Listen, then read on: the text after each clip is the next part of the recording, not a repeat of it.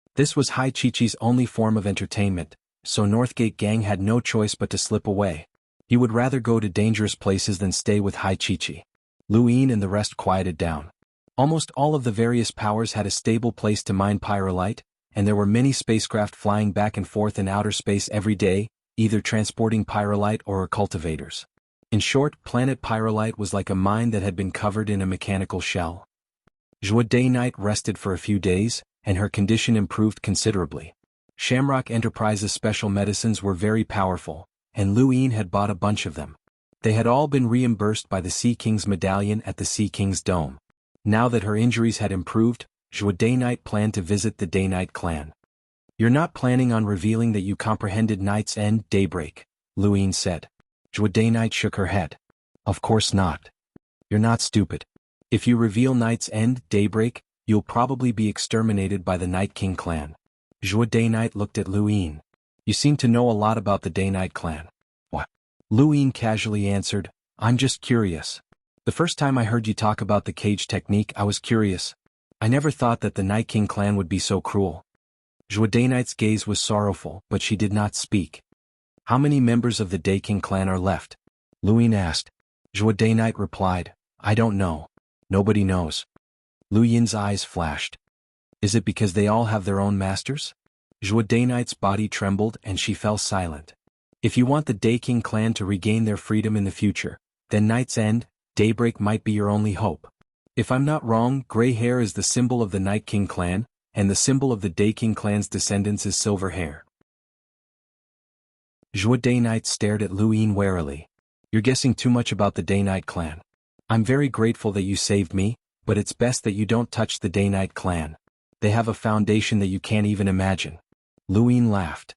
"What does the Day Night clan have to do with me? I'm just worried about you. I don't want to save you for nothing." Zhuo Day Night retracted her gaze and looked outside the cave. "I'm leaving. Take care of yourself." "How do you plan on explaining why I saved you?" Zhuo Day Night frowned. She had thought about this before, but she hadn't been able to come up with a solution. Lu Yin reached out and retrieved a source box from his cosmic ring. He tossed it to Zhuo Day Night. "I'm a lock breaker. I saved you because you had 2 harmless perceptive intermediate source boxes that caught my eye. In exchange, you gave me one of them. As for your injuries, the K's mighty slash only pierced your skin and did not damage your skull." Zhuo Day Night looked at the source box and softly said, "Thank you." Lu Yin currently had 2 harmless perceptive intermediate source boxes on him. One of them had been a reward from the Astral Combat Tournament and had come from the Nalan family. He had obtained the source box from the Sea King's dome, and he had given it to Zhuo Day Night as an excuse for her to return it to him the next time they met. A harmless source box that was suitable for perceptive intermediate lock breakers was extremely tempting to lock breakers, especially those who were close to the perceptive intermediate lock breaker level. Saving someone in a situation where it was within his capabilities was not a bad excuse to obtain this source box. It was impossible to determine the value of any source box from its appearance. It was possible that an ordinary source box could unlock a treasure that could shake the universe. This was something that could never be confirmed, so it was normal for lock breakers to do anything for a source box. "This source box should be enough to offset the lock-breaking promise I made to you, right?" Lu Yin asked. Zhuo Day Night straightforwardly threw the source box back to Lu Yin and turned to leave. Lu Yin was stunned. "This source box is very valuable, but it's not enough to offset the promise?" Zhuo Day Night seriously replied, "Whether it's because you saved my life or because I owe you a favor, it's already more than that promise. But unless I die, I won't use that promise to offset it. That promise represents hope." Lu Yin pursed his lips and tossed the source box back to Zhuo Day Night. "Take it with you. That promise is still valid."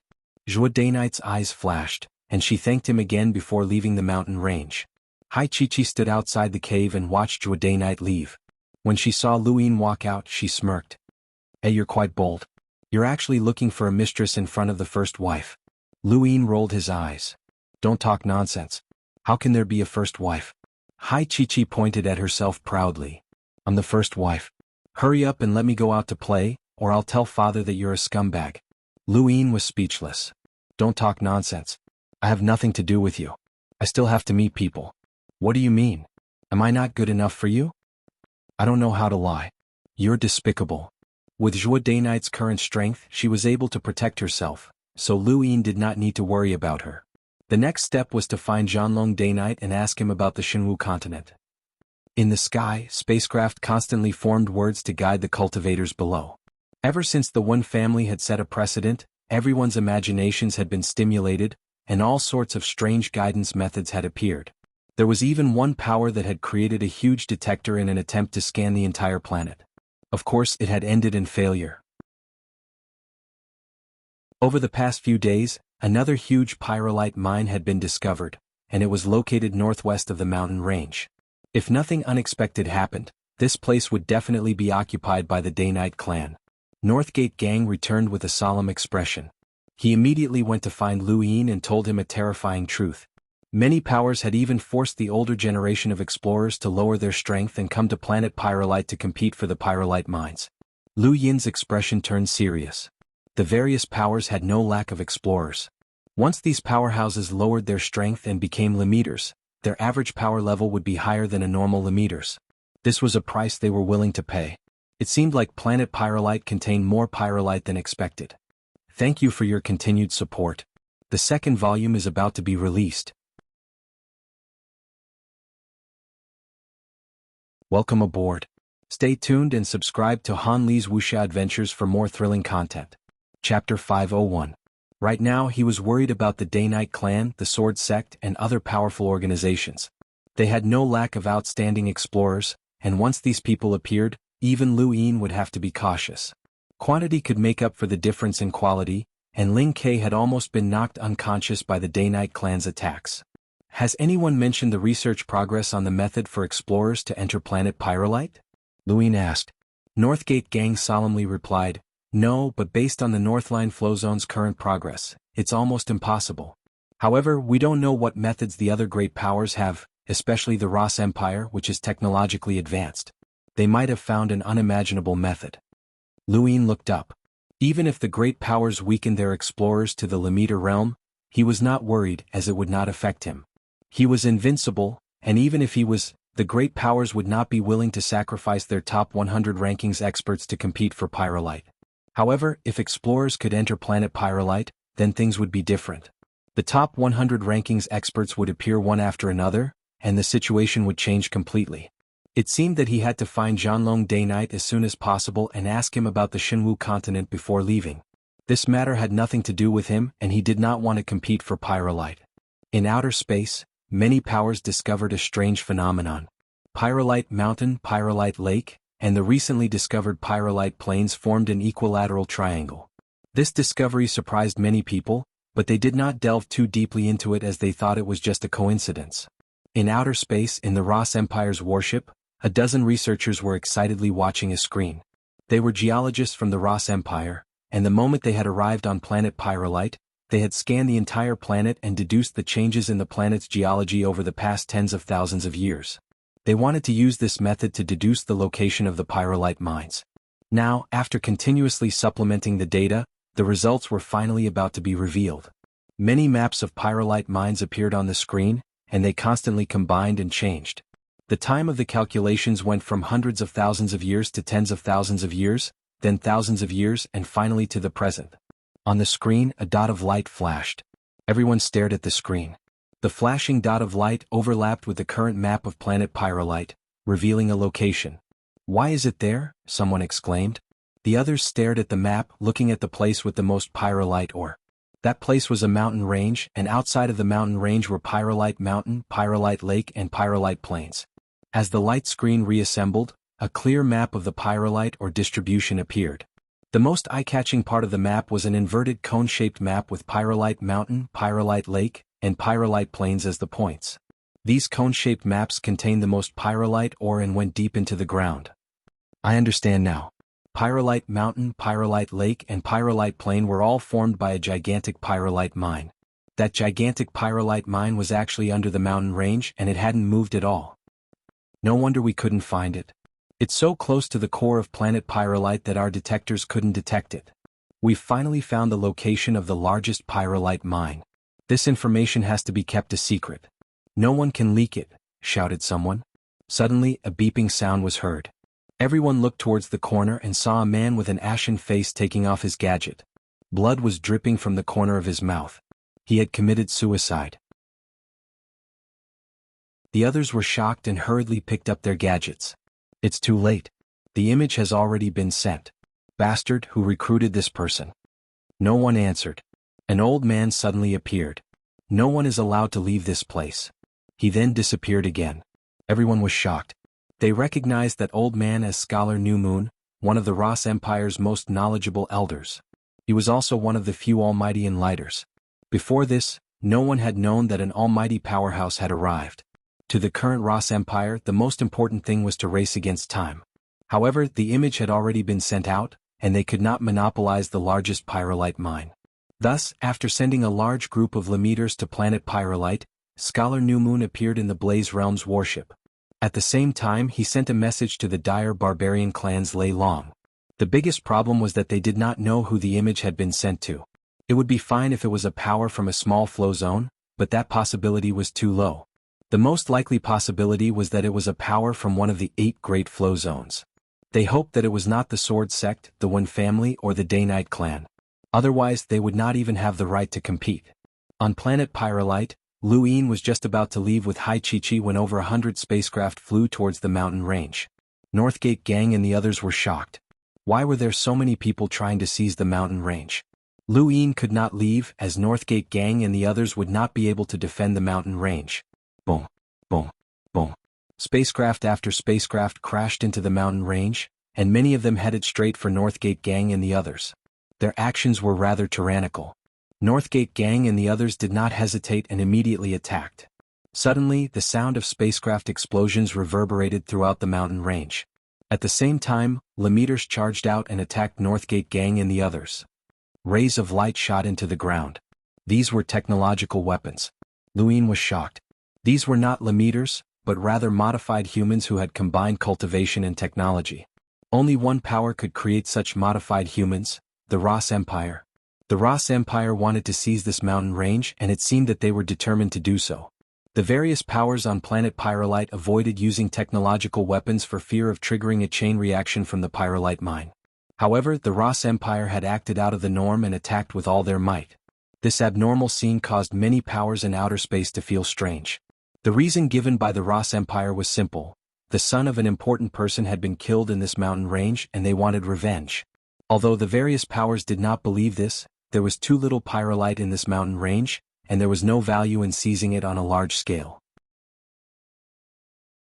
Within the Blaze Realm spacecraft, Scholar New Moon, Huahui, and the dire barbarian clans Lei Long were all watching a screen. You don't even know which power sent that person. If it's a power like the Sword Sect, then we won't be able to seize that mountain range even if we work together, Huahui said. Scholar New Moon was helpless. We're already investigating. Who would have thought that the Geological Research Department, which we've never paid much attention to, would be infiltrated? There's no point in thinking about this. New Moon, you're a scholar. Such a large-scale attack would have attracted the attention of everyone. How are we going to keep this a secret? Lei Long complained. New Moon sighed. The secret has already been leaked, so there's no point in talking about it. Everyone, the most important thing right now is to seize that mountain range or form an alliance with the strongest external aid. Huahui's eyes trembled. The strongest external aid? What do you mean? Whoever becomes an unparalleled Lemeter will be the strongest external aid, New Moon said confidently. An unparalleled Lemeter could seize any place on planet Pyrolite. There were 4 such people, but the strongest had not come. New Moon's intentions were simple. Mu Rong. You want to form an alliance with the Sword Sect? Lei Long asked. New Moon shook his head. I'm not the one forming an alliance. The 3 of us will form an alliance with the Sword Sect. Huahui's eyes narrowed. This old fox was indeed cunning. If the Ross Empire cooperated with the Sword Sect on their own, then they would definitely suffer a great loss. However, if they formed an alliance with the 3 of them, then things would be different. No matter how powerful the Sword Sect was, it would not be able to directly suppress the 3 of them. It was no wonder why the old fogey had come looking for them first instead of forming an alliance with the Sword Sect. Huahui was even more afraid of being silenced by the Sword Sect, which was why he wanted to form an alliance with the 3 Enlighters. Although the news has already spread, it shouldn't spread too quickly. We need to seize that mountain range in the shortest time possible and then use the map in the mountain range as a condition to form an alliance with the Sword Sect. Only then will we be able to guarantee the greatest benefits, New Moon said slowly. Huahui and Lei Long did not object, as this was their only option.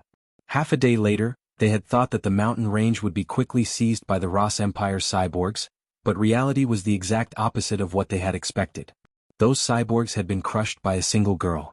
Atop a mountain range on planet Pyrolite, Hai Chi-Chi's domain enveloped the entire mountain range. Cyborgs were defeated one after another, and their bodies fell to the ground while emitting green smoke. Her attacks were not heavy and she did not kill them. However, her attacks were enough to render the cyborgs unable to attack again. Northgate Gang and the others were dumbfounded. They had not expected Hai Chi-Chi to be so powerful, and the strength of her domain made them sigh in amazement. Lu Yin was not surprised, as Hai Chi-Chi's domain was much stronger than his, and she might even have comprehended a force field. She could be ranked within the top 3 on planet Pyrolite, and she was only second to Mu Rong. Thus, defeating these cyborgs from the Ross Empire would not be difficult. Hai Chi-Chi was very pleased with herself. She had been holding back for a few days now, and she had been itching to fight. Although these cyborgs were not very useful, they had still managed to satisfy her competitive spirit. What do you think? I'm amazing, right? Hai Chi-Chi proudly asked Northgate Gang and the others. She even glanced at Lu Yin as she spoke. Northgate Gang immediately praised her, but he was still met with Hai Chi-Chi's merciless ridicule. Her words were just as powerful as her domain. The battle in the mountain range did not attract much attention. Although the Ross Empire's actions were unusual, most powers still focused on their own people. Above the planet, New Moon and the others had ugly expressions, as they had not been able to seize the mountain range. A mere Northline Flowzone's power had actually stopped the Ross Empire. The Blaze Realm and the Dire Barbarian clan should make a move as well, New Moon said calmly as he stared at Hai Chi-Chi. This girl was not simple. Huahui frowned.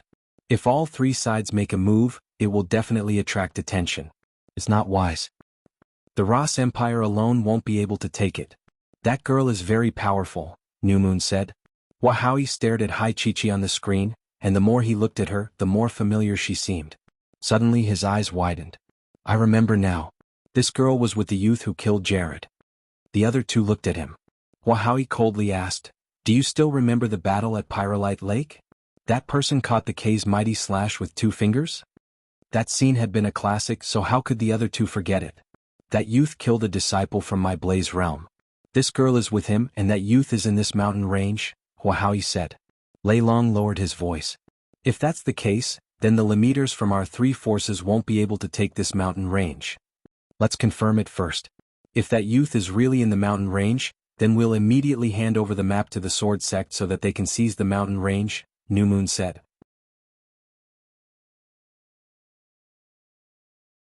Welcome aboard. Stay tuned and subscribe to Han Li's Wuxia Adventures for more thrilling content. Chapter 502.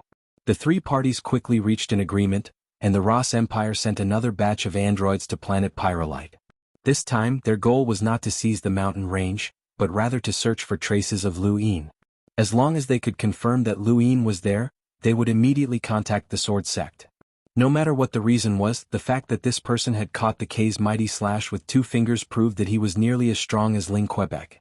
He had even killed Jared in an instant, so the Lemeters under their command could not match up to him.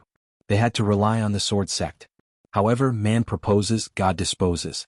The 3 parties of the Rossi Empire did not expect that the person who had sent out the sample was not a spy from one of the major factions, but a fugitive under the control of a small gang of more than 10 people.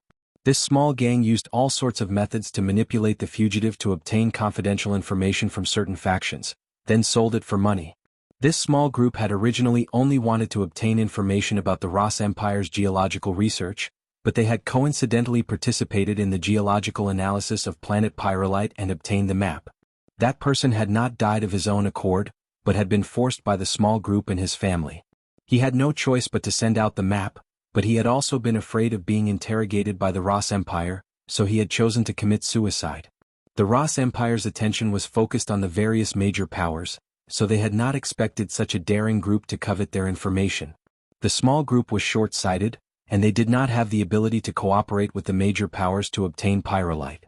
They simply sold the map to many intelligence organizations in a short amount of time and then disappeared without a trace. The 3 parties from the Ross Empire were planning to cooperate with the Sword Sect, But the map they had been relying on had already been sold by several intelligence organizations and appeared on the screens of the various major powers. Everything had happened too quickly, so quickly that the Ross Empire had not even confirmed whether Luin was in the mountain range. Some of the major powers had already sent spacecraft towards the mountain range. New Moon and the others were stunned. Hundreds of spacecraft were rushing towards the mountain range, so even an idiot would know that something was amiss. Wahowie stared at New Moon. What's going on? New Moon frowned, but before she could speak, someone reported that the map had been sent out, and every major power had a copy. This report left Wahowie and the others speechless for a long time. This was the bargaining chip they had used to cooperate with the Sword Sect, so how had it been leaked so quickly? Were the people who had obtained the map idiots? Or did they not understand the value of pyrolite?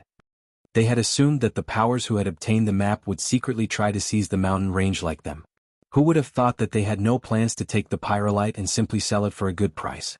The three parties' plans fell through, and they no longer had the capital to work with the Sword Sect. But at that moment, Luin felt that something was amiss. In the sky, spacecraft after spacecraft were hurtling towards them with incredible momentum. Northgate Gang and the others were dumbfounded. "Look!" someone exclaimed. Northgate Gang and the others looked up into the sky, only to see a group of spaceships forming the words, "Northline, defend." "What do you mean? Defend the mountain range?" Northgate Gang was stunned. Afan and the rest were confused. Who could tell them what had happened? Granny Chan's face was gloomy. "Immediately send someone to the mountain range to inform Northgate Gang and the others of what happened. Also, ask Luin to defend the mountain range. Northline Flow Zone will naturally reward him." Lily Ann's expression was grave. "What if Luin isn't willing?" Granny Chan looked helpless. "Then give up. That's not something we can defend." Lily Ann nodded, as they had also obtained a sample map. Who would have thought that this seemingly ordinary vein would actually contain the largest pyrolite mine on planet Pyrolite? It was such a pity, as it would be great if the other powers did not know about this. Countless explosions rang out from the mountain range as craters were smashed into it. Lemeters from various parties descended and began fighting over the mountain range. In the sky, batches of spacecraft formed arrowheads that pointed towards the mountain range, guiding the cultivators under their command to head there. At that moment, Lu Xiaoqiu and the others from the Sword Sect moved out and headed towards the mountain range. At Pyrolite Lake, when Chenner and the others looked at Ling Quebec, he frowned but still headed north. At Pyrolite Plains, Zhanlong Dayknight and the others looked towards the south and exchanged glances. Between the mountain range and Pyrolite Plains, Zhua Dayknight raised her head and looked in the direction of the mountain range with worry. She did not know what had happened, but the mountain range seemed to have become a crucial location that everyone on planet Pyrolite was fighting over. Atop the mountain range, Luin let go of a cultivator who had fainted. His expression was ugly as he casually waved his hand, causing a shockwave to sweep out and send more than 10 meters flying. He then looked at Northgate Gang. "Retreat immediately. This isn't a place that you can defend." He already knew what had happened, but he had no intention of helping Northline Flow Zone defend this mountain range. Defending this mountain range would be equivalent to becoming enemies with all the other powers, which went against his original intentions. Northgate Gang wanted to retreat as well, but the words formed by the spacecraft in the sky were still flashing. "This was an order from Northline Flow Zone's Granny Chan. I said retreat immediately. I can help you leave or I'll leave on my own."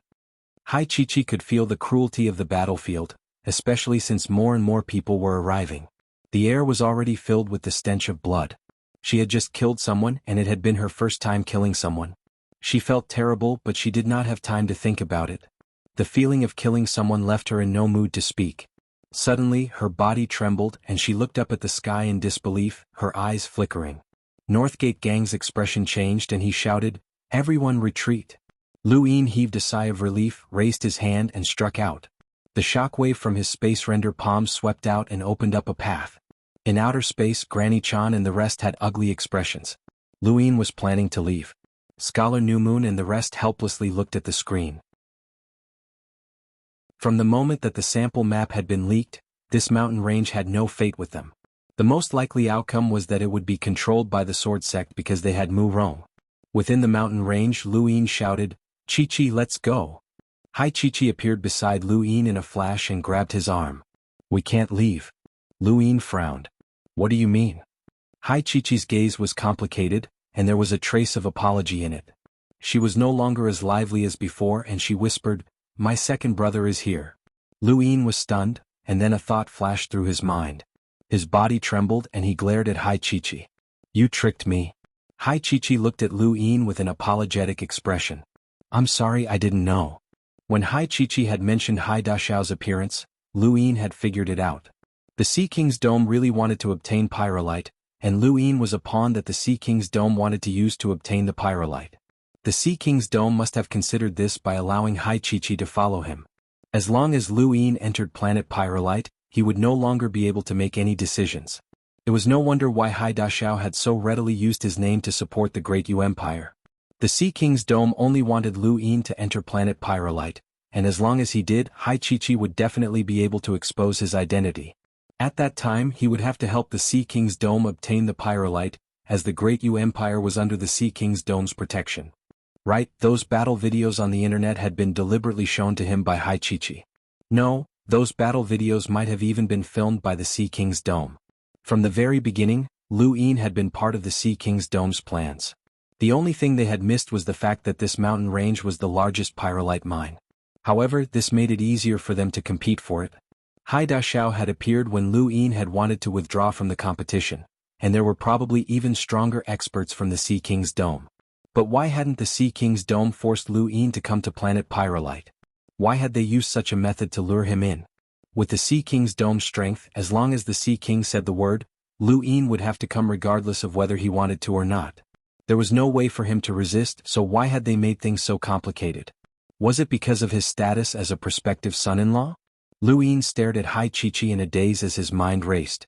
Hai Chichi lowered her head. She truly had not known about any of this until just now. Although she had always mocked Lu Yin and disliked him, she still did not feel good about scheming against him like this. "What if I insist on leaving?" Lu Yin asked coldly. Hai Chichi pursed her lips. "I don't know, but you won't be able to escape Elder Tong's methods. All of this should have been arranged by Elder Tong. He's very smart and he's the military advisor of our Sea King's dome." Lu Yin was puzzled. "Why scheme against me? Wouldn't it be better to just threaten me?" Hai Chichi shook her head. "I don't know. I really don't know. Don't ask me and don't look at me like that. I'll feel guilty." Lu Yin raised his head and looked at the sky. It was as if he could see Hai Dashao's arrogant gaze in the darkness of space. There were too many things that could be threatened, and the simplest was the Great Yu Empire. Would the Sea King's dome use the Great Yu Empire to threaten him? If the Sea King's dome had schemed against him for the sake of Pyrolite, then using the Great Yu Empire to threaten him was not impossible. If that was really the case, then Lu Yin's only option was to follow the Sea King's dome's arrangements and seize the pyrolite or before becoming enemies with the various great powers. Lu Yin remained silent for a long time before finally speaking. "Can the Sea King's dome promise to protect the Great Yu Empire?" Hai Chichi nodded. "Yes. Before we left, my father said that as long as you speak, I can make this promise on his behalf." Lu Yin mocked himself. "I thought I was smart, but I was schemed against at every step. The Sea King's dome and the Sea King are truly formidable." Hai Chichi sighed as she looked at him. She could hear his resentment, helplessness and sorrow, but so what? The difference between the strong and the weak was like the difference between heaven and earth. However, she could not understand. If her father really wanted to obtain the pyrolite then he could have just sent this person over to snatch it. Why did he have to make things so complicated? This was not her father's style. Could it be that her father really wanted this person to be her husband? Hai Chichi's expression changed and her mouth twitched. That shouldn't be the case. In the distance, Northgate Gang and the rest looked at Lu Yin. Without Lu Yin to pave the way, they would suffer heavy losses. Lu Yin sighed. After today, the Great Yu Empire would be under the Sea King's dome's protection. If he still wanted freedom, then he would have to leave. He would remember the Sea King's dome. He was not good at scheming, and he could not surpass the Sea King's dome or the other great powers. However, he believed that with his innate gift, he would be able to settle this debt one day. Although his name had spread throughout the universe and he had become the #1 leader in the universe, Lu Yin was not happy about it. The various great powers were like giant pythons that coiled around him, making it difficult for him to breathe. Because of this, he had no choice but to think of all sorts of ways to obtain various identities in order to protect himself. These powers had monopolized the universe and monopolized the paths of countless cultivators with no background. Perhaps this was one of the reasons for the rise of the 10 Arbiters Council. The council gave young cultivators a relatively fair environment and background, even though this background was still shrouded by the various great powers. Welcome aboard. Stay tuned and subscribe to Han Li's Wuxia Adventures for more thrilling content. Chapter 503. More and more people are coming. Northgate Gang couldn't help but shout in the distance. He looked up at the sky in fear. Spacecraft after spacecraft landed, and there were many experts from the 8 great flow zones among them. There were probably no less than 2,000 Lemeters gathered in the mountain range, and it was far more intense than the fight at Pyrolite Mountain. Luine said, "There's no need to leave. We'll stay." Hai Chi pursed her lips, feeling a little uncomfortable. She didn't look at Luine, but her apologetic look only grew deeper. Northgate Gang and the others were shocked. Stay? Wait for death? The Sword Sect, Day-Night Clan and other behemoths are coming. Luine raised his head. No matter how smart a nobody was, they would never be able to escape the grasp of a powerhouse. He had understood this before and now his understanding had deepened. His identity and background were all fake and he was the only one who was real. It was too difficult to control one's own fate, and the process was extremely long. But now he could control the fates of the people in front of him. At least on planet Pyrolite he was invincible.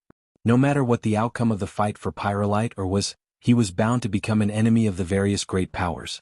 Perhaps he was born to be unable to stand on the side of justice. The Sea King's Dome had schemed against him and had never interfered in the struggles of the Innerverse or Outerverse, which meant that Luine could not join them. In that case there was only one path, Leon's Armada.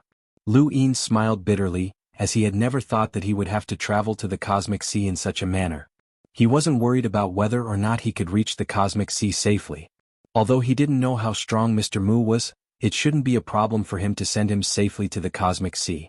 Perhaps after leaving planet Pyrolite, he would never be able to return to his ordinary life. The Cosmic Sea or even the legendary Neoverse would be his path. In that case he would make this battle on planet Pyrolite even more splendid. Up until now the people from Northline Flow Zone hadn't attracted much attention, as there were too many cultivators fighting. Luine and the others quietly watched from a mountain peak. They didn't participate in the battles and nobody took the initiative to cause trouble. Sometimes he really couldn't understand why the cultivators from these small powers would fight to the death, but in the end they would still be snatched away by the Sword Sect. What was the point of fighting so intensely? Reality proved that there were still quite a few smart people. Many spacecraft in the sky formed the words "Stop" and "Unite," and the battles on the mountain range gradually calmed down. The various powers seemed to have come to a decision. Nearly 2,000 Lemeters stopped fighting and looked up at the sky. A spacecraft entered planet Pyrolite's atmosphere and exploded in the mountain range. A handsome man walked out and looked down at everyone in the mountain range with a smile. "I wonder if anyone still remembers me, Prince Pisces." On the mountain range, everyone was looking at him. Dark red smoke rose vertically into the air from all directions, bringing with it a boundless air of desolation. The air was still filled with the smell of blood, and at this moment, that man seemed to be the center of the mountain range. Lu Yin's gaze grew more serious. This person had some strength. Lord Pisces?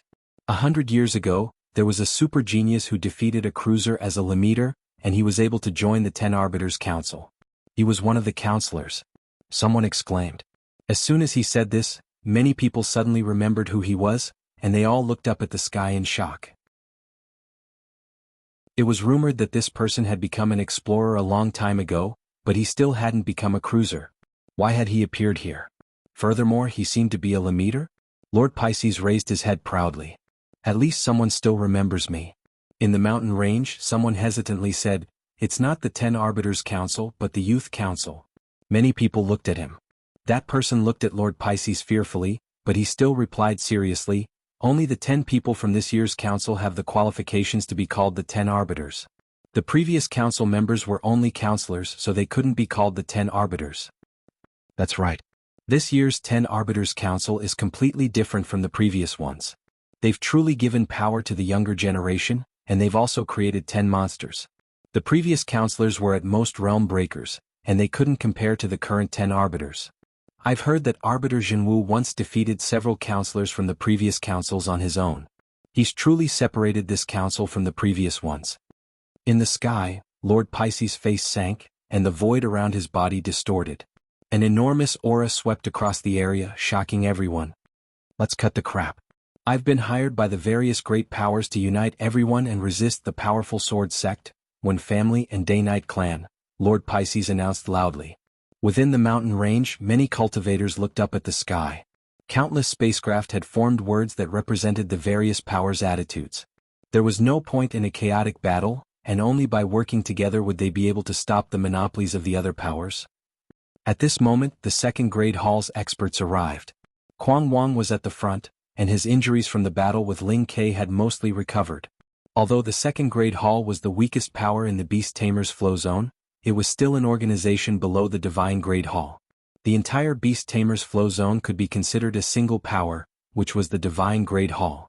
However, the Divine Grade Hall was divided into the First Grade Hall and the Second Grade Hall. Thus, the Second Grade Hall could completely represent the Divine Grade Hall, and Kwang Wang was an expert from the Divine Grade Hall. When they saw Kwang Wang and the others arrive, the cultivators from the various powers became nervous. The difference between these geniuses and ordinary Lemeters was too great. Even if there were a few geniuses who had comprehended domains and battle force, they still weren't confident in defeating Kwang Wang. Everyone subconsciously looked at Lord Pisces. Lord Pisces landed on the ground and faced Kwang Wang and the others. Many of the pyrolite mines on planet Pyrolite have been snatched away by you. The various powers have joined forces here and we won't back down. Kwang Wang remained calm. You're also an explorer whose realm has been weakened. After paying such a huge price, do you really think that you can resist the sword sect and the others? Lord Pisces' face was gloomy. He was an explorer, but his realm had been forcefully weakened, and he would never be able to step into outer space again. To him this was cruel. Only by defending this mountain range and making contributions would he be able to live out the rest of his life in peace and give his descendants a chance. Although he had been famous when he was young, he had been unable to break through to become a cruiser, which had led to his current situation. He did not want his descendants to suffer the same fate. Under this seemingly arrogant appearance, there was a heart of despair. The power behind him had promised him that as long as he defended the mountain range, his descendants would receive the greatest support from the sect. He had to defend the mountain range. It's not just me against the sword sect but all of us. Lord Pisces shouted. Behind him, on the mountain range, more than 2,000 Lemeters roared back. At this moment, no matter what kind of grudges they had with the powers behind them, they had to set them aside. If they wanted to defend the mountain range, they had to join forces. In the distance, Shiyu and the others had also arrived, and they stared at the mountain range in shock. These small powers had finally been forced to this point, but was there any use? Even further away, Ling Ke and the One Family's cultivators were rapidly approaching. The Day-Night Clan, Sword Sect, and other powers were also rapidly approaching. More than half of planet Pyrolite's cultivators had gathered in this mountain range, and all of the strongest Lemeters had arrived. They're here, Northgate Gang said in a trembling voice as he stared at the group of people approaching from below. This group was led by Ling Ke and the One Family's cultivators. The arrival of the One Family caused the more than 2,000 Lemeters present to tremble. Rather than the One Family, it was more accurate to say that it was Ling Quebec. His appearance instantly attracted everyone's attention. Kwang Wang's expression changed and he stared at Ling Quebec. This person had severely injured him with a single slash, and his strength was unfathomable. Lord Pisces' eyelids twitched as this was the most difficult moment for them. However, he had already thought of a solution. When Chenner and the others followed behind Ling Ke and stared at the peaceful mountain range with unfriendly expressions. The situation was on the verge of erupting. You can all leave now, Ling Ke said as he coldly swept his gaze across the front. Even Lord Pisces was ignored by him, as he was nothing more than an outdated piece of trash from 100 years ago. The universe had undergone a revolution, and ever since the appearance of the 10 Arbiters, the younger generation was completely different from the past. In the past, Lord Pisces had been weakened from an explorer to a Lemeter, and he had possessed unparalleled strength. Now, however, he was nothing in Ling Ke's eyes. Lord Pisces could feel Ling Ke's indifference and he was furious, but he forcefully suppressed it. Brother Ling, we can retreat, but can you stop Mu Rong by yourself? Ling Ke frowned. You and I can work together, along with the 2,000 cultivators present and the people from the second grade hall. How about that? Lord Pisces suggested. This was his plan, and it was also something that the various great powers had come up with. It was a plan that could not be considered a plan, but rather, it was to drive the wolf to devour the tiger. As for the final outcome, it would depend on the will of the heavens, as no one could guarantee that they would be able to defeat Mu Rong and Ling Quebec. These two could not be defeated by numbers, unless one possessed a technique like the Day-Night clans that could damage one's spiritual force. Ling Ke had already suffered a loss before, and he would not repeat the same mistake. When Qianer was tempted, they had already been defeated in the contest for Pyrolite Mountain, and Mu Rong could not be defeated by Ling Ke alone. Ling Ke's eyes narrowed. Working together? It was a good idea, but it was a little embarrassing. At this moment, the Day-Night clan arrived, and they attracted everyone's attention once again. Night Queen Yanqing looked at the peaceful mountain range and raised an eyebrow. This group of trash had actually teamed up. Lord Pisces looked at Night Queen Yanqing and shouted, "Day-Night clan members, how about we work together to defeat Mu Rong first? Otherwise, no one will be able to keep him in check." Night Queen Yanqing's eyes flashed, and she looked at Ling Quebec. Ling Ke looked over at the same time. Although he did not speak, it was clear that they had decided to work together. At that moment, a sharp aura rushed over. They had finally arrived at the Sword Sect. Lu Xiaoqiu and Lu Xiaoyun walked at the front while Yo Yi excitedly followed behind them. Mu Rong was at the back with a calm expression. Mu Rong's appearance was like a huge mountain weighing down on everyone's hearts. At this moment, this mountain range was filled with the universe's top leaders. Outside of planet Pyrolite, the various great powers were all staring at the mountain range. Lord Pisces took a deep breath and looked at the Sword Sect members. He shouted, "Sword Sect members, are you trying to seize this mountain range?" Lu Xiaoyun looked at Lord Pisces. "So what if we are?" Lord Pisces' gaze was fierce. "You've already taken over Pyrolite Mountain, and the Pyrolite or in this mountain range should be divided equally among the various great powers.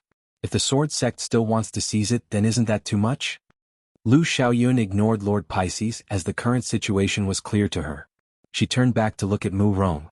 Mu Rong stepped forward. "If you want to block me, then feel free to try." He did not care about Lord Pisces at all. From start to finish, all of their schemes and alliances had been useless. Only a few people could truly decide everything. I'll add another chapter at 3 p.m. Thank you all for your support. Thank you.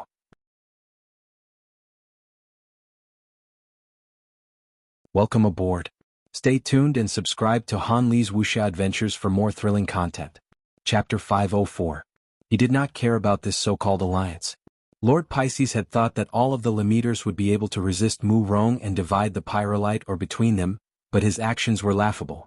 He had achieved his goal, but the outcome was not something he could control. Lu Xiaoyun took the lead, and an endless rain of swords descended from the sky, targeting everyone in the mountain range. From the very beginning, the Sword Sect had assumed that everyone else would be their enemy. Regardless of whether Lord Pisces acted or not, the battle would not change. In the face of the Sword Sect's powerful attack, many of the cultivators retaliated. In an instant, the earth and mountains crumbled, and the void distorted as cracks exploded like lightning. Northgate Gang and the rest were stunned. This was a true top-tier battlefield. In the distance, Shiyu, Wen Qianer, and the rest were shocked as well. Mu Rong and Ling Ke had both acted. This was the second time the two had clashed on planet Pyrolite. Ling Ke immediately split his soul, and 3 Ling Kes combined 3 blades stabbed towards Mu Rong. On the ground, green grass spread, and the farmer boy's song appeared at the right time. The 3 K's mighty slashes froze in the void, and in the next moment, Zhanlong Day-Night and Night Queen Yanqing attacked Mu Rong at the same time.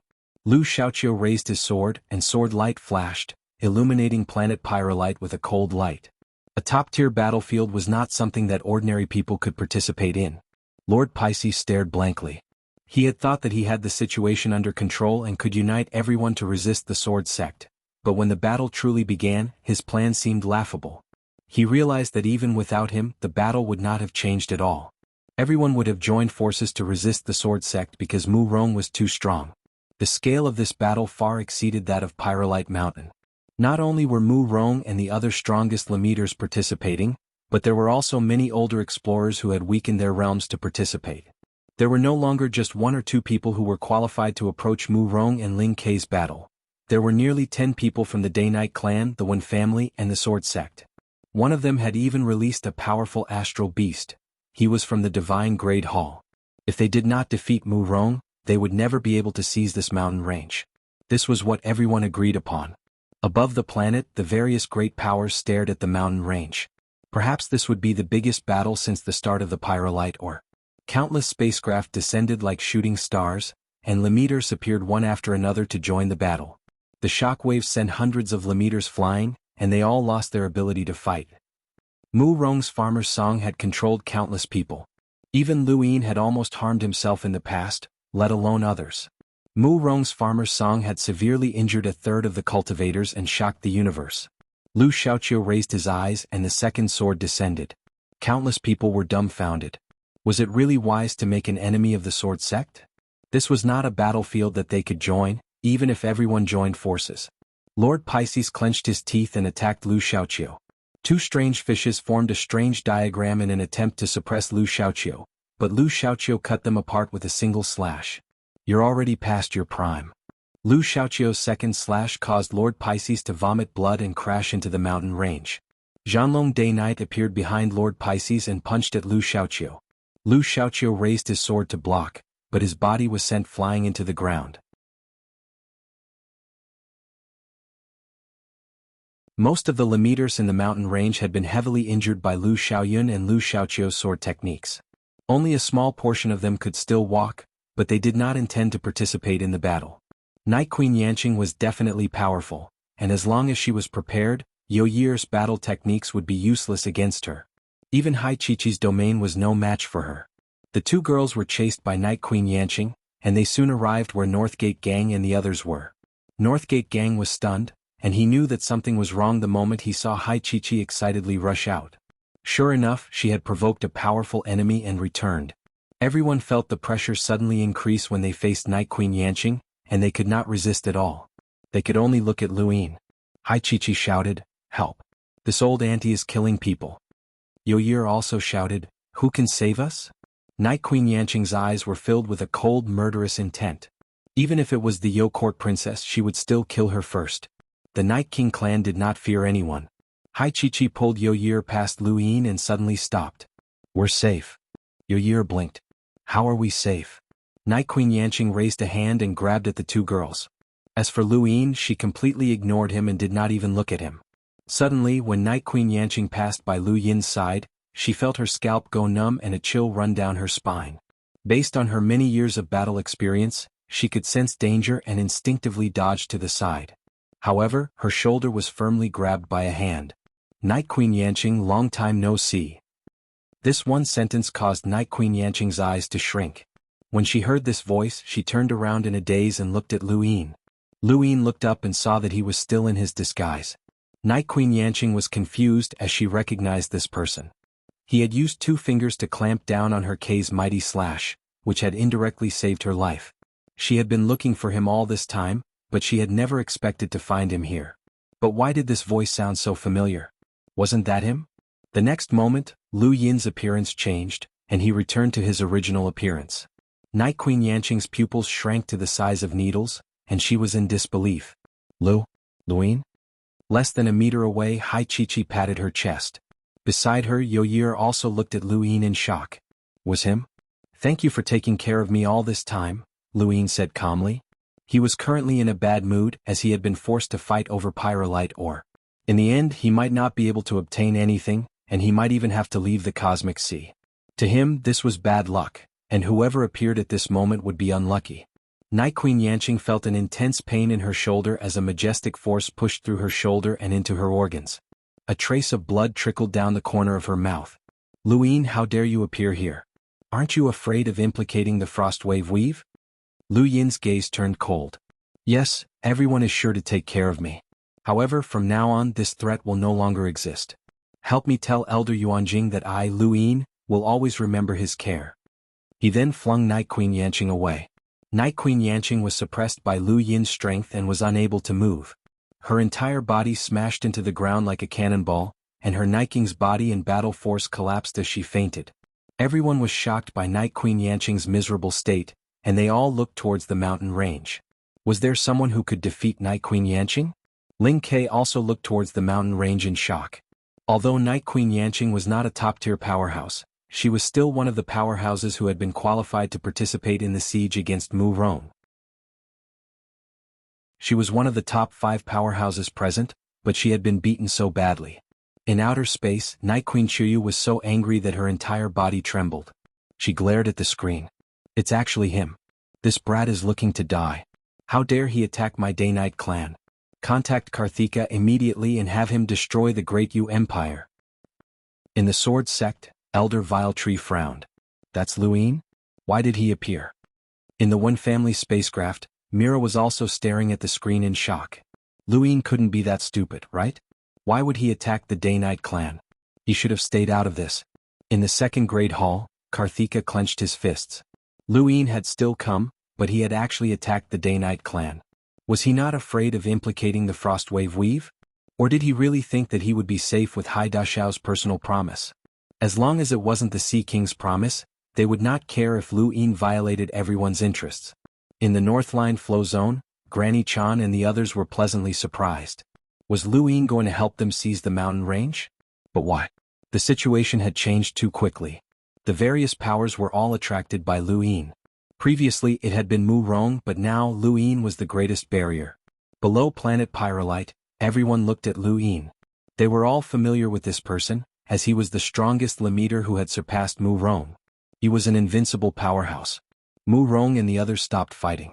Underground, Lu Xiaoqiu and Zhanlong Day-Night walked out and stopped fighting as well. Lord Pisces' face went pale and he looked up. There was someone even more ruthless here? Lu Yin's appearance had changed the situation once again. He was no longer afraid of being surrounded, and since he had decided to act, he would not hesitate. He would show these people what it meant to be an invincible Lemeter. Thank you for Little Pow's tip, and thank you all for your support. Thank you, thank you, thank you. The second volume was about to begin.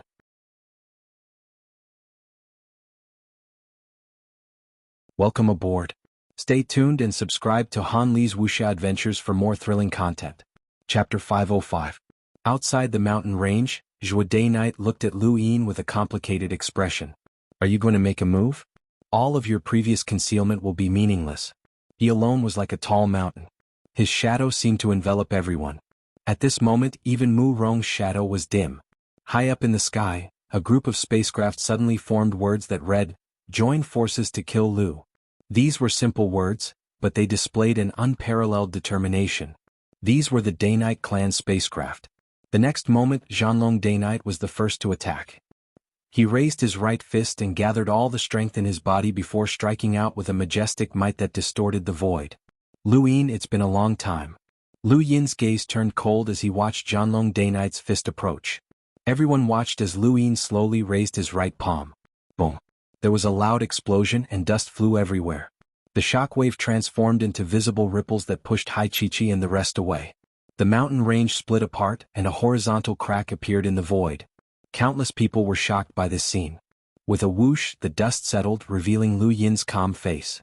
He hadn't even taken half a step back, and his palm was still tightly gripping Zhanlong Day-Night's right fist, preventing him from advancing or retreating. Countless people were dumbfounded, their mouths hanging open as they stared at the scene in disbelief. This was Zhanlong Day-Night, a top powerhouse of the Day-Night clan who had fought Lu Xiaoqiu to a standstill. He was someone who was qualified to join in the siege against Mu Rong, but Luin had easily blocked his punch. It had to be known that even Ling Ke and the others had to either defend themselves or dodge Zhanlong Day-Night's punch. None of them had been able to block it as easily as Luin. Zhanlong Day-Night stared at Luin, his eyes flickering with disbelief. Your strength. Lu Yin's eyes narrowed. You're too weak right now. He then exerted force with his right palm, and with a crack, Zhanlong Day-Night's right fist was broken. His entire body was smashed into the ground like Night Queen Yanqing, and he spat out a mouthful of blood. Luin looked down at him. I'll look for you after I've dealt with the others. He then took a step forward and disappeared. When he reappeared, he was already at the bottom of the mountain range. In just 2 moves he had defeated 2 top powerhouses of the Day-Night clan. Lu Yin's strength left a shadow in everyone's hearts. Yoyir was shocked. This person was indeed powerful. Hai Chi blinked. This guy was actually quite pleasing to the eye. It made sense for her father to make him his son-in-law. No wonder he hadn't forced Luin to steal the pyrolite mine. Wait, that wasn't right. What was she thinking? What was she thinking? What son-in-law? There was no such thing. In outer space, Night Queen Chiuyu's expression changed. Zhanlong Day-Night and Night Queen Yanqing had both been defeated, and their opponents had only attacked twice. How could this be? Was the gap between Lemeters really that great? Lu Yin's strength reminded her of the 10 arbiters. On planet Pyrolite, below a mountain range, Sir Pisces stared blankly at Lu Yin, who had suddenly appeared in front of him. This person had appeared in front of him in the blink of an eye, and he was now less than 5 meters away from him. Ling ling ling K ling ling ling. Calm to ling ling to the day-night. Ling K raised his head and took a few steps forward. He stared at Lu Yin coldly. How domineering. Lu Yin, even if you're the strongest Lemeter, can you stop everyone? Lu Yin looked at Ling Quebec. You can try. Ling K's eyes widened. Everyone attack together. If we don't defeat him, no one will get this mountain range. He then took the initiative to attack. His K's mighty slash tore through the void and stabbed towards Lu Yin. He used his full strength right from the start, as he had already guessed that Lu Yin was the one who had caught his K's mighty slash with 2 fingers. Lu Yin was not someone with an extraordinary innate gift. Aside from this person, who else could have caught his K's mighty slash with 2 fingers? To the side, Mu Rong also attacked. He had chosen to team up with Ling K against Lu Yin. Previously, Ling K and the others had joined forces to attack Lu Yin, but now, everyone joined forces to attack Lu Yin. The void tore apart in front of Lu Yin, and the K's mighty slash appeared in front of him. He raised a hand and flicked his finger, causing the blade to fly to the side with a bang. He then raised a palm to face Ling Quebec. At this moment, he had already moved all of the fates and from his heart and left arm away, hiding them under his clothes. In other words, 2/3 of his sealed physical strength had been released. At this moment, Lu Yin was invincible. The shockwave from the space render palm shattered the void, and it roared like a monster as it charged towards Ling Quebec. Ling K's pupils shrank. He knew that Lu Yin was very strong, but it shouldn't be this exaggerated. Flicking away his K's mighty slash with a single finger was enough to topple Ling K's worldview. There was a boom as the space render palm swept out in one direction. Ling K dodged it, but everyone else in that direction was struck by the space render palm's force and lost their ability to fight. Lu Yin raised an eyebrow. You haven't learned your lesson yet. Your song is useless against me. Then his body trembled and the void tore apart. He raised a palm and aimed it at Mu Rong. Mu Rong's face changed and he hurriedly dodged. A huge shockwave blasted out from where he had been standing. 2 palms had forced Ling K and Mu Rong to retreat. Not only had he flicked away the K's mighty slash, but he had also caused the farmer's song to collapse. The strength that Lu Yin had displayed in the past few seconds had caused everyone to feel a chill run down their spines. Monster. He's a monster. Someone shouted as they stared at Lu Yin in fear. Following his words, everyone immediately retreated.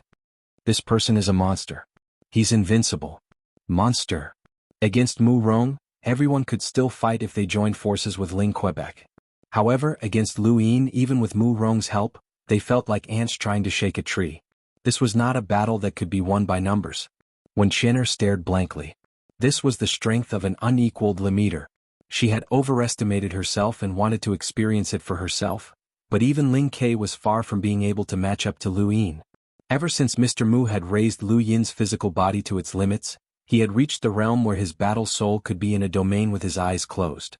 In other words, he was truly invincible. Perhaps the 10 arbiters might have been able to contend with him when they had been Lemeters, but now none of them could stop him. Mu Rong looked at Lu Yin solemnly as the current Lu Yin made him feel powerless. He had exchanged blows with Lu Yin before, and he had truly experienced this person's strength. In the beginning, the two of them had been evenly matched, and Lu Yin definitely did not have the strength to shake off the farmer's song. It was only towards the end that he had released that level of strength, which was something that he had comprehended during his battle with the Sea King at the Sea King's dome. Now Lu Yin had released his strongest strength right from the start. This strength was not something that Mu Rong could block, and neither could anyone else. Right now, only explorers or even cruisers could fight against him. He was invincible against Lemeters. Above the planet, the various great powers were stunned. The difference between them was too great, and it was not something that could be made up for with numbers. In the Sword Sect, Elder Viletree was shocked. This kid is unbeatable. Think of a way to send explorers to planet Pyrolite. Order Lu Xiaoqiu and the others to retreat to Pyrolite Mountain. Don't fight with this kid. Yes, Elder. Within the Wen family spacecraft, Mira was also shocked. She had not expected that Lu Yin would become so strong in the short time that she had not seen him. His strength was a little exaggerated, and even the 10 arbiters would have to look askance at Lu Yin. They had also been invincible when they had been Lemeters, but they should not have surpassed Lu Yin's strength. he might already have the strength to match her own. Who would have thought that an ant from Earth who had just started cultivating would be able to reach such a level? In the domain of Lemeters, Luin had the aura of a supreme existence. The Day-Night clan and the One family simultaneously issued orders for everyone to retreat. These seniors could clearly see the difference between them, and Luin was not someone that the younger generation could contend against. As the words in the sky changed, they all turned into a single word: retreat. At the foot of the mountain range, everyone inexplicably heaved a sigh of relief, as there was no need to fight with this monster. Luin looked up. These powers were indeed worthy of being able to mingle in the Innerverse. They were decisive in their actions, but the fact that they had retreated so decisively meant that they were thinking of other methods. They were either threatening Luin or looking for another powerhouse. In the sword sect, Lu Xiaoqiu walked out with a resolute gaze. Lu Xiaoyan's expression changed. "What are you doing? The elders have ordered us to retreat." Everyone else looked at Lu Xiaoqiu. Lu Xiaoqiu resolutely walked forward and faced Luin. "You and I have an agreement to challenge the top 100 rankings together." "That's right," Luin replied. Lu Xiaoqiu's gaze turned cold. "I have a feeling that this battle will be our final battle as Lemeters as well as our first. I don't want to miss it." Lu Yin's eyes narrowed. "You're not my opponent." Lu Xiaoqiu gripped his sword hilt. "So what? This is my way of the sword." In outer space, Elder Viletree and the rest fell silent. Lu Xiaoqiu had inherited the 13 swords because of his own way of the sword. Regardless of whether he won or lost this battle, he had to take action. Otherwise, his way of the sword would crumble. Compared to a Lu Xiaoqiu whose way of the sword had crumbled, they would rather fight him, regardless of whether they would live or die. Of course, the sword sect did not believe that Lu Yin would dare to kill Lu Xiaoqiu. Lu Yin's head hurt. People with such high beliefs were the most troublesome. Zhang Dingtian was one and Lu Xiaoqiu was another. Lu Yin himself had cultivated to his current level by relying on his die and luck, and he did not have such beliefs.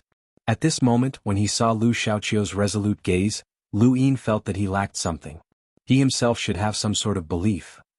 "Go ahead," Lu Yin said calmly. Everyone looked at Lu Xiaoqiu. Even Ling Ke and Mu Rong had not been able to defeat the fourth sword. Was Lu Xiaoqiu going to use the fifth sword? Each of the 13 swords was shocking, and everyone wanted to see the might of the fifth sword. Lu Xiaoqiu took a deep breath and gripped his sword hilt tightly. His eyes were resolute and he was indeed going to use the fifth sword. This was a sword that he had yet to comprehend. Using the fourth sword as a Lemeter was already very terrifying, and the fifth sword should have been something that he could only come into contact with after becoming an explorer. But now he had to use it or else he would not even have a chance. Perhaps after the fifth sword he would become a cripple. But he did not regret it. At the foot of the mountain range, many cultivators continuously retreated, afraid that they would be caught in the crossfire. Lu Yin did not attack as he wanted to show his respect for Lu Xiaoqiu's beliefs. He would give Lu Xiaoqiu enough time. The cultivators continuously retreated, and one of them suddenly looked at his sword in shock. His sword was shaking, and soon after, many swordsman cultivators around him also noticed that their swords were shaking, as if they were not under their control. This was a force field that had not yet been displayed, but it truly existed. The fourth sword manifested this force field in the form of sword chi, and it was the strongest attack. At this moment, this force field had merged with the environment.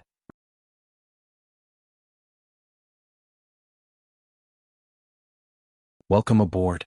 Stay tuned and subscribe to Han Li's Wuxia Adventures for more thrilling content. Chapter 506. Yo-Yer looked down from the mountain range, and she recalled a description of the sword sect's fifth sword from her seniors. Man and sword as one, sword and domain as one, man and domain as one. This is the fifth sword. What did you say? Hai Chichi was confused. Yo-Yer shook her head. Nothing. Do you think that person can block the fifth sword? Hai Chichi rolled her eyes. I don't know. Below the mountain range, Lu Yin's expression turned serious. He could feel Lu Xiaoqiu's force field and the terrifying power of the fifth sword that seemed to merge everything into one. This sharp aura had yet to appear, but it had already caused cracks to appear in the void. In Lu Yin's eyes, Lu Xiaoqiu had already transformed into a sword, and countless spatial cracks had spread out from his body. Ling Ke stared at Lu Xiaoqiu in shock. The sword sect's 13 swords truly lived up to its name. If Lu Xiaoqiu had completely comprehended this sword, then Ling Ke might not have been able to defeat him. Mu Rong also stared at Lu Xiaoqiu in amazement. The inheritors of the 13 swords were indeed not simple. Countless people were looking forward to Lu Xiaoqiu defeating Lu Yin in one strike. Lu Xiaoqiu suddenly opened his eyes and unsheathed his sword. With him at the center, a sharp aura spread out in a circular manner. Everything within 100 meters, 1,000 meters, 10,000 meters was enveloped by this aura, and it caused everyone's scalps to go numb. This was a power that could decide their life or death. Mu Rong raised a hand, and a very thin trace of blood appeared on his palm. It wasn't just him. Everyone who had been enveloped by the fifth sword had been injured to varying degrees. Many cultivators were terrified and they hurriedly retreated. Lu Yin raised a hand and flicked his finger. The void flickered and a white shockwave slashed towards the ground. The fifth sword had not been completely released, but it was already trying to injure Lu Yin. It was impossible. After coming into contact with the fifth sword's power, Lu Yin suddenly shook his head. You can't use this sword. No one had expected Lu Yin to suddenly say such a thing, and most of them were confused. Only a few looked at Lu Xiaoqiu with pity. In the starry sky, Elder Vile Tree shook his head and sighed. The fifth sword, man, sword, and domain as one. He managed to fuse man with his aura and man with his sword, but he was unable to fuse his sword with his domain. His power leaked out, causing him to fail on the verge of success. Behind Elder Vile Tree, Lu Sanjian looked at the screen with pity. If he could use the fifth sword, then Xiaoqiu would definitely be the strongest. Elder Vile Tree calmly replied, not necessarily. No, that's not right. Even if he can use the fifth sword, he's still not the strongest. He then looked at Lu Yin. I've seen this kid's battle with Mu Rong. This kid possesses extreme strength, and it's not something that a powerhouse at the same level as him can contend against unless they've also reached the pinnacle in a certain aspect. Lu Sanjian was confused. Extreme? Elder Vile Tree sighed in amazement. Yes, the pinnacle, just like the 10 arbiters. Lu Sanjian was shocked. This kid can rival the 10 arbiters? Elder Vile Tree did not answer, but he did not deny it either. The sword sect had the 10 arbiters, so they were well aware of their strength. Their monstrous reputation was not an exaggeration, it was the truth. Even for a powerhouse like Lu Sanjian, who was close to becoming an enlighter, the 10 arbiters' strength when they had been Lemeters was inconceivable. It was precisely because they understood the 10 arbiters' strength when they had been Lemeters that they did not pay much attention to Lu Yin and the other 10 arbiters' candidates. The difference was too great and they were not even on the same level. The so-called 10 arbiters' candidates were just words of encouragement, but now, someone who could rival the 10 arbiters had appeared. Lu Sanjian was very clear on how terrifying and unfathomable someone who could rival the 10 arbiters' Lemeters was. To all Lemeters, such a person was a monster. It was no wonder why Elder Vile Tree had ordered everyone to retreat after Lu Yin had made his move. He was an existence that could not be resisted. On planet Pyrolite, just as Lu Yin had said, Lu Xiaoqiu could not use the fifth sword. His force field had collapsed, or rather, it had been destroyed by his own sword chi. He could not combine his sword and domain. Lu Xiaoqiu spat out a mouthful of blood, and his body trembled. Lu Yin calmly looked at him. Although you haven't been able to use that sword, you're not far from being able to. I'll wait for your challenge. I probably won't become an explorer before you do. Lu Xiaoqiu was unwilling to accept this. Are you pitying me? Lu Yin shook his head. It doesn't matter if you believe me or not. It will be more difficult for me to become an explorer. However, even if I don't become an explorer, I can still challenge the top 100 rankings. The original agreement is invalid, and the current you cannot challenge the top 100 rankings at the same time as me. Lu Xiaoqiu silently left. He had been defeated before the battle had even begun, but he did not regret it. If he did not even have the courage to fight, then how could he talk about surpassing his ancestors? Most of the people left one after another. With Lu Yin overseeing things, no one could seize this mountain range. At this moment, a few Day-Night clan members charged up the mountain range in an attempt to take Zhanlong Day-Night away. Lu Yin casually waved his hand, and a shockwave from his space render palms swept out, sending the Day-Night clan members flying. You can't take this person away. The Day-Night clan members were terrified. Lu Yin, do you want to become mortal enemies with the Day-Night clan? Lu Yin indifferently replied, wait until I'm done with my questioning. At this moment, Night Queen Yanqing finally regained consciousness. She had been severely injured, and Lu Yin still remembered the fact that she had used Jue Day-Night as a shield. He had not held back when he had attacked her just now, and she had only survived thanks to her Night King's body and battle force. Night Queen Yanqing stood up with the help of the Day-Night clan members, but she glared at Lu Yin as if she wanted to eat him alive. Lu Yin glanced at her and then turned to leave. Lu Yin, pyrolite is a strategic resource. If you dare to take it, even Elder Yuanjing will not be able to protect you, much less the great Yu Empire, Night Queen Yanqing threatened. Lu Yin stopped in place and slowly turned around. In the distance, the Sword Sect, One Family, Second Grade Hall, Dire Barbarian Clan, Blaze Realm, and other great powers were all watching this scene.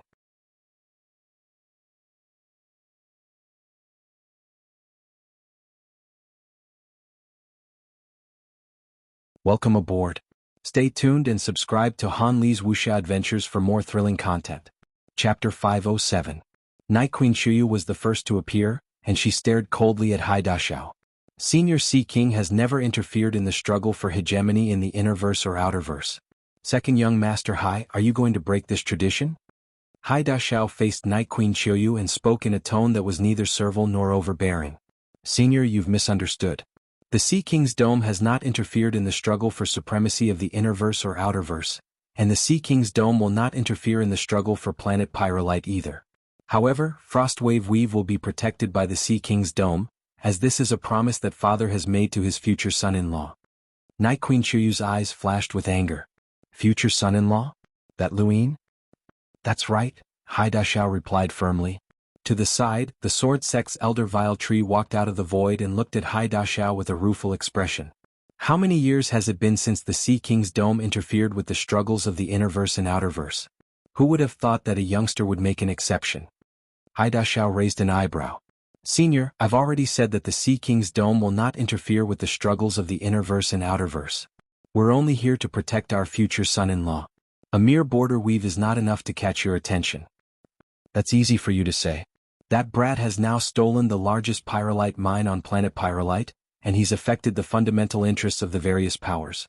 If your Sea King's Dome doesn't interfere, then immediately retreat and take that brat with you. No one will make things difficult for him, Lei Long from the Dire Barbarian Clan said in an unfriendly tone. Right after that, the Blaze Realm's Huahaui, the Ross Empire's scholar New Moon, Karthika, and other enlighters appeared one after another. They all stared at Hai Dashao with unfriendly gazes, vaguely surrounding him in an attempt to coerce him. Pyrolite or was too important to the various great powers. Even if they were up against the Sea King's Dome, they would not give in. It was rumored that the Sea King's Dome transcended worldly affairs, and that the Sea King's strength had reached the level of an envoy with a power level of at least 500,000. However, no one had been able to verify this for many years. Gradually, the various great powers no longer feared the Sea King's Dome too much. Only the Day-Night Clan, the Sword Sect, and the One Family, who possessed extraordinary backgrounds, did not force Hai Dashao. They had never forgotten how terrifying the Sea King was. Otherwise, the Starfall Sea would not have become the Sea King's backyard. Hai Dashao looked around at the crowd and his lips curled up. Seniors, are you dissatisfied with the Sea King's Dome? Night Queen Chuyu, Vile Tree, and One Kitchen exchanged glances, but they did not speak. Lei Long stepped forward and glared at Hai Dashao. Junior, you don't have the right to talk to us. Get your seniors to come out. Hai Dashao looked up at the sky. How many years has it been? Has the Sea King's Dome been forgotten? It seems that Imperial Father should come out for a walk. His words caused Night Queen Chuyu and the others to tremble. The Sea King is coming out?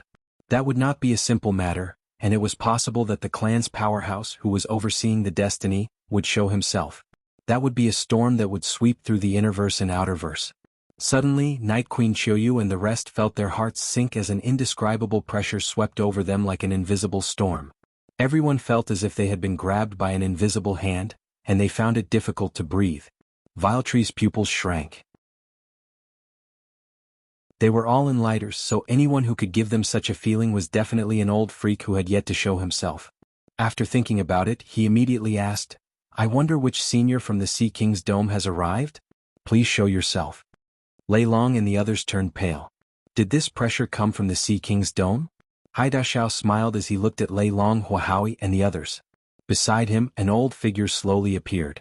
The old man's back was stooped, and he was only about a meter tall. His appearance was ordinary and he was dressed casually. He looked like an old man from next door, and his cloudy eyes seemed to be unable to see anything clearly. However, when this old man appeared, Viletree and Night Queen Chuyu's expressions changed. They had roamed the Starfall Sea when they were young and had visited the Sea King's Dome. They had seen this old man before, and he was Elder Ren, one of the 4 great elders of the Sea King's dome. He was an old freak with a power level in the hundreds of thousands. No one had expected that an old freak with a power level in the hundreds of thousands would suddenly appear on planet Pyrolite, and he was even from the Sea King's dome. Lei Long felt fear from the bottom of his heart when Elder Ren looked at him. He felt as if he could be killed at any moment. Karthika did not even dare to breathe loudly. Wahowie, Scholar New Moon, and the others did not dare to move, and they all stared at Elder Ren in shock. Soon after, enlighters appeared one after another. These enlighters all came from smaller organizations, and they had not held much hope in competing for the mountain range. Thus, they had not shown themselves to pressure Hai Dashao. However, now that Elder Ren had appeared, all of the enlighters showed up, including Granny Chan, in order to show their respect.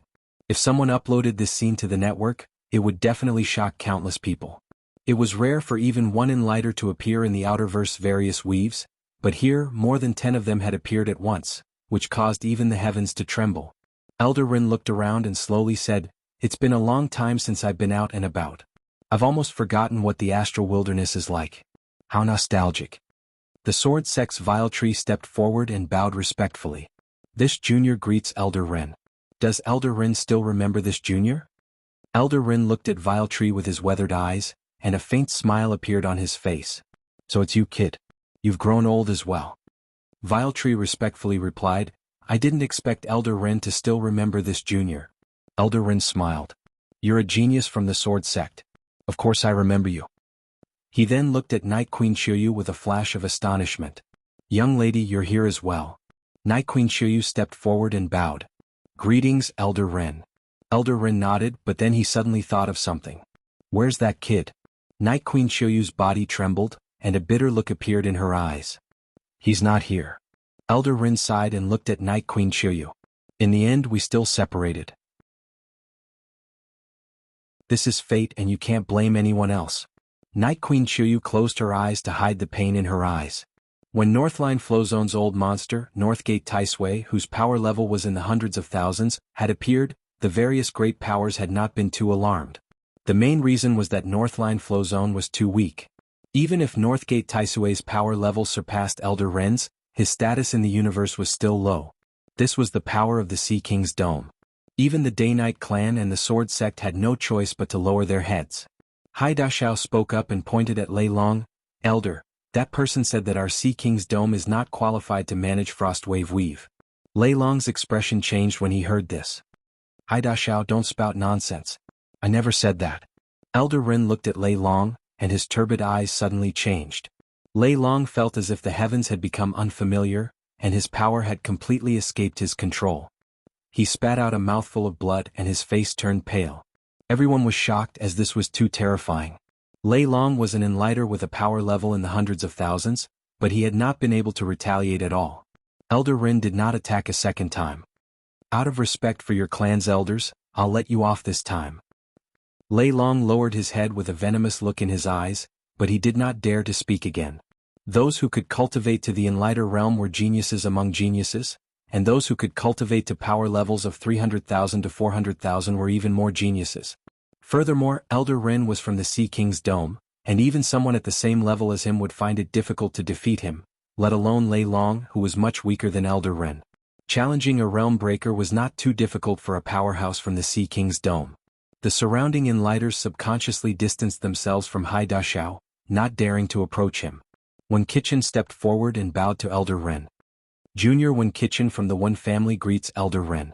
Elder Ren looked at Wen Kitchen and nodded with a smile. The One family is a reasonable family and they're all scholars. I like to talk to scholars. Wen Kitchen smiled bitterly and bowed to Elder Ren again. "Senior, may I ask if what second young Master Hai said is true? Does the Sea King's dome want to protect Frostwave Weave and Luin?" Elder Ren shook his head. No. Everyone's eyes lit up. Hai Dashao was stunned and he looked at Elder Ren strangely. Elder Ren slowly explained, "The Sea King's dome is not protecting Frostwave Weave and Luin. Rather, it's protecting the future son-in-law of the Sea King's dome and his hometown." "Nonsense, that's not the same." Everyone cursed inwardly but no one dared to say it out loud. Wen Kitchen smiled bitterly. Junior understands. The One family will not act against Luin or his friends. In the battle on planet Pyrolite, the strong will win and the defeated will retreat. Elder Rin nodded and looked at Wen Kitchen approvingly. Kid, you're very sensible. Not bad, not bad. You're worthy of being a scholar. Wen Kitchen was speechless. Elder Rin was scolding him, and no matter how he looked at it, it sounded like he was being scolded. However, the praise on Elder Ren's face was very strange, and Wen Kitchen did not know if the old man was praising him or scolding him. Everyone understood that the Sea King's dome wanted to protect Lu Yin, and they could not threaten that youth. It was no wonder why the elder had dared to act so recklessly. In the battle on planet Pyrolite, Lemeters had no chance. Lu Yin was like a mountain that no Lemeter in the universe could cross. The only way to do so was to become an explorer. After Wen Kitchen, Night Queen Chuyu, Vile Tree, and the other Enlighters left, one after another. Lei Long's expression was vicious, and when he returned to his spacecraft, he immediately ordered his subordinates to speed up the search for a way for explorers to enter planet Pyrolite. He even wanted to find a way for cruisers to enter. As long as cruisers could enter, planet Pyrolite would belong to the Dire Barbarian clan because Avery was here. It wasn't just the Dire Barbarian clan. All of the other powers focused their attention on finding a way for explorers to enter planet Pyrolite. All of the Lemeters on planet Pyrolite had retreated from the mountain range. Only one person remained, Zhanlong Dayknight, who had been captured by Lu Yin. Karthika's disappearance made Lu Yin realize that all threats no longer existed, and the Sea King's dome would shoulder the burden.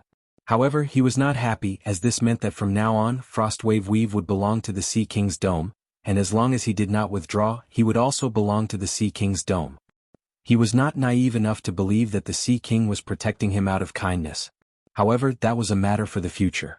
Right now, he wanted to know what had happened to Shinwu Continent and why Zhanlong Dayknight had been able to leave. Zhanlong Dayknight had been severely injured by Lu Yin's attack, but with his freakish recovery abilities, he woke up in less than half an hour.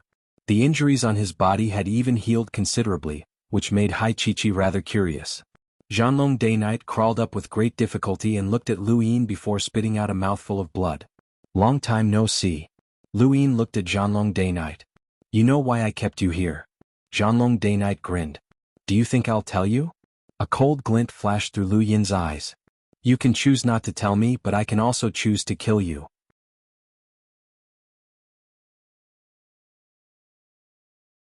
Welcome aboard. Stay tuned and subscribe to Han Li's Wuxia Adventures for more thrilling content. Chapter 508. The two of them stared at each other. On the mountain range, the people from Northline Flow Zone spread out, occasionally looking at Lu Yin with fear and fanaticism. Who would have thought that this person would become so powerful? Northgate Gang looked at Lu Yin as if he had seen a ghost. An unequaled Lemeter was a legend, and Lu Yin was so close to becoming one. Hai Chi-Chi looked at Zhanlong Dayknight curiously, especially at the wounds on his body. They were healing at a visible rate, which was very interesting. Not long after, Zhanlong Dayknight exhaled and sat down. He leaned against the dark red stone wall and looked at Lu Yin. Do you think I'm afraid of death? Lu Yin looked down at him. Do you belong to the Day King bloodline, the Night King bloodline, or just the Dayknight clan? Zhanlong Dayknight's eyes flashed and he frowned. You know quite a bit. I know more than you think. Your Dayknight clan has already decayed.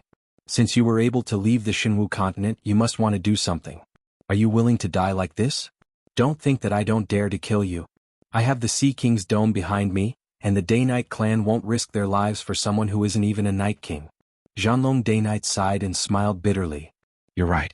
Fine, I'll tell you, but not because you're trying to scare me. Even if I don't tell you, others will.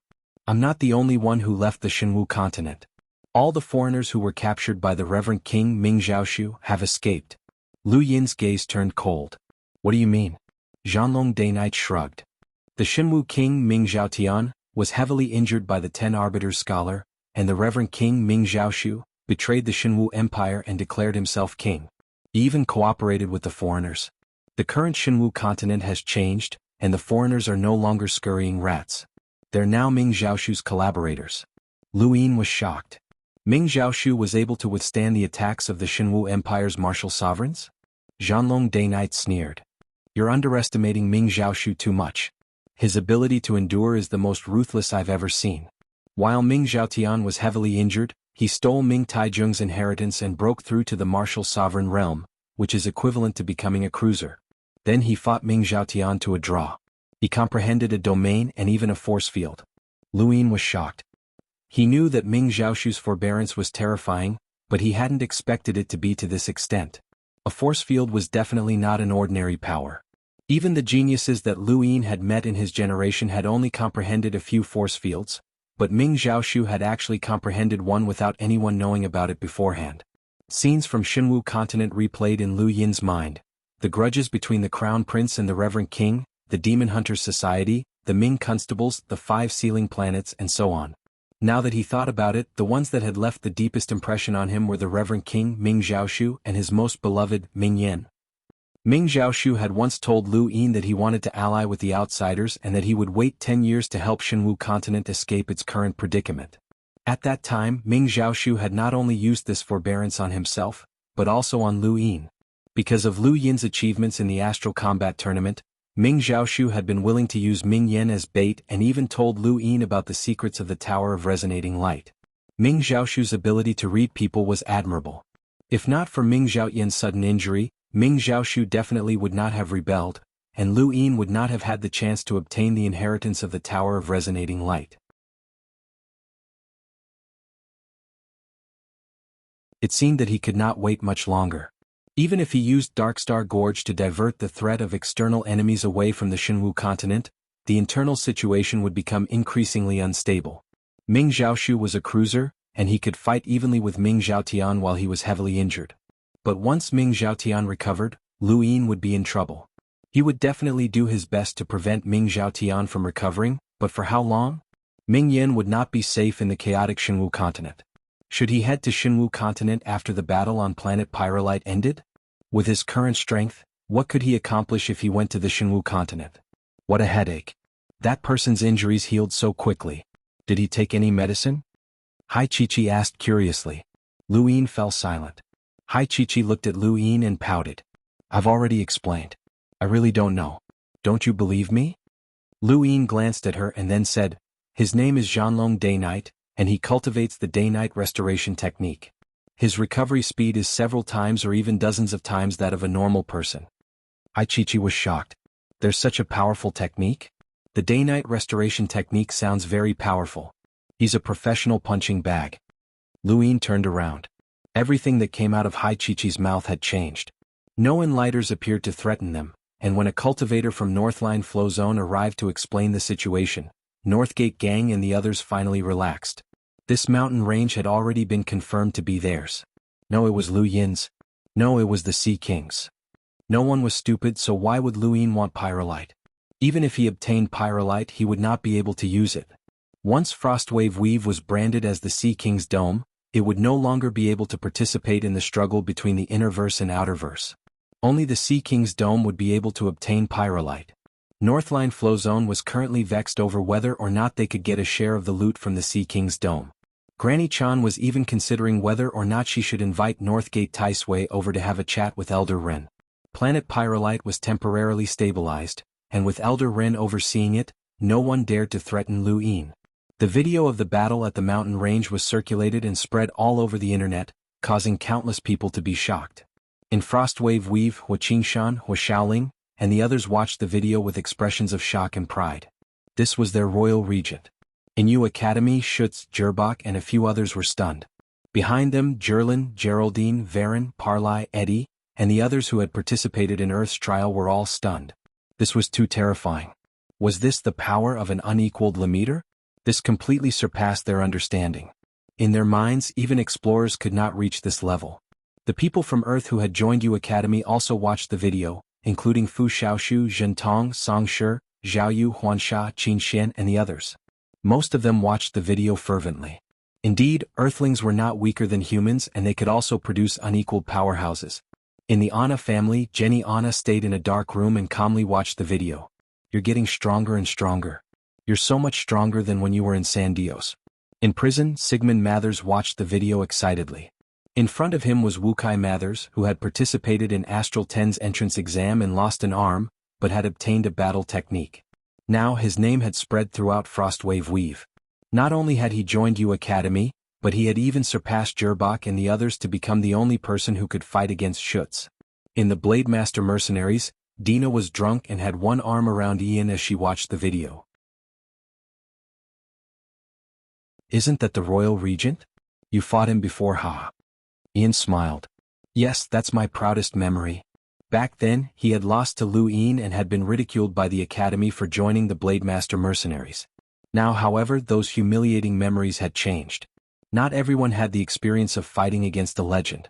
The video spread further and further, and eventually, it reached Vast Earth Weave and the Vast Earth sect. This person is Junior Sect Master's classmate Lu Ian. He's a true unequaled Lemiter. How terrifying. I heard that Junior Sect Master once competed with him. Once he matures, he'll be at least an enlighter. Junior Sect Master has made a friend. Adonis Weave Darkstar Gorge. That's Lu Ian. The mysterious powerhouse who cut off my Darkstar Gorge must have something to do with him. He can't be allowed to mature, or else he'll be too terrifying. He might even lead a new era. In East San Dios, Puyu's face was gloomy as he slammed a stone table. Elsewhere, Lu Xiaoga watched the video in amazement. I can't fall too far behind. This is getting more and more interesting. Thank you. Lonely Wind Brothers tip, I'll update at 3 p.m. Thank you very much.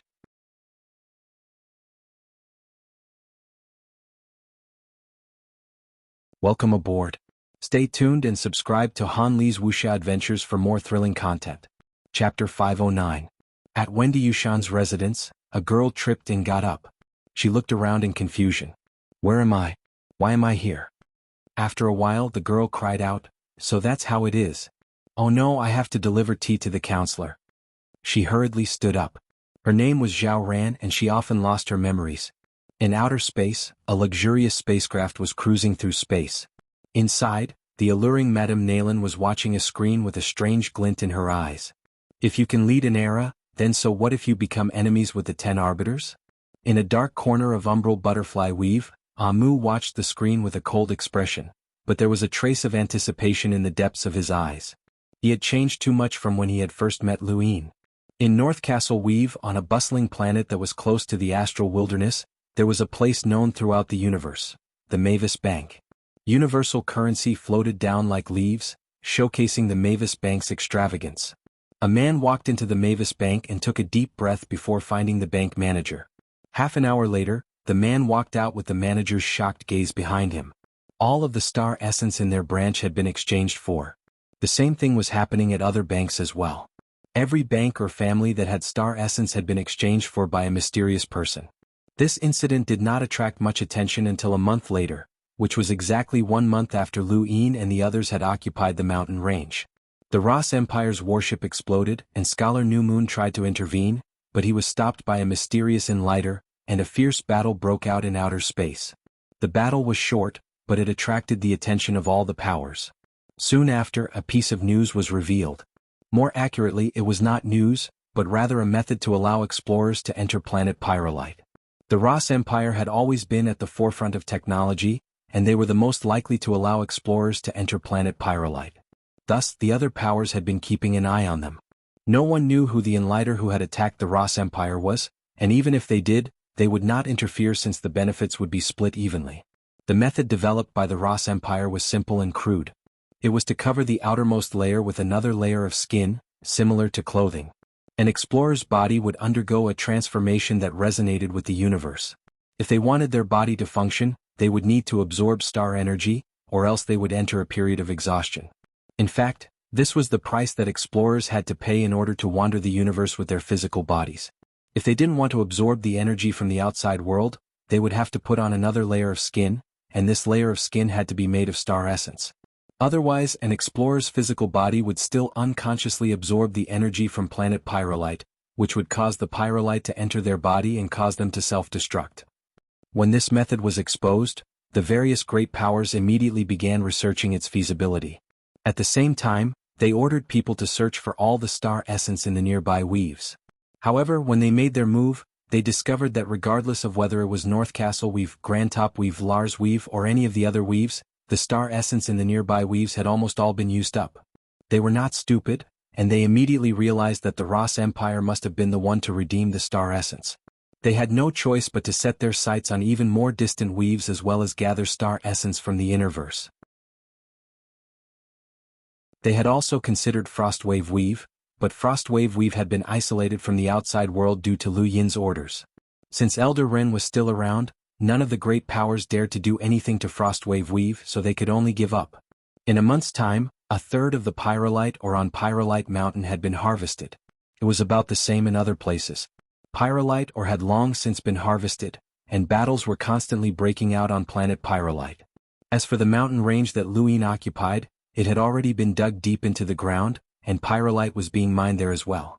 However, no one knew exactly how much pyrolite was being mined there, but one thing was for sure. There were more pyrolite mines than Pyrolite Mountain, Pyrolite Lake and Pyrolite Plains combined. Even so, the various great powers were still very eager to seize control of the mountain range. The longer Lu Yin occupied the mountain range, the more pyrolite the Northline Flow Zone would mine.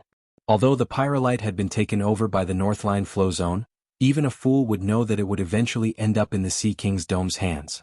The Northline Flow Zone did not have the guts to compete with the Sea King's Dome for pyrolite, and they were already satisfied with just a small portion. Lu Yin sat on a crimson cliff and looked at the bottomless mine not too far away. From time to time, pyrolite would be transported out. If the Sea King's Dome did not participate in the battles between the Innerverse and the Outerverse, then what did it need pyrolite for? Lu Yin had asked Hai Chi-Chi this question before, but he had been mercilessly mocked by her. Don't say that I don't know. Even if I did, so what? Why would I tell you? Can't you use your brain? To the great powers, planet Pyrolite had been quiet for a month. Lu Yin did not know when the pyrolite ore in this mountain range would be completely harvested, but he did not believe that the great powers would allow the pyrolite ore to be harvested. He had a premonition that an even more intense battle was approaching. There were basically no star essence in the Outerverse. If one wanted to find some, they could only search the reserves of a few great powers or the Mavis Bank. Thus, the great powers did not have a smooth time collecting star essence. Aside from the Ross Empire, they had started collecting star essence a month earlier than the other powers, and they had already collected a considerable amount of star essence, which amounted to nearly 10,000 star essence. This was a rather large sum. To the Outerverse, even a single star essence was hard to come by, let alone 10,000 star essence, which was enough to cover several weaves around North Castle Weave.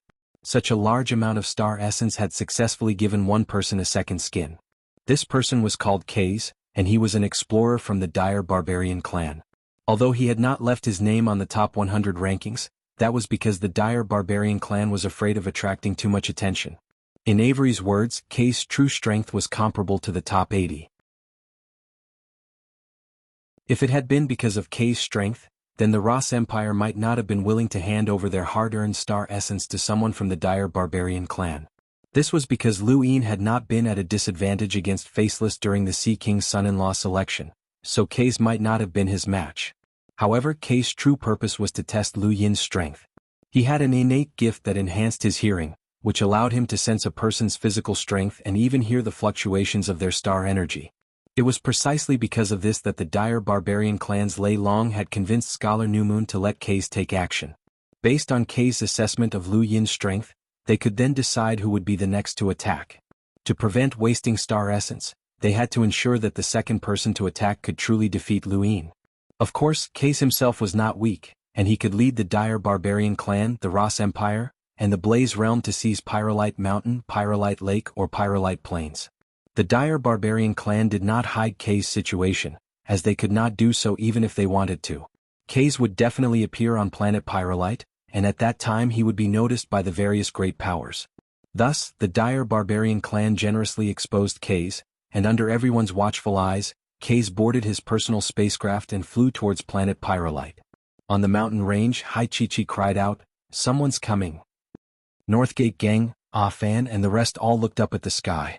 It had been a long time since anyone had come to this mountain range, and now that one had appeared, they all grew worried. Which power could send an explorer here? The most likely possibility was the Ross Empire. Lu Yin calmly watched as the spacecraft crashed into the ground.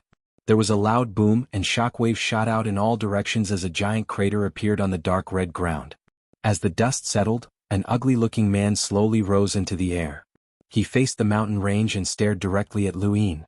The undulations of an explorer spread out, causing Northgate Gang and the others' eyelids to twitch. So, an explorer had finally appeared.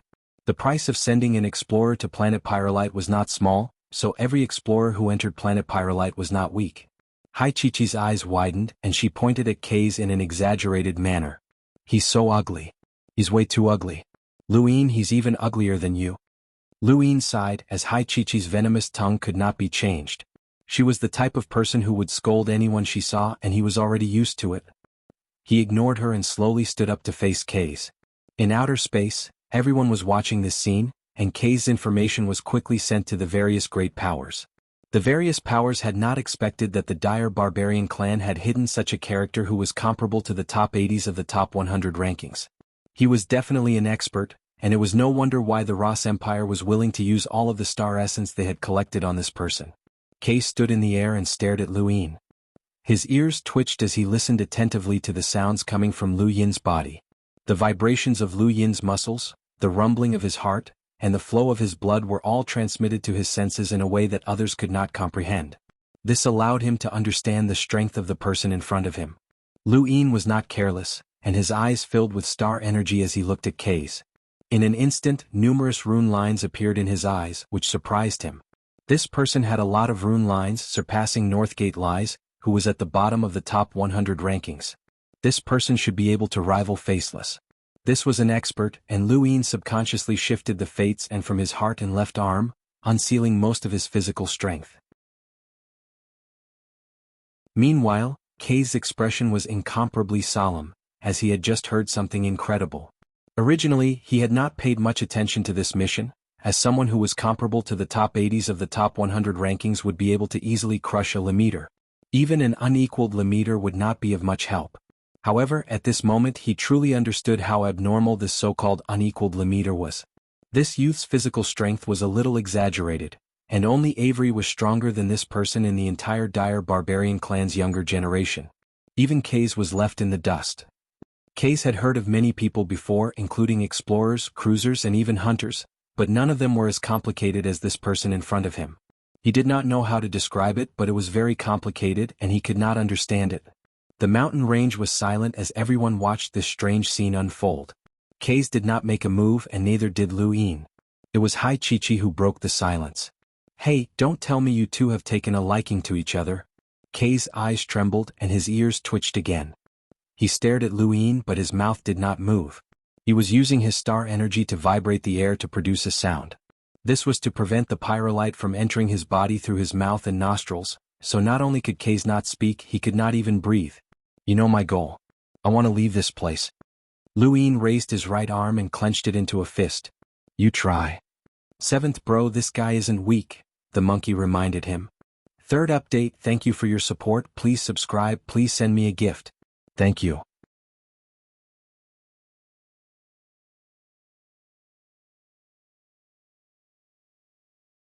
The battle between Kay's and Lu Yin had ended with Kay's complete defeat. This had exceeded the various great powers' expectations, but it was also within their expectations. Lu Yin had once suppressed Faceless and had even briefly clashed with Cheng Wu.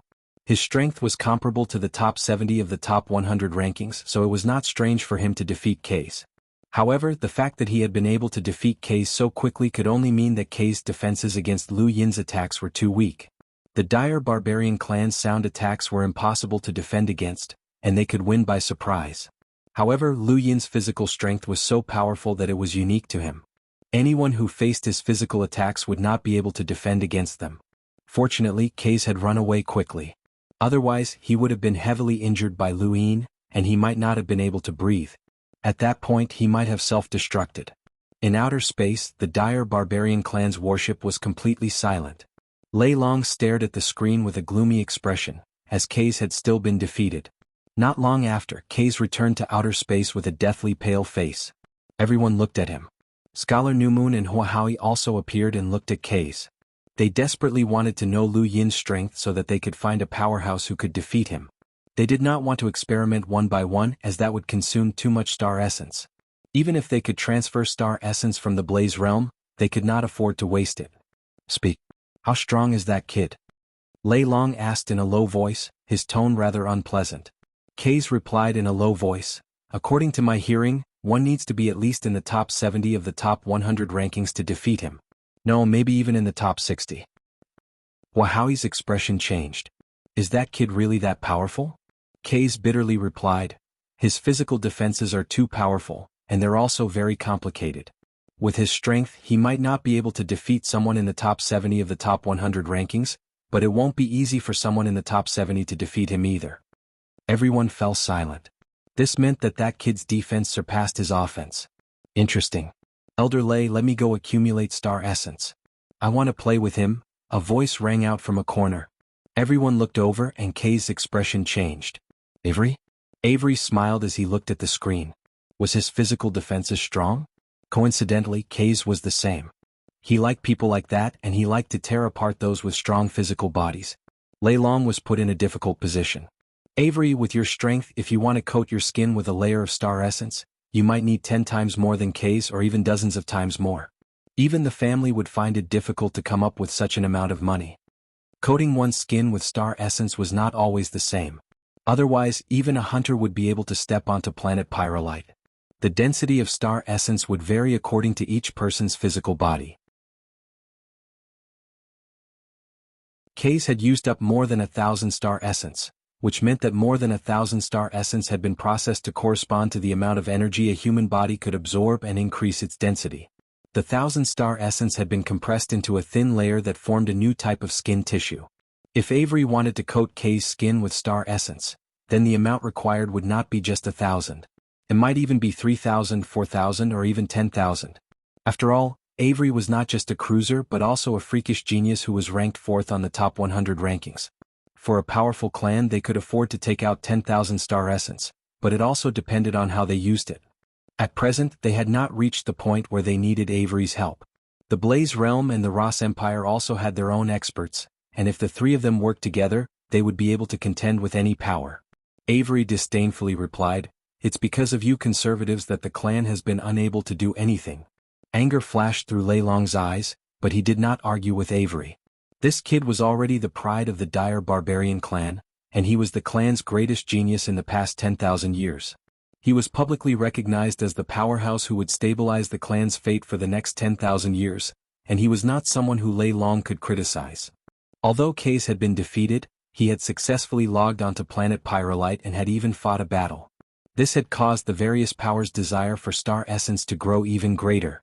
Many powers had already begun to gather star essence from the Innerverse, but the distance from the Innerverse to planet Pyrolite was too great. It would take at least half a month, which made the various powers impatient. Right after Kaze, an explorer from the Ross Empire and another from the Blaze Realm entered planet Pyrolite. They had already been notified by the Ross Empire, so they were able to gather star essence much faster than the other powers. However, because the three powers had used most of their star essence on Kaze, these two explorers could not be considered experts.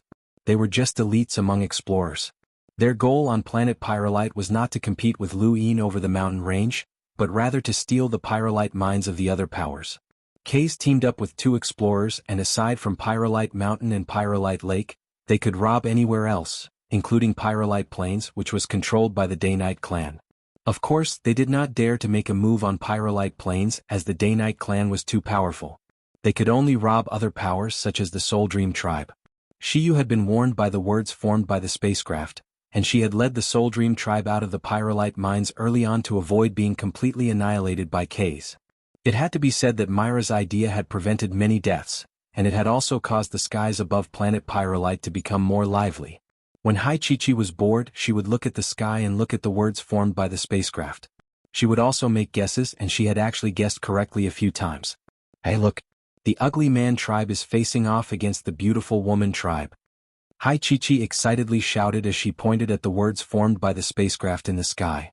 Lu Yin looked up and saw the words formed by the spacecraft occasionally appearing in the sky. "Run B is chasing. Chase snatch the moon. Run west. Block west.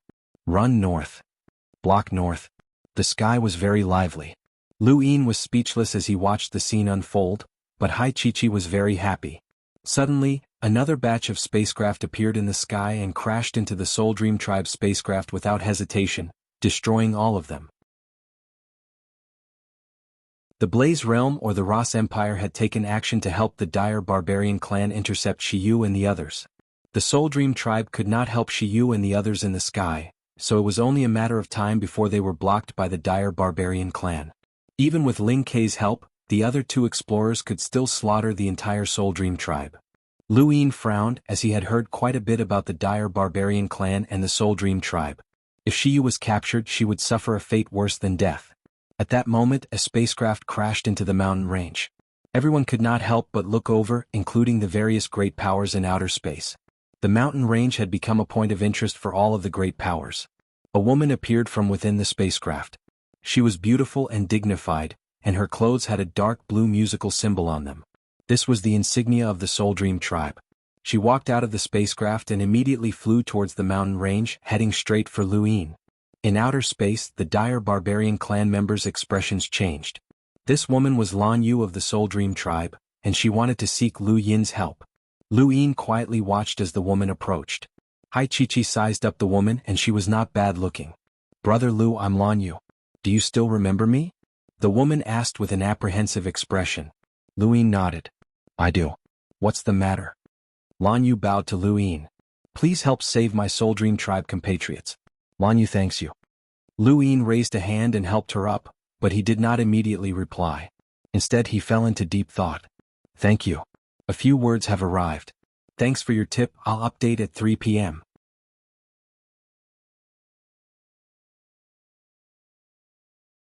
Welcome aboard. Stay tuned and subscribe to Han Li's Wuxia Adventures for more thrilling content.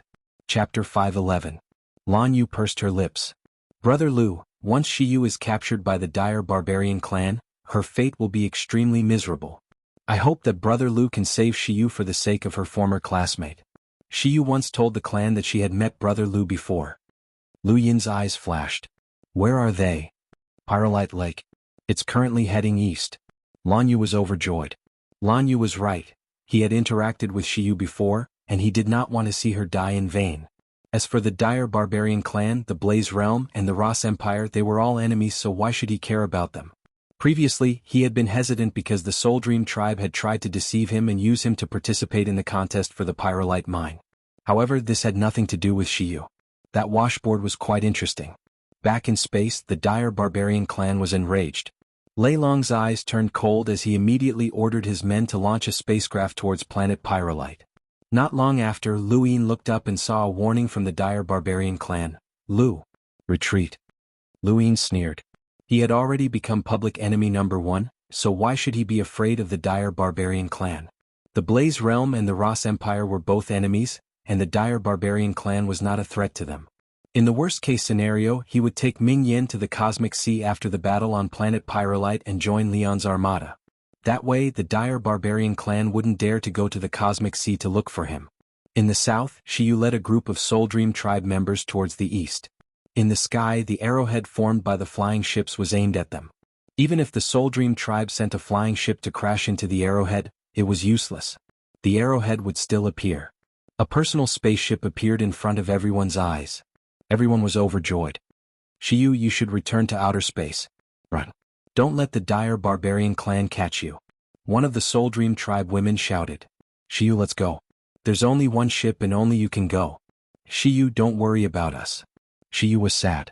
Knowing that leaving was the best outcome, she gritted her teeth and rushed towards the personal ship. However, before the spacecraft could even fly 1,000 meters, it was destroyed by a formless sound wave, and Shiyu fell out of the spacecraft in a sorry state. She stared at Kei's and the other two explorers who had appeared behind her. Kei stood tall in the sky and arrogantly stared at Shiyu with a fervent gaze. He used his star energy to vibrate the air as he spoke. "I've been looking for you for a long time, little sheep." Shiyu clenched her fists and raised her cosmic ring. "Case, don't force me to detonate all the pyrolite." Case sneered. "Do you think we're still at the beginning of planet Pyrolite's discovery? Based on the amount of pyrolite you've extracted so far, you'll only be able to extract a few grams at most. That's only a few tens of thousands of combat power. I can just stand there and let you blast me. Want to give it a try?" Shiyu's body trembled. Beside her, the Soul Dream tribe members gathered around Shiyu, looking at Kei's in fear. Kei sneered as he slowly descended and stared at Shiyu. "I'll give you a chance. Give me your cosmic ring and I'll let you die with dignity. At the very least, I won't leave you naked." "Despicable. Shameless. Obscene." The Soul Dream tribe woman angrily shouted. Behind Kei's, the two explorers frowned. They disliked the dire barbarian clan's actions, but there was nothing they could do about it. Kaze was the strongest here, so they had to listen to him. "Look at the sky." An explorer behind Kaze shouted. Kaze looked up and saw the words, "Be quick." Kaze's eyes flashed and he pushed out with both hands.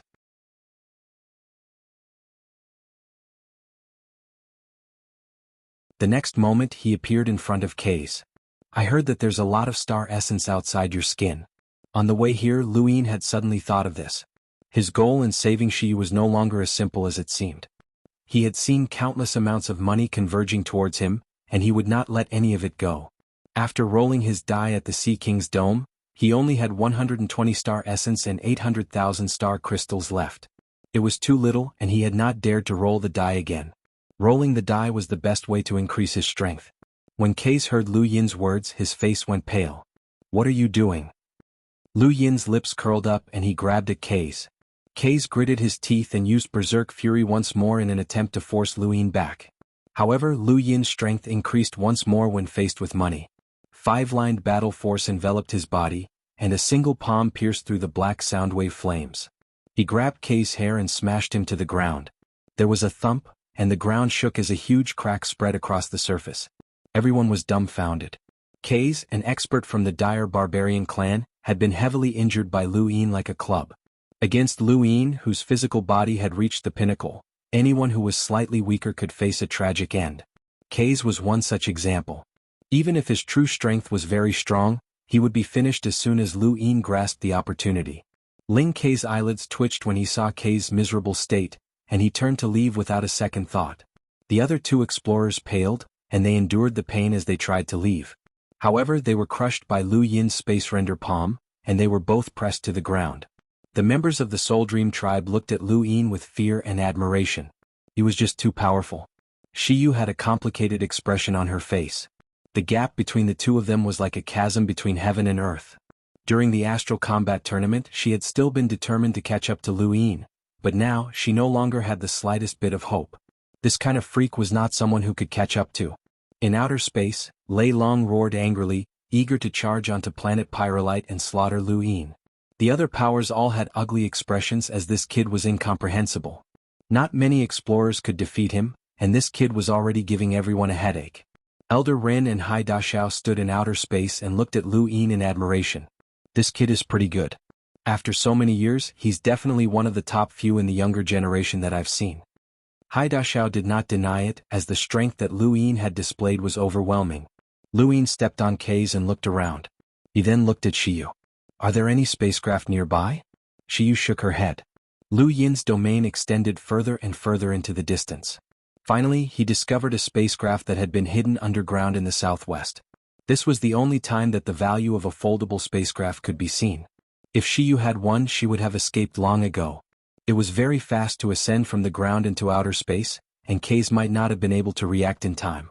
Once in outer space, no one was allowed to pursue her. This was a rule which meant that as long as she had a foldable spacecraft, she would be safe. Unfortunately, she did not have one. There was a reason why a foldable spacecraft was so expensive. "Right, where's Ling Kei?" Lu Yin remembered that Ling Kei had just been here. He looked around, but Ling Kei was nowhere to be found. He had really run off quickly, but Lu Yin did not mind. He grabbed Kaze and brought him outside the spacecraft. After stuffing him inside, Lu Yin thought about it and grabbed the other two explorers. He then ordered one of them to strip the other two of their star essence. Kaze woke up and looked at Lu Yin in shock. Lu Yin's gaze turned cold. "What? Is there a problem?" Kaze was furious. "Don't go too far, Lu Yin." Lu Yin stared at him coldly. "Without star essence, it won't be easy for your dire barbarian clan, the Blaze Realm and the Ross Empire to send more people here. My actions will save you a lot of trouble. You'd better think this through. Once you do this, any explorer who appears on planet Pyrolite will be stronger than me. The various great powers won't be willing to waste star essence for nothing, so they'll leave the star essence for the strongest person. Can you stop them?" Kaze bellowed. Lu Yin sighed as this was true. Once these 3 star essence skins were stripped, the dire barbarian clan, which had suffered heavy losses, would definitely give the star essence to the safest person. Who was the safest person? Naturally, it would be a powerhouse who would not be any weaker than this person. It had to be said that Kaze's words had touched Lu Yin's heart.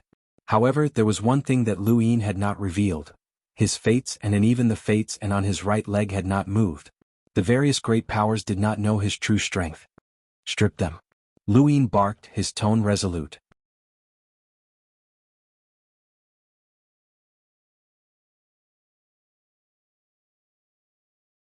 Am I right?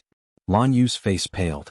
Shiyu looked at Lan Yu as she had not known about this matter since she had already been on planet Pyrolite.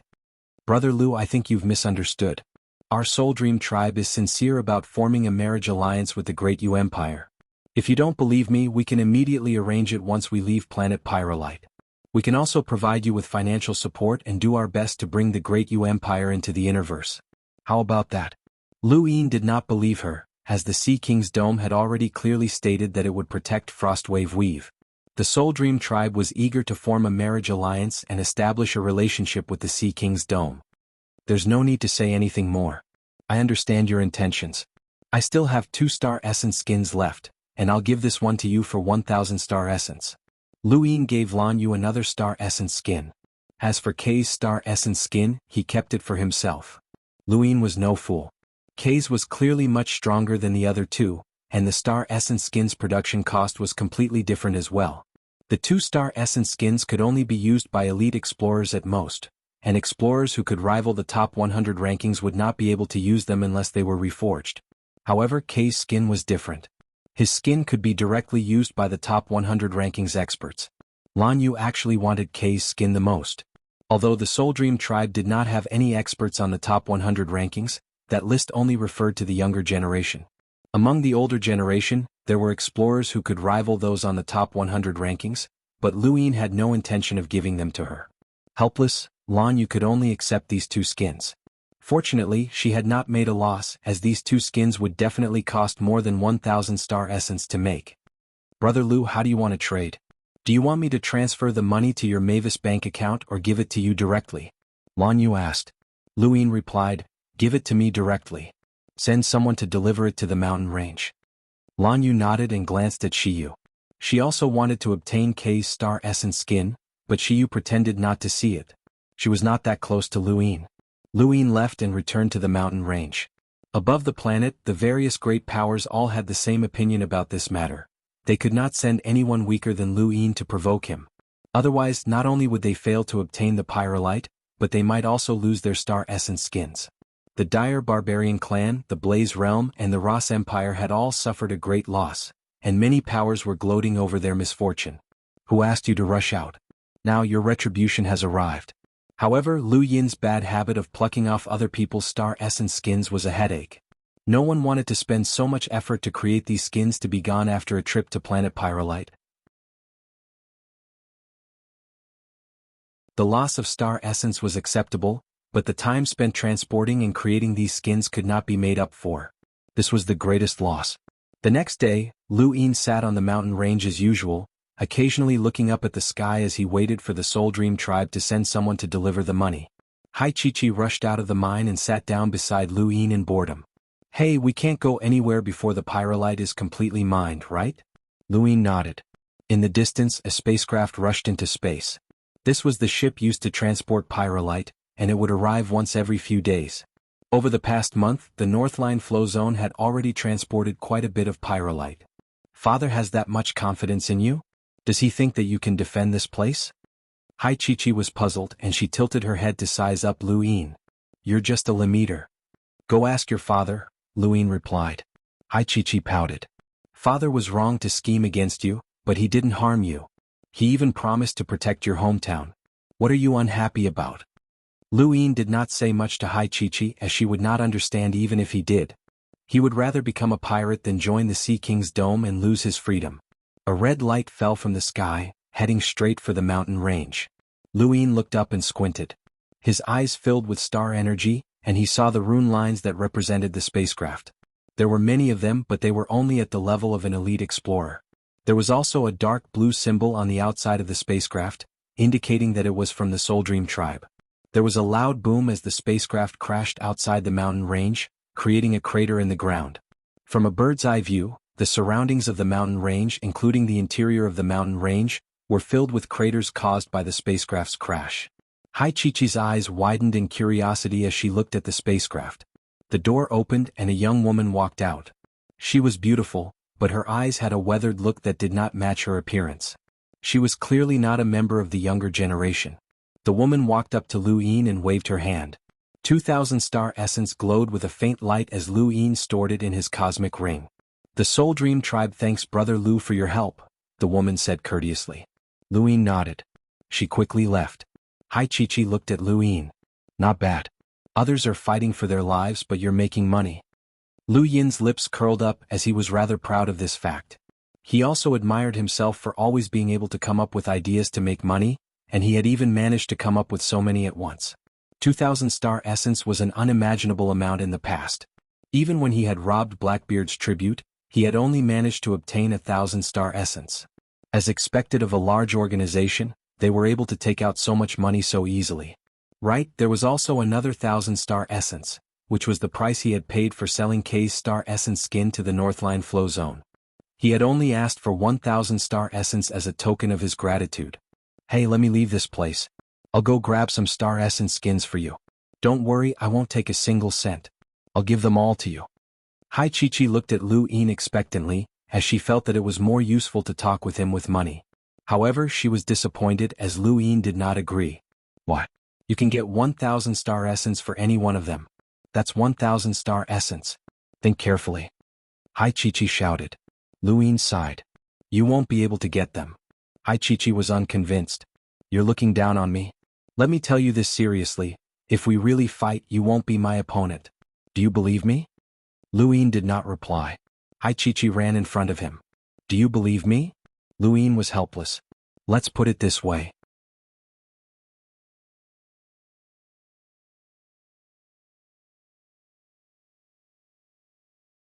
Welcome aboard. Stay tuned and subscribe to Han Li's Wuxia Adventures for more thrilling content. Chapter 513. Northgate Gang was so excited that he was about to cry. He had been living a life worse than death on planet Pyrolite. Before Lu Yin had arrived, he had faced multiple life and death crises, and after Lu Yin's arrival, he had been insulted by Hai Chi-Chi to the point where he doubted his life. He had been forced to run out and face dangerous enemies. After Lu Yin had guarded the mountain range, Northgate Gang had become a miner. It had been more than a month, but he had not taken a single step out of the mine because he was afraid of being caught by Hai Chi-Chi. Finally, his big brother had arrived. Northgate Lai looked at the red-eyed Northgate Gang, who was in a sorry state, and the mining tools in his hands. He nodded inwardly. Northgate Gang had grown up, and he knew how to share the burden of his family. He had even personally mined. It wasn't easy. Lu Yin guessed that the newcomer was Northgate Lai, as K's star essence skin had been given to him. Thank you, Brother Lu, Northgate Lai said solemnly. The two had once been enemies and Northgate Lai had been confident that he could suppress this person. However, it wasn't until the Sea King's son-in-law selection that Northgate Lai realized how laughable his thoughts had been. This person had long since surpassed him. Lu Yin casually replied. Northgate Lai took out 2,000 star essence from his cosmic ring. Brother Lu, I know that this isn't enough to compensate for the star essence skin, but this is all we can offer for now. We'll definitely pay you back in the future. Lu Yin was stunned. Just give me 1,000. Didn't I say that I'm only selling it for 1,000? Northgate Lai seriously replied, that star essence skin is definitely worth more than 1,000. 3,000 is more like it. Northline Flow Zone doesn't want Brother Lu to suffer a loss. You saved my brother's lives, so Northline Flow Zone already owes you a lot. Since someone was offering him money, Lu Yin had no reason to refuse. He did not stand on ceremony and stored the 2,000 star essence into his cosmic ring. Now he had 4,000 star essence, which was perfect. He wondered how much more money could upgrade the money bomb and universal armor, and he was looking forward to it. Northgate Lai's arrival made the various powers even more anxious. In the outer verse, many spacecraft arrived from the inner verse, transporting a huge amount of star essence. Outside of planet Pyrolite, the various powers were even busier. Not only did they have to produce star essence skins, but they also had to purify Pyrolite. Pyrolite's purification process was more difficult than expected. Pyrolite was an extremely compressed material, and it represented the universe's definition of destructive power. The slightest mistake and it would explode. The ratio of Pyrolite to Pyrolite was also far lower than what the major powers had expected. Right now, the Sword faction was the one who had mined the most pyrolite ore. They had occupied Pyrolite Mountain much earlier than the other factions, and their equipment was complete. They had already purified no less than 300 grams of pyrolite. What kind of concept was 300 grams of pyrolite? Based on its destructive power, it was equivalent to a combat power of 3 million. If they were to explode at the same time, it would be enough to turn an entire region of space into a black hole. The greatest use of Bai was not to fight with the strong, because the strong could divert Bai's destructive power. Bai was born for war, and its enormous destructive power was enough to make anyone fear. Elder Viletree had originally planned to transport the pyrolite back to the Sword sect, but he didn't feel at ease when he thought about it. He still planned to wait until all the pyrolite had been extracted before asking for an even stronger expert from the sect to escort them. Currently, 2/3 of the pyrolite ore in Pyrolite Mountain was left. If all of it was purified, it would probably be close to 1,000 grams. In addition to the pyrolite found in other parts of the Unknown Star region, the amount of pyrolite in the Sword sect might be around 1,100 grams. This was the Sword sect's weapon of deterrence. Once a large-scale war broke out, these pyrolites were enough to change the situation of the war. Fortunately, the Innerverse and the Neoverse were separated by the Cosmic Sea, which prevented the Neoverse from quickly finding out what was happening on Pyrolite Mountain. Otherwise, the Sword sect would not be competing with the Innerverse powers, but rather the Neoverse behemoths.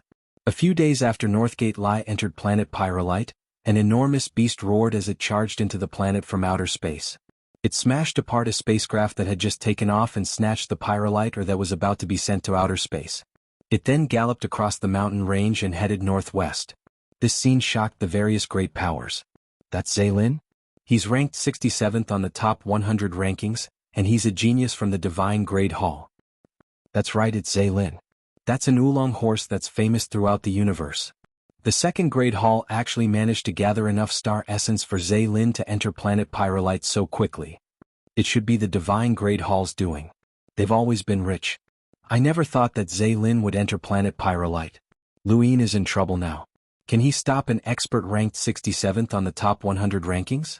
Legend has it that Zaylin's innate gift allows him to fuse with beasts, and he's a natural-born beast tamer.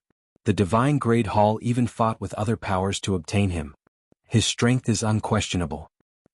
Zaylin intentionally stepped over the mountain range to humiliate Luin. On the mountain range, Northgate Lai looked up with a shocked expression. It was actually Zaylin, 67th on the top 100 rankings. This was going to be troublesome.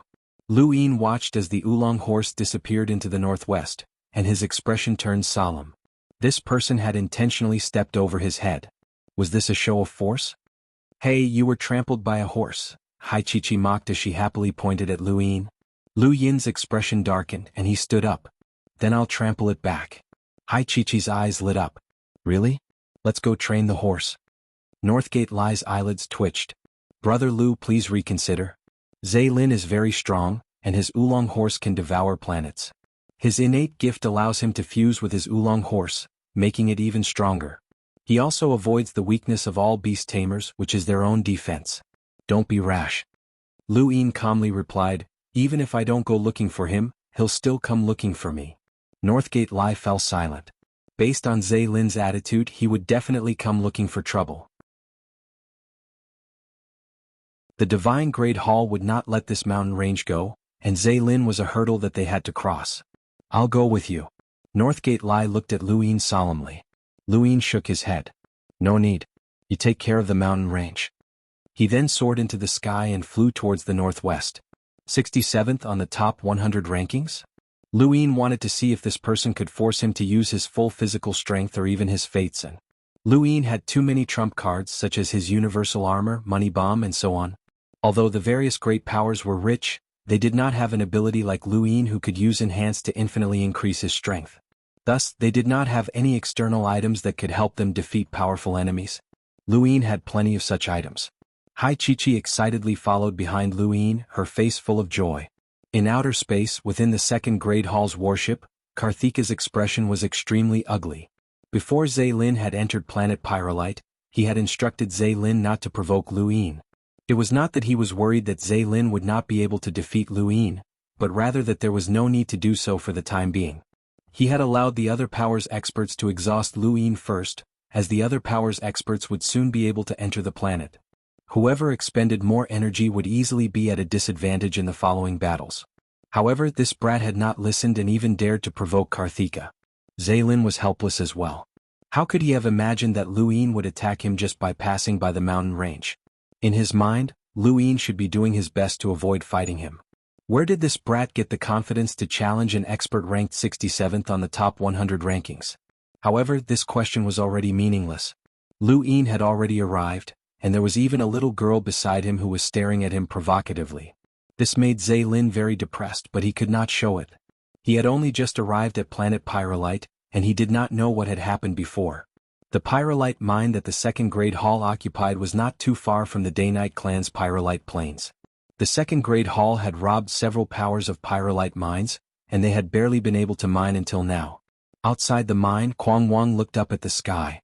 Unknowingly, Luin was actually able to fight against Zaylin. Hey, hand over the horse. Luin and Zaylin were still observing each other when Hai Chi spoke up first, startling the two of them. Zaylin's brows jumped, and he glared at Hai Chi. What did you just say, brat? Hai Chi pointed at the oolong horse beneath Zaylin. Hand it over. I want to train it. The oolong horse was enraged. It was an astral beast that could devour planets, and it was quite intelligent. This brat in front of it actually wanted to train it? It could not take it any longer, and it wanted to devour her. Zaylin hurriedly pacified the oolong horse and then looked at Luin. Who gave you the guts to challenge me? Luin retracted the star energy in his eyes, and he could clearly see that Zaylin's body was nothing special, but the oolong horse beneath him contained a terrifying amount of rune lines. As expected of the 67th on the top 100 rankings, the oolong horse was not something that Kaze could compare to. This battle would be a little difficult, but of course, that was under the premise that Luin unsealed most of his physical strength. Let me ask you a question. Luin looked at Zaylin curiously. How much star essence did that star essence skin of yours consume? Zaylin was stunned. Why do you ask? I'm just curious. When I sell it, I'll at least know the price, Luin replied. Zaylin's face sank. How dare you? He no longer restrained the oolong horse. The oolong horse roared and viciously charged towards Luin and Hai Chi. Luin pushed Hai Chi aside and raised his right hand to slap the oolong horse. There was a thump, and the void distorted before countless cracks appeared. The thunderous sound of the collision formed visible ripples that not only swept through the ground, but also the void. Countless people, including those in outer space, watched this scene unfold. The oolong horse's charge had been blocked by Luin. Zaylin's pupils shrank. How was this possible? A Limiter had actually blocked the oolong horse's charge? Karthika was shocked, as he was well aware of the oolong horse's terrifying charge. Even though he knew that Lu Yin's physical body was strong, who would have thought that it would be this strong? This was a monster. Kaze was the only one who wasn't surprised, as he had been crushed by that monstrous strength before. Lu Yin and the oolong horse were very close to each other, and he placed his palm between the oolong horse's eyes. His muscles bulged and he suddenly took a step back. The oolong horse's eyes were filled with rage, and it was almost scarlet. It could feel the provocation of Lu Yin's physical strength, and this was something that it could not accept no matter what. With a loud roar, the oolong horse actually grew larger and stronger. Lu Yin was pushed back and two large spatial cracks appeared beneath his feet. He immediately raised his other hand and exerted strength in both arms, using his strongest strength to forcefully resist the oolong horse's charge. Zaylin could feel the oolong horse's unwillingness, and he sat on its back and raised his hand to slap Lu Yin. The oolong horse suddenly roared as it wanted to stop Zaylin and compete with Lu Yin in terms of strength.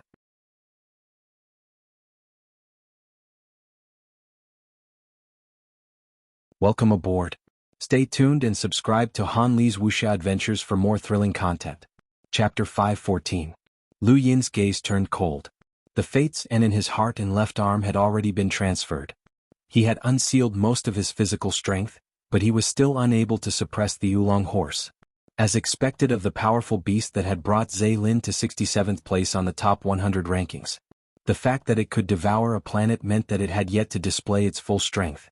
The next moment, the oolong horse's body trembled, and under the shocked gazes of countless onlookers, its body grew infinitely larger.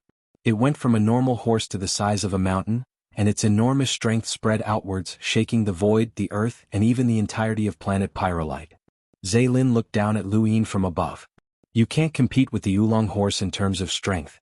Even the top 50 of the top 100 rankings, who are renowned for their physical strength, wouldn't be able to do so. Lu Yin was being suppressed. This was the first time he had been suppressed in terms of physical strength since he had left the Blue Ocean. He felt excited as he sensed the Oolong horse's intense provocation. He took a deep breath and then invisibly shook his right leg. The fates and that had fused into his right leg had been transferred. There was a soft whooshing sound, and Lu Yin suddenly looked up and stared into the Oolong horse's large eyes. Let's see who's stronger. He was also excited. There was a thump as the earth split open and fiery red magma spewed out. Lu Yin withstood the Oolong horse's push, and not only that, but his strength also multiplied as he pushed the Oolong horse back.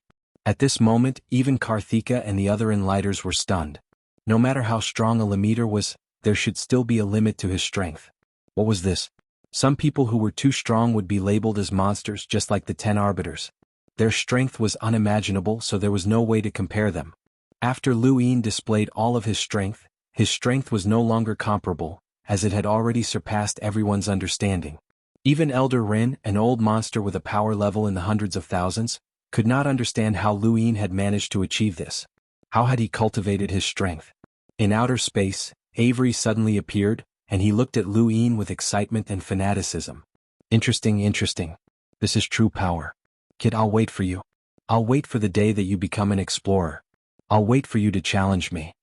Planet Pyrolite trembled, and Northgate Lai and the rest, Shiyu, Lu Xiaoqiu, Mu Rong, Ling Ke, Night Queen Yanqing, and the others all felt the boundless power that was passing through the earth and through the air. The Oolong horse was unwilling to give up and wanted to increase its size, but Zhe Lin stopped it. This was Planet Pyrolite, not some other planet.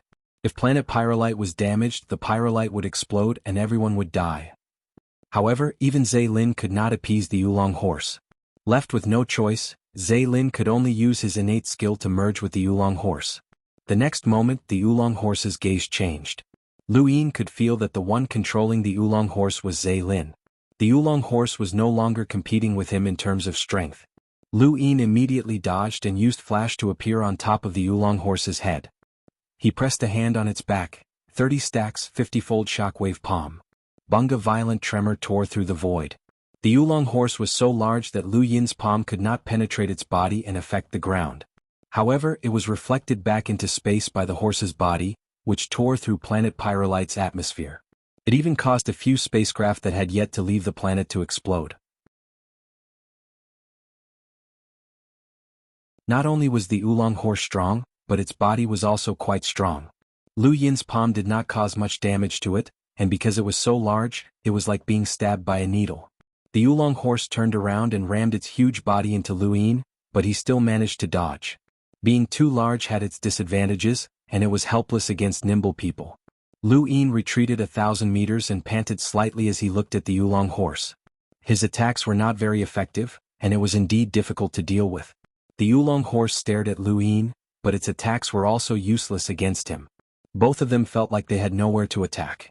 Seventh bro, this thing is too difficult to fight. Let's retreat. It can't deal with you, the monkey said. Lu Yin was unwilling to give up, and he stared at the Oolong horse's eyes. His eyes lit up, and he used Flash to appear in front of the Oolong horse. He raised both his palms and used Sky Beast Claw. 2 Sky Beast Claw attacks viciously clawed at the Oolong horse's eyes, but it immediately dodged. Lu Yin was pleasantly surprised. Indeed, all living creatures had weaknesses, and the Oolong horse's eyes were one of them. Its entire body was strong, but its eyes could not compare to its physical defense. As long as he focused on its eyes, it would be fine. Zhe Lin was furious. He could only shrink his body when he saw Lu Yin continuously attacking the Oolong horse's eyes.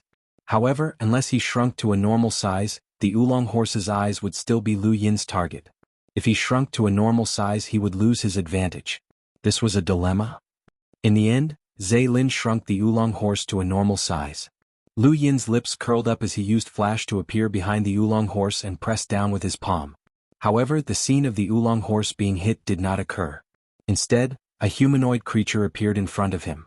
It was Zhe Lin, and his body was branded with the color of the Oolong horse. Zhe Lin's innate gift could be fused with the Oolong horse's body, but he could also fuse with the Oolong horse's body. Lu Yin looked at Zhe Lin in amazement. Zhe Lin actually had such an innate gift. At this moment, Lin had no weaknesses. He could use battle techniques in his human form, and he also had the strength of the Oolong horse. This was the first person that Lu Yin had met who could compete with him in terms of strength. Lin's strength also made Lu Yin realize that his own power level was comparable to the 60th to 70th places on the top 100 rankings. This was a very terrifying ranking, as the top 100 rankings only contained the strongest explorers of the younger generation. Lu Yin truly deserved to be called an unequaled limiter. Once he broke through to the explorer realm, he would be comparable to those in the top 50. It should be known that even someone like Northgate Lai, who had gathered all of the Northline Flow Zone's resources, could only hover near the bottom. Lin stretched out his arms and charged towards Lu Yin. 5-line battle force appeared around his body as he punched out.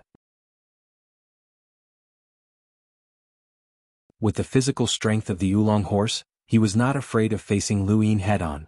5-line battle force also appeared around Lu Yin's body, and he excitedly charged towards Lin and punched out. Bah!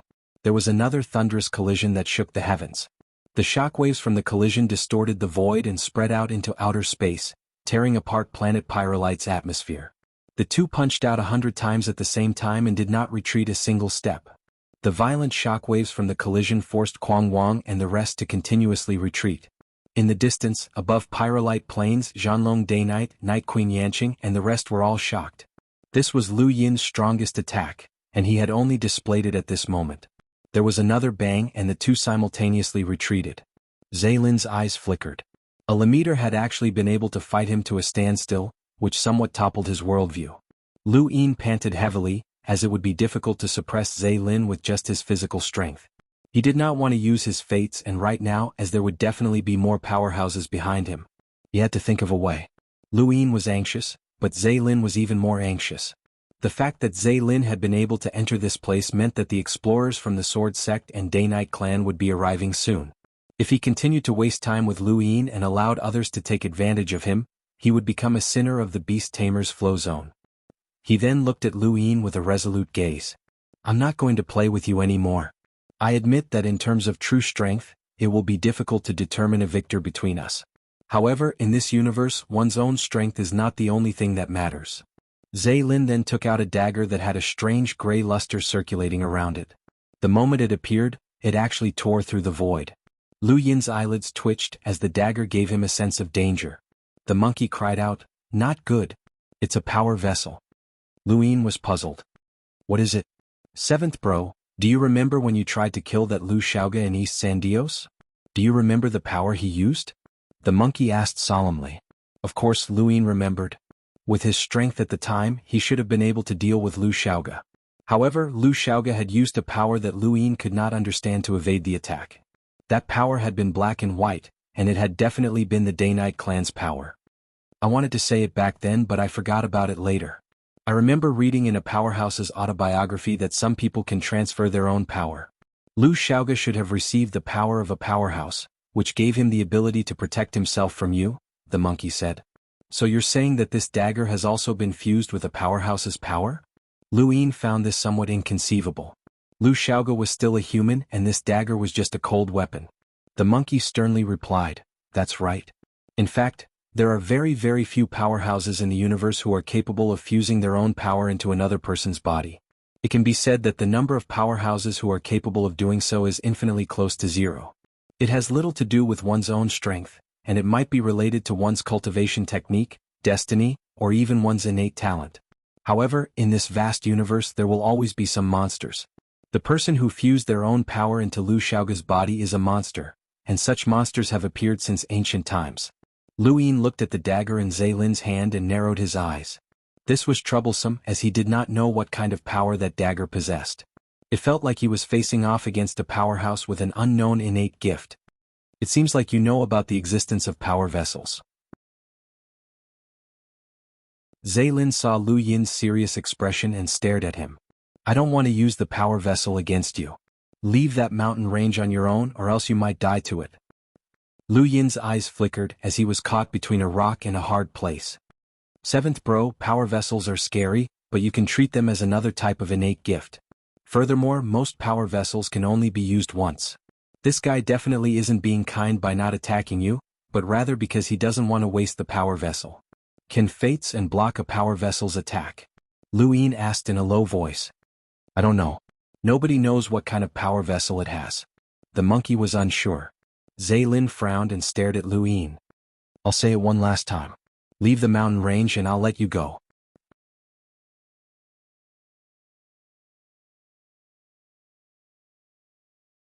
Welcome aboard.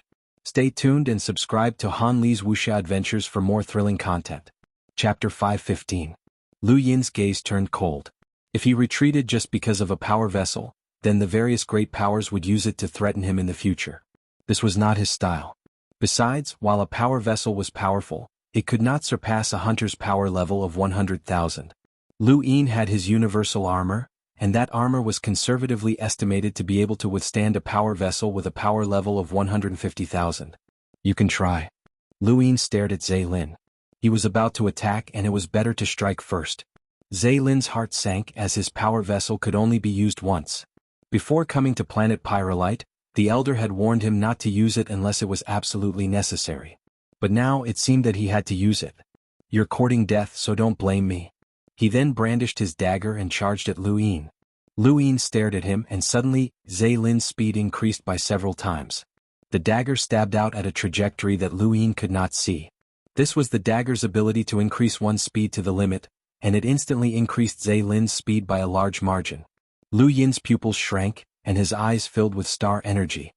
He retrieved the giant emperor's third eye from his cosmic ring and activated his domain with all his might. In the nick of time he dodged to the side and moved 10 centimeters to the side. The dagger stabbed out at the same spot where he had been standing, tearing a spatial tear that spanned 10 kilometers. Zaylin looked at Lu Yin in disbelief. Had he dodged? At this moment it wasn't just Zaylin who was shocked. Countless people in outer space were shocked. Zaylin had actually dodged the attack. Even a hunter would find it difficult to avoid Zaylin's speed. Karthika was the most shocked of all. He had given Zaylin that dagger so that he could compete with the sword sect, Day-Night clan, One Family and other great powers. He had thought that he would be able to win with a single attack, but Zaylin had actually dodged. Furthermore, the speed at which Zaylin had dodged. No, that wasn't speed. That was secret sidestep. The words secret sidestep appeared in countless people's minds, and many suddenly recalled that Lu Yin had used it during his battle with Mu Rong at the Sea King's Dome. Secret sidestep was a supreme footwork technique that lockbreakers revered, as it was a footwork technique that allowed one to avoid unseen dangers. It could even avoid unseen dangers, let alone visible ones. Although Zaylin was fast, he was not so fast that he could not be seen. Lu Yin had 4 statuses: Sirius, Domain, Eyes filled with star energy, and the Giant Emperor's third eye. As long as he used 3 of these statuses, he would be able to use secret sidestep. Lu Yin heaved a sigh of relief as he watched the spatial crack gradually close up. So it was speed. If he had known earlier, he would not have been so worried. He had almost put on his universal armor. Seeing Zaylin staring at him in shock, Lu Yin pressed a palm against Zaylin's chest. It's over. He didn't even wait for Zaylin to react before unleashing a 30 stacks 70 times shockwave palm. With a bang, Zaylin spat out a mouthful of blood as his clothes were torn apart. A deep palm print was imprinted on his chest, and he was sent flying like a meteor. Lu Yin seized the opportunity to snatch the dagger. If not for his carelessness, Zaylin would not have been hit so easily. It could only be said that there were pros and cons when using a power vessel. Lu Yin's evasion had caused Zaylin to lose focus, which was why he had been hit head-on. This attack had severely injured him and sent him crashing into the ground. In outer space, the various great powers fell silent. Even with a power vessel, Lu Yin had still been defeated. This Lu Yin was simply too heaven-defying. Hai Chi shouted excitedly.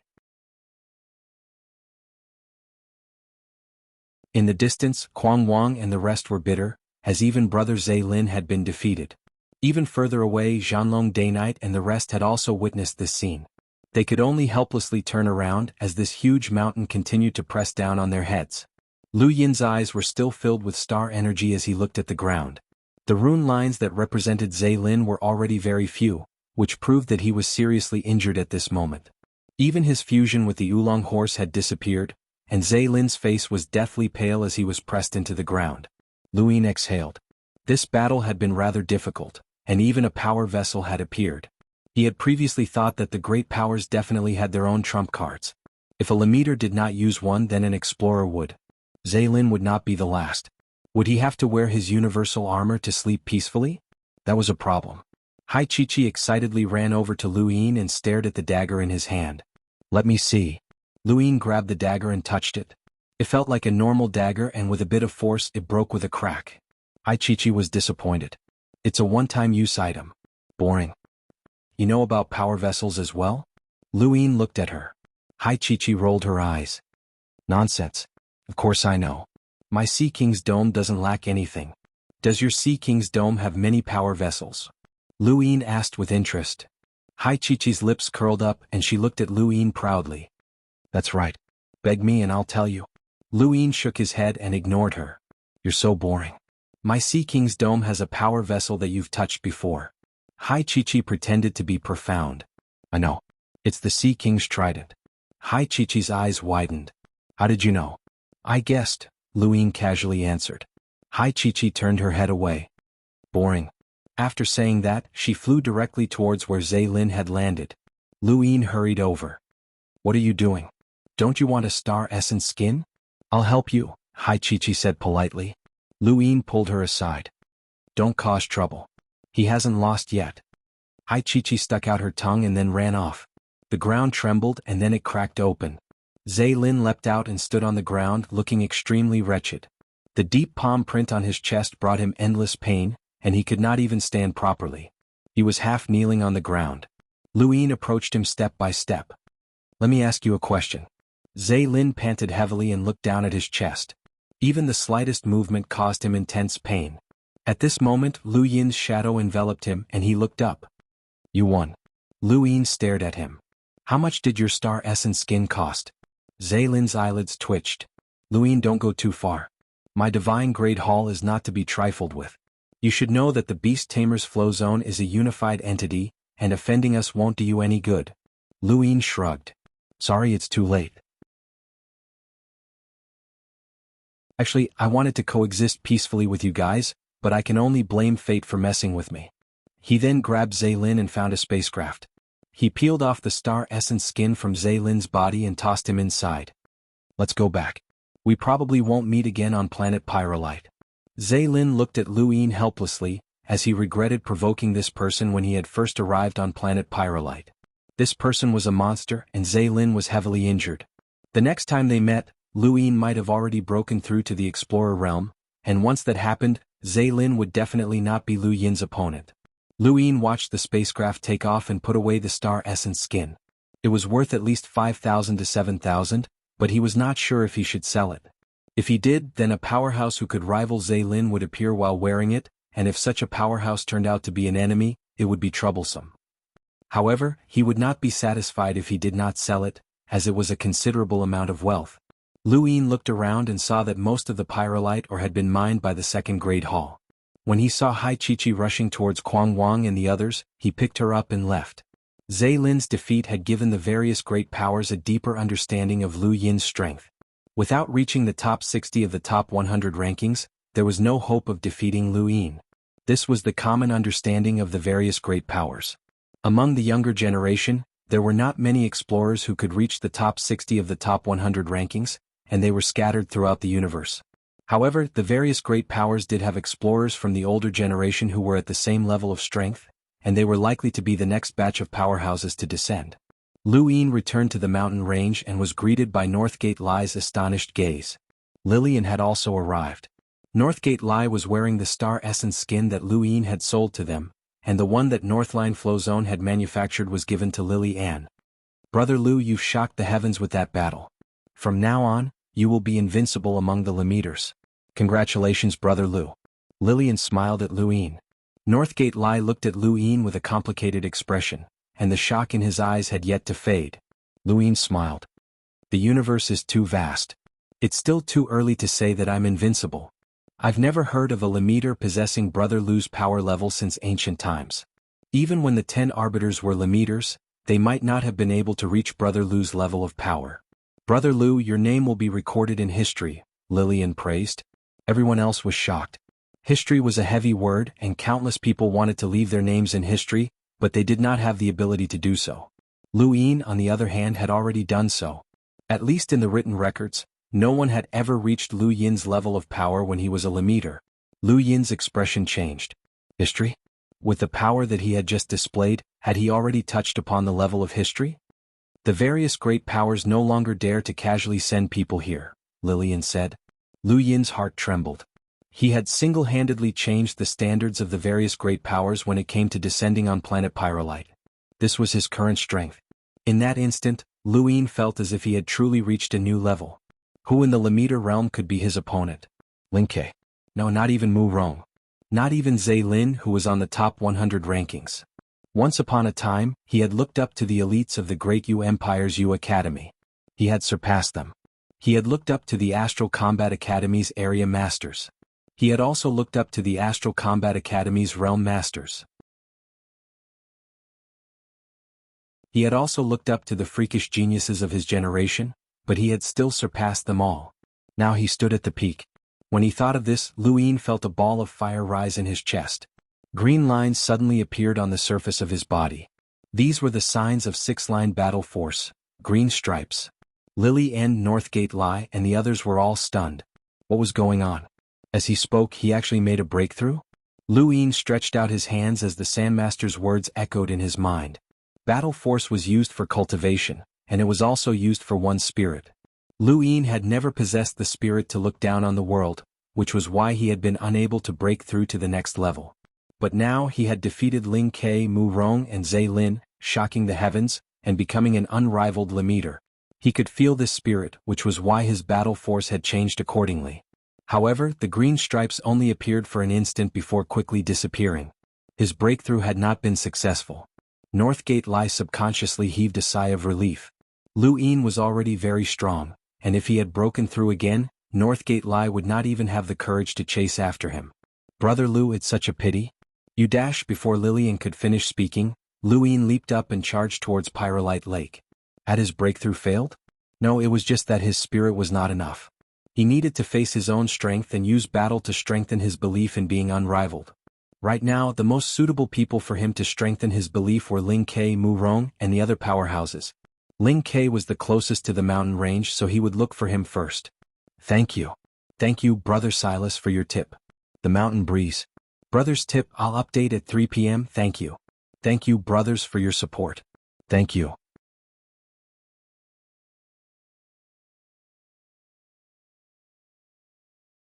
Welcome aboard. Stay tuned and subscribe to Han Li's Wuxia Adventures for more thrilling content. Chapter 516. In outer space, the various great powers watched Lu Yin's actions in confusion. When Kitchen and the others' expressions changed. Not good. This kid is going to Pyrolite Lake. Hurry up and spread the news. In outer space, a group of spacecraft formed words that read, Lu, calm down, and, Wen, be careful. Lu Yin did not look up as he rushed towards Pyrolite Lake as quickly as he could. At that moment, Wen Chenner looked up from Pyrolite Lake and stared at the sky with a strange expression. Was the family sending a warning? With Lu Yin's speed, as long as he did not delay, he would reach Pyrolite Lake in 20 minutes at most, unlike when he had taken Hai Chi and traveled for several days. Not only had the Wen family sent a warning, but they had also sent a Lemeter to planet Pyrolite on a spacecraft. When Wen Chenner and the others found out that Lu Yin was rushing towards them, their hearts sank. Who on planet Pyrolite could stop him? Lin Ke subconsciously wanted to run, but Wen Chenner held him back and refused to let him go. They could not give up on Pyrolite Lake as it was one of the largest pyrolite mines on planet Pyrolite. Lin Ke was in a miserable state as he could not attack Wen Chenner. He could only hope that Lu Yin would not act rashly. Lu Yin was also afraid that Lin Ke would run away. Based on his understanding of Lin Ke, it was very likely that the guy would try to escape. Thus, Lu Yin continued to increase his speed and even moved all of his fates and away as he used flash to advance. When he finally reached Pyrolite Lake, he saw Lin Ke and the others staring at him blankly. What are you doing, Lu Yin? Lin Ke braced himself and shouted at Lu Yin. Lu Yin raised a fist. To strengthen my faith. Lin Ke's mouth fell open. You came here to look for confidence? Lu Yin did not deny it. Instead, he raised a hand and pressed down. Lin Ke's expression changed. You're going too far. He then split his spirit, and 3 Lin Kes simultaneously shot out their K's mighty slashes. The 3 blades merged into one and collided with Lu Yin's palm. There was a boom and Pyrolite Lake disappeared. Lu Yin's palm had completely evaporated the lake and shattered the 3K's mighty slashes at the same time. He then pressed Ling K to the bottom of Pyrolite Lake. When Qian'er and the others were stunned. There was indeed a gap between Ling and Lu Yin, but was it that huge? Actually, Ling K and Lu Yin had never fought head-on. Back at the mountain range, Ling K had been forced back by a single palm strike from Lu Yin and had thus been forced out of the battle. As for Mu Rong, his battle with Lu Yin had taken a long time before a victor had been decided. Thus, everyone had assumed that the difference between the two was not that great. After all, they were both among the 4 unrivaled Lemeters. But now, they truly understood the difference between them. It was only at this moment that Ling K realized the difference between them. He felt as if all the bones in his body had been broken. This attack had not been light at all. Lu Yin retracted his hand and headed towards Pyrolite Mountain without looking back. Next up was Mu Rong. Lu Yin had never unleashed his full strength during his battle with Mu Rong. At most, he had moved 2 grains of fates and to break free from the farmer boy's song. This had caused everyone to misunderstand Lu Yin's strength, and only Zhe Lin had a clear understanding of it. At this moment, Lu Yin wanted Mu Rong to understand as well. He wanted to strengthen his belief in being invincible, break through to 6-line battle force and become even stronger. At Pyrolite Lake, when Qian'er and the rest heaved a sigh of relief, she immediately arranged for a spacecraft to send Ling K to the One Clan's warship for treatment. Ling K lamented, "I told you to let me go, but you just had to stop me." When Qian'er kept apologizing, Ling K sighed. "That freak. But at least it's alright. From the looks of it, Mu Rong is going to be unlucky as well. At least I'm not the only one, cough cough." In outer space, when Kitchen's expression turned ugly, he understood that Lu Yin was about to break through. Although he did not know what he was about to break through, since it was a breakthrough, it meant that Lu Yin's strength had increased. How troublesome. A mere Lemeter was enough to render them helpless. The powerhouses from the other powers also understood what was going on. The Sword Sect immediately used their spacecraft to form a text message, telling Mu Rong and Lu Xiaoqiu to retreat. However, the two did not leave Pyrolite Mountain. Retreating meant that they were afraid and it went against their beliefs. If they retreated, then they would forever have Lu Yin as a mountain above their heads. The Yo Court's cultivators tried to persuade Yo Yir to leave, but she did not. She was very curious about Lu Yin, and she felt that there was something about him that attracted her, though she did not know what it was. Furthermore, she was not afraid. If she could, she really wanted to use her true strength to test Lu Yin and see who was the true invincible Lemeter. Could this person withstand the Yo secret technique? The so-called strongest Lemeters excluded the 3 dark hands and the people from the Neoverse. The sky rippled as a suffocating pressure descended. Both inside and outside of Pyrolite Mountain, the Sword Sect, Yo Court and many other cultivators who had secretly approached to watch felt their breath stagnate. When they looked up again, Lu Yin had already appeared. Mu Rong flipped the wooden flute in his hand with a solemn expression. Lu Xiaoqiu took a step forward and released his force field as he immediately unleashed the 4th sword. He had previously wanted to use the 5th sword to fight against Lu Yin, but reality had proven that he had not reached the same level as the 5th sword and could only use the 4th sword. The force field condensed into an enormous sword chi that slashed down. Space itself boiled as countless sharp forces tore through the void, forming visible cracks. Lu Yin raised his head and stood in place without moving. He raised his right hand, grabbed the enormous sword chi and exerted force. Under everyone's stunned gazes, Lu Xiaoqiu's 4th sword collapsed. Even though everyone knew that Lu Xiaoqiu would lose, they had not expected him to lose so miserably. He could not even force Lu Yin to take a single step back. He could not even make Lu Yin get serious. Elder Viletree, Lu Sanjian, and the other experts from the Sword Sect all had ugly expressions. The moment the 4th sword collapsed, blood flowed from the corner of Lu Xiaoqiu's mouth. He had been injured. Mu Rong raised his wooden flute, causing the ground, the void and the grass to spread out. The cowherd's song rang out as the cowherd boy rammed into Lu Yin.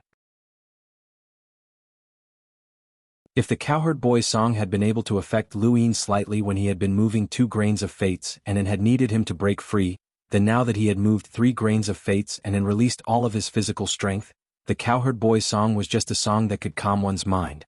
It did not affect Lu Yin at all, and the impact of the cowherd boy's attack was dispersed by Lu Yin's right hand. With a thump, Mu Rong's entire body was smashed into the ground. Although Lu Yin's palm had not been aimed at Mu Rong himself, it had still passed through his force field and caused Mu Rong to receive an indirect attack, just like Lu Xiaoqiu. Yoye frowned. How powerful. Mu Rong's strength should be at the top even in the Neoverse, but he could not even withstand a single palm strike. This Lu Yin was stronger than she had imagined. After defeating Mu Rong and Lu Xiaoqiu, Lu Yin had not taken a single step and had only raised his right arm. Everyone could clearly see the difference between them. They were shocked by Lu Yin's strength, but Lu Yin himself was not satisfied. Mu Rong and the others had not given him the confidence to break through to six-line battle force, and his spirit was still lacking by a bit. At that moment, a spacecraft crashed down towards Pyrolite Mountain from the sky. Lu Yin's eyes filled with star energy as he looked at the spacecraft and saw a boundless amount of rune lines. The number of rune lines actually surpassed Zhe Lin's. Through the spacecraft, Lu Yin could clearly see the person descending. It was Long Yun, an expert from the sword sect who had appeared in the Outerverse Shinwu Continent trial. It was because of him that Wu Shang of the Neo-Human Alliance had managed to escape. His existence had also prevented Crown Prince Ming Hao from directly attacking the people in the Tower of Resonating Light, allowing them to escape unscathed. Long Yun's name was not on the top 100 rankings, but he was a hidden expert from the sword sect. It was no wonder why Crown Prince Ming Hao was so afraid of him. Lu Yin landed on the ground with a solemn expression. He could not avoid Long Yun's arrival. Long Yun represented the sword sect in seizing the mountain range, and there would definitely be a battle between them. Boom. The spacecraft crashed outside of Pyrolite Mountain, and Mu Rong, Lu Xiaoqiu, Yoye and the others looked over. When the hatch opened, a youth wearing a felt hat, short-sleeved shirt and jeans walked out. There was a faint smile on his face as he looked around curiously. When they saw the youth, Lu Xiaoqiu and the other sword sect disciples were shocked. Senior Brother Long? Yoye blinked as she did not recognize this person. It's Long Yun, a disciple from the previous generation of the sword sect. An expert from the Yo court whispered. Yoye was curious. How do you know him? Is he very famous? The Yo court cultivator whispered. This person is from the same generation as the sword sect's 10 arbiters, and their relationship is not simple. Among the sword sect disciples of that generation, this person can be ranked in the top 3. However, after that arbiter broke through to the explorer realm, this person quieted down, and there hasn't been anything worth talking about since. I didn't expect the sword sect to send this person here. Long Yun's timely appearance allowed the sword sect disciples to breathe a sigh of relief, but they were also rather apprehensive. In the minds of most of the sword sect disciples, Long Yun was a bold and unrestrained wastrel, and his exact strength was unknown. However, since the sect had sent this person here, they believed that he would not be weak. Long Yun's gaze swept across everyone before finally landing on Lu Yin. Lu Yin's gaze also met Long Yun's. We've met before, right? Long Yun beamed at Lu Yin as his star energy vibrated in the air. Lu Yin calmly replied, in the Outerverse during the trial on the Shinwu continent. We met once. Long Yun nodded. It seems like you were the one who saved those people in the Tower of Resonating Light. When I heard about this, I knew that you weren't simple, but I didn't expect that you would possess such terrifying strength as a mere Lemeter. Lu Yin looked at Long Yun solemnly. You're not simple either. Your true strength surpasses Zhe Lin's. That one sentence shook the entire sword sect and even the various great powers in outer space. Not many people had heard of Long Yun's name before, and those who did were from the same generation as the 10 arbiters. Long Yun had been rather famous in the past, but he had gradually fallen into obscurity. Who would have thought that this person was actually comparable to an expert ranked around 60 on the top 100 rankings? He had hidden his strength far too well, as the sword sect still had someone at the top of the top 100 rankings. Lu Xiaoqiu's eyes flickered. He knew that Long Yun's strength was not simple, but he had never tested Long Yun's strength. Long Yun did not like fighting in the sect, and he did things as he pleased. Lu Xiaoqiu had never been able to find an opportunity to spar with him, but he had never expected Lu Yin's evaluation of him to be so high. Long Yun was astonished. How did you know? Only a few old fellows in the entire sword sect know of my strength. Lu Yin's eyes lit up. I guessed. Long Yun nodded. It doesn't matter how you found out. In any case, you won't be able to avoid it today. Long Yun then pulled out a very ordinary longsword from his cosmic ring. Following that, under everyone's shocked gazes, green stripes intertwined around the sword while a dark golden radiance illuminated the void. A majestic, stifling pressure swept out. Everyone felt as if their hearts were being squeezed as they stared in shock at Long Yun's dazzling dark golden radiance. His sword was also intertwined with green stripes. This was 6-line battle force. Ever since the battles on planet Pyrolite began, the highest level of battle force cultivator that had ever appeared was 5-line battle force. However, Long Yun had raised this limit, and his green 6-line battle force was displayed before everyone's eyes.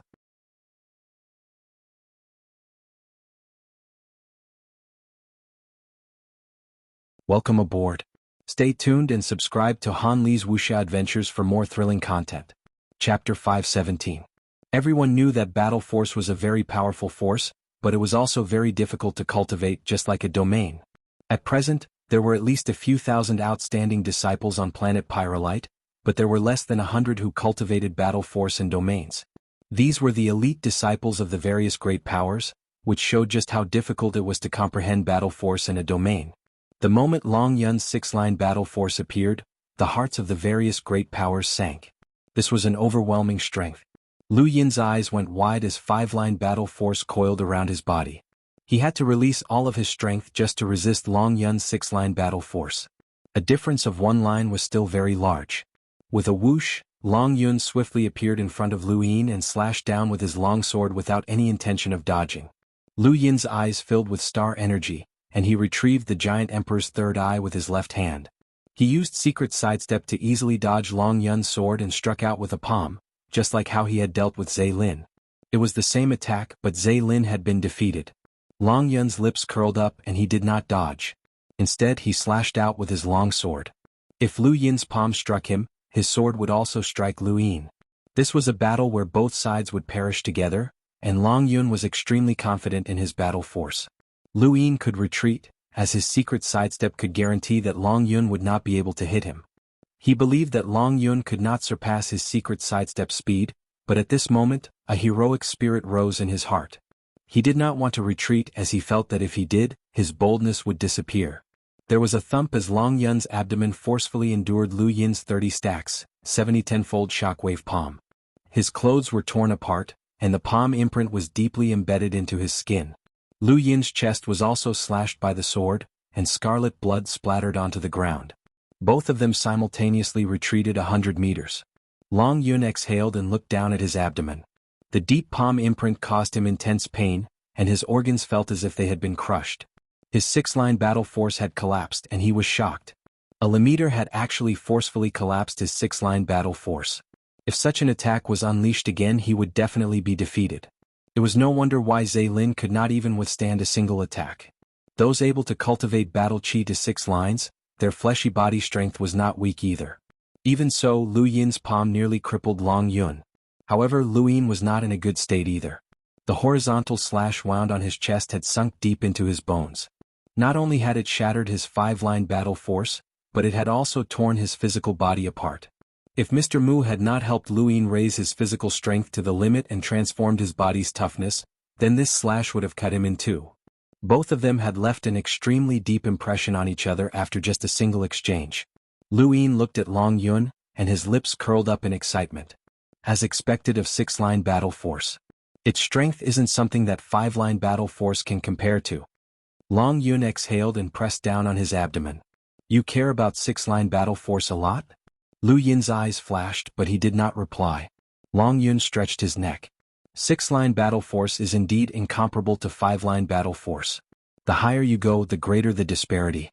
The limit you can withstand is 6-line battle force, right? Well then, this battle is over. As he spoke, the dark golden radiance on his body was replaced by a green radiance. Blue lines appeared on his long sword and illuminated the sky. Countless people were stunned. This was 7-line battle force. This was Long Yun's true strength. He was a wielder of 7-line battle force. In the younger generation, there were very few people who could raise their battle force to 7-line battle force, as it was too difficult. Lu Yin had only reached 5-line battle force during the Astral combat tournament, and it was only now that he showed signs of breaking through to 6-line battle force. This showed just how difficult it was to raise one's battle force. He had even raised his physical body to the limit, but Long Yun had actually comprehended 7-line battle force. At this moment, even the various great powers in outer space could not believe their eyes. Mira was shocked as she looked at planet Pyrolite. Moore walked out of his spacecraft and stared at Long Yun. He was a counselor from West San Dios and ranked 12th on the top 100 rankings. Avery also walked out of his spacecraft and looked at Long Yun. Within the Ross Empire spacecraft, a youth who had been sleeping suddenly opened his eyes and looked at planet Pyrolite in astonishment. Seven-lined battle force illuminated the heavens. On Pyrolite Mountain, Long Yun raised his sword and pointed it at Lu Yin. Leave planet Pyrolite. I know that you have the secret sidestep and I can't catch up to you. However, I can shatter the void. Can your secret sidestep guarantee that you can avoid me? That range will be very large.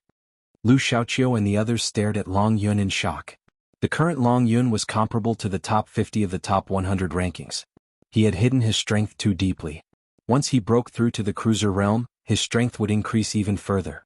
At that time, even the top experts on the top 100 rankings would be wary of him. Furthermore, no one could guarantee that he would not be able to comprehend 8-line battle force. Once he successfully comprehended 8-line battle force, he would instantly possess the strength to threaten the top 10 of the top 100 rankings. The universe's greatest powers were domains and battle force. When one reached the pinnacle of either, they would possess unfathomable strength. This was a path for ordinary people to surpass those with innate gifts. It was a path that led to the peak of powerhouses. Long Yun did not have any innate gifts, and battle force was what he relied on to challenge the many freakish geniuses. No one believed that Lu Yin could block Long Yun, as he definitely could not block 7-line battle force. 6-line battle force was more than enough to break through his defenses. 7th bro, this is trouble. 7-line battle force. That's 7-line battle force. Humans are truly abnormal. Even a random person can be so powerful. The monkey exclaimed. Lu Yin stared in shock at Long Yun, who was wrapped in a green light that flickered with blue stripes. He raised a hand and felt as if he could touch the power of blue battle force. Was this 7-line battle force? It was so powerful. Are you going to retreat or not? Long Yun's sword spun. As long as Lu Yin said that he would not retreat, Long Yun would definitely destroy the void with a single slash. This was his confidence. Lu Yin smiled bitterly. I'm always one step behind you. Long Yun was stunned and he looked at Lu Yin in confusion. Everyone else also looked at Lu Yin in confusion. One step behind? What did that mean? The Lu Xiaoqiu's brows rose. Could it be? Lu Yin suddenly looked up as a dark golden light shot into the sky from the surface of his body. The green stripes intertwined like ribbons and released a tyrannical fluctuation that shook people's hearts. This was 6-line battle force. After forcefully receiving Long Yun's attack, Lu Yin had not only been left with a large wound, but he had also gained 6-line battle force. His spirit had also reached a certain level. The various great powers in outer space were speechless. How was this possible? Had this brat been hiding his strength all this time? When Kitchen's brows twitched. So this brat wanted to break through to battle force. This brat actually used Ling Kai and the others to gain confidence. In the Sword Sect, Elder Viletree was so angry that his beard curled up. What a pity. If Long Yun had been one step behind, then this brat might not have been able to break through to 6-line battle force. What a pity, what a pity.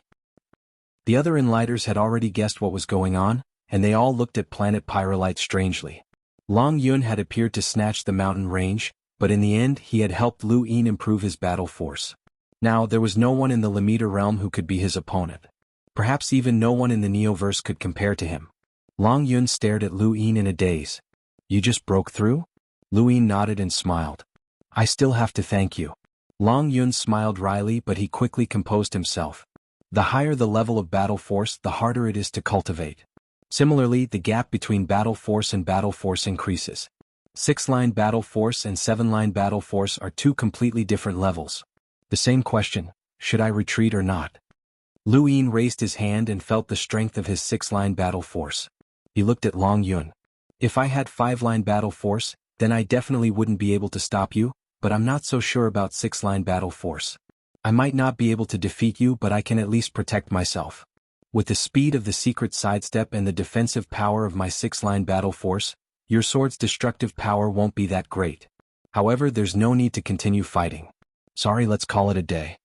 Long Yun did not hesitate to slash out with his sword, and his attack covered an entire region of the void. He wanted to keep Lu Yin here and completely eliminate this hidden danger. Lu Yin's flash and secret sidestep were still unable to escape from Long Yun's attack range. This attack was a battle technique, and Long Yun was getting serious. Lu Yin turned around and fled towards the west. In front of him, Long Yun's sword chi was getting closer and closer. He raised a hand and wrapped his six-line battle force around it as he struck out with all his strength. The sword chi collided with sparks from 10,000 meters away, and countless cracks appeared in the void. On the ground and in the sky, everything was collapsing. Blood flowed from Lu Yin's palm, and his six-line battle force barely managed to hold on. Even at the very last moment, his defenses were still broken through. Fortunately, he was still able to escape. The sword chi supported by seven-line battle force did not have enough range to keep Lu Yin here. Pyrolite Mountain was silent as the sword sect disciples looked at Long Yun in adoration. Ever since Lu Yin's identity had been exposed, it had been like a huge mountain had been pressing down on everyone's heads. Finally, an expert who could defeat that person had appeared. Long Yun fell silent. Defeat? Not necessarily, as Lu Yin had escaped very easily. Furthermore, with his many years of battle experience, he could sense an indescribably dangerous aura from Lu Yin's body.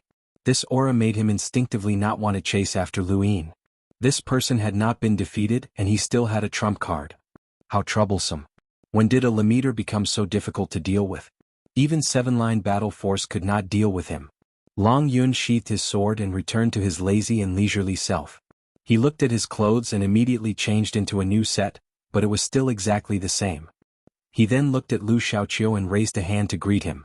"Hey, junior brother." Lu Xiaoqiu looked at Long Yun seriously, deep in thought. Long Yun raised an eyebrow and was somewhat wary. "Junior brother, what are you thinking about?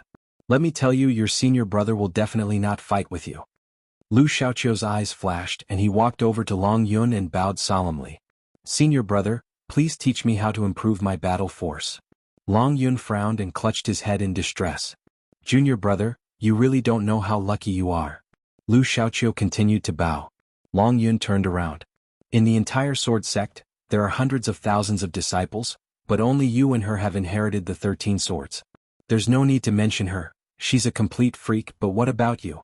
Ever since you inherited the 13 swords, you've been number one among your peers. No one can rival you, but you've lost your way." Lu Xiaoqiu was puzzled. Long Yun sighed. "You've lost yourself in battle.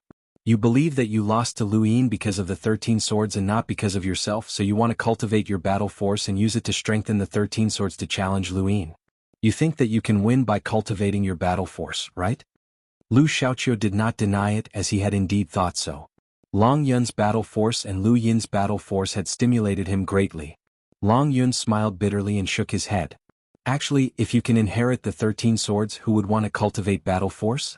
Lu Xiaoqiu's body trembled. "Thank you. Thank you for your tip, Brother Silas. The mountain breeze. Thank you for your brother's tip."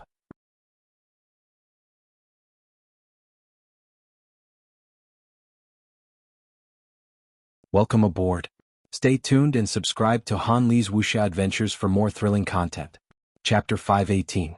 Since ancient times, the sword sect's 13 swords have been famous throughout the universe, and they're known as the paragons of the sword. Do you think that's just for show? I don't know anything else, but I do know one thing. The inheritor of the 13 swords can be defeated, but they will never retreat. Even in the end, the 13 swords will always be the strongest. This is the path of the strongest. If you lose, it'll be because you didn't cultivate it well. Lu Xiaoqiu's eyes flickered and he stood in place, deep in thought. Long Yun didn't say anything else and left. Actually, what he had just said was just nonsense. He didn't want trouble and he didn't want Lu Xiaoqiu to pester him. However, it wasn't exactly nonsense. The 13 swords were truly invincible, but that was only in comparison to history. Sometimes, the 13 swords would run into freakish geniuses, which would cause them to be suppressed for the rest of their lives. Of course, Long Yun would never say this aloud. In the sky, he absorbed star energy from the star essences while using Shamrock Enterprises' special medicine to treat the wounds on his chest and hands. This was especially true for his chest, where the horizontal cut was very deep and had dyed half of his clothes red. "Seventh bro, don't do this kind of thing in the future. You're not alone. If you die, I'll die too." The monkey was unhappy. "As long as I cultivate, these kinds of things can't be avoided." He then sighed. "It's been a long time since I've been injured like this." "What, do you want to do it a few more times?" the monkey asked. Lu Yin laughed. If he could break through his battle force every time, then he might as well try it.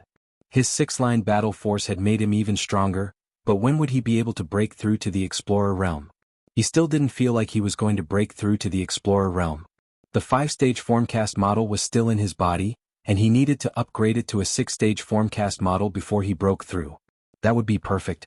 He recalled that upgrading a 4-stage formcast model to a 5-stage one required 300,000 star crystals. How much would it take to upgrade a 5-stage formcast model to a 6-stage one?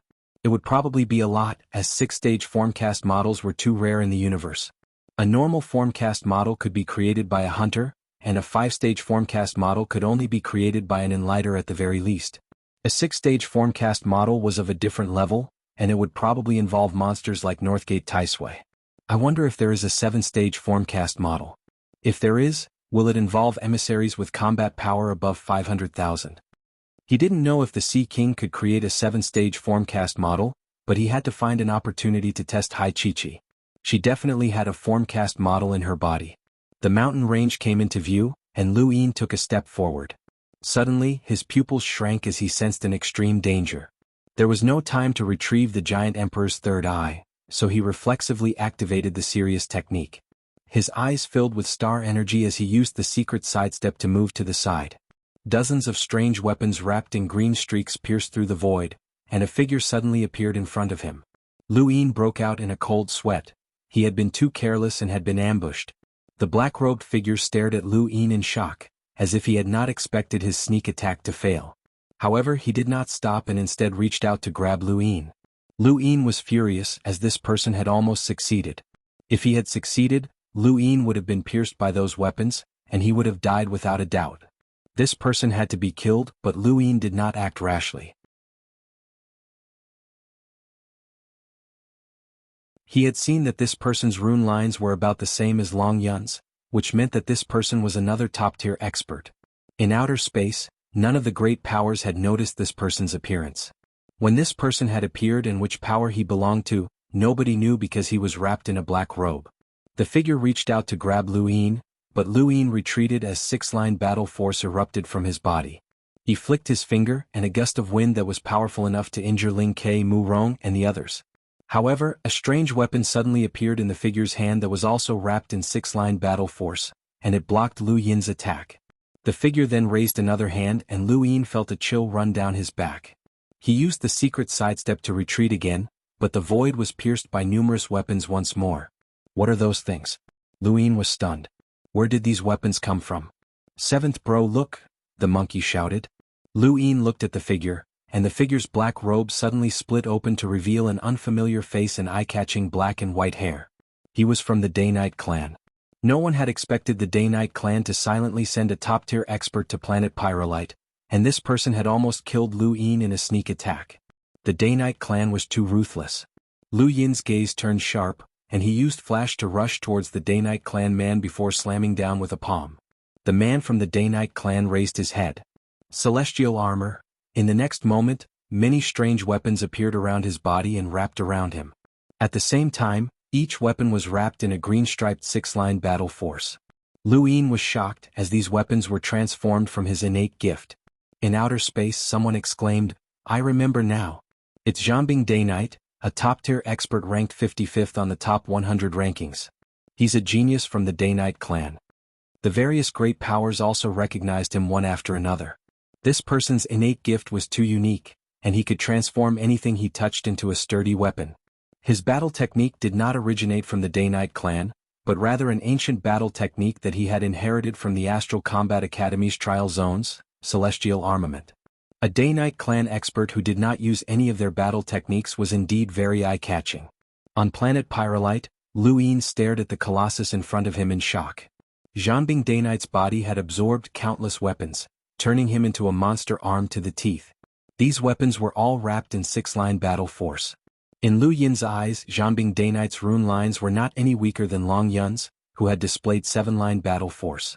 Although Zhanbing Day-Night also had 6-line battle force, his battle technique and innate gift made up for the difference. He was a top-tier expert who was on par with Long Yun. With a whoosh, Zhanbing Day-Night raised his hand and pressed down on Lu Yin. In the sky, a giant weapon arm wrapped in green streaks viciously pressed down.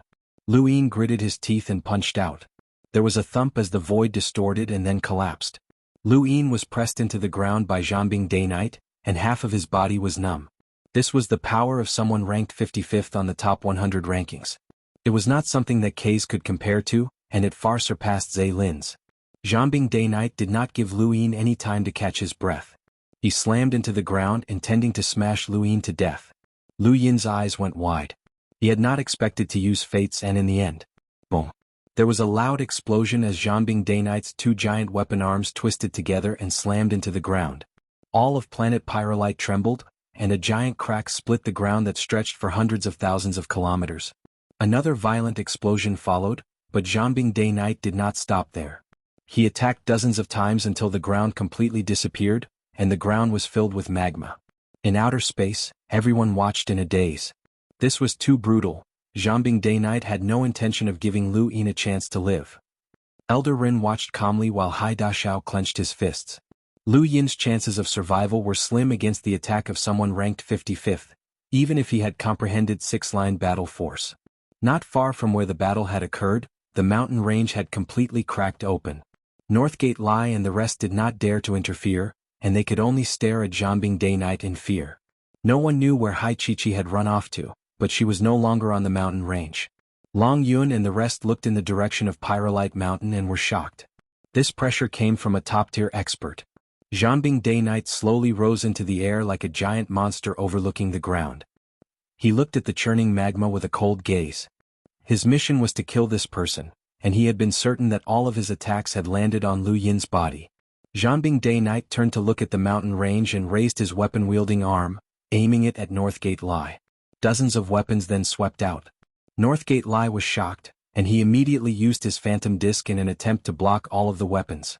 However, he had overestimated his own strength, and while he had blocked most of the weapons, the remaining ones still caused heavy casualties among the Northline Flowzone's people.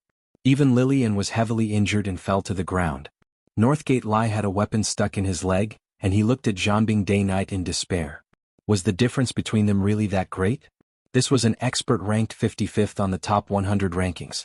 No one had expected that after Lu Yin and Long Yun's battle at Pyrolite Mountain, they would be attacked by Zhanbing Day Night after comprehending six-line battle force.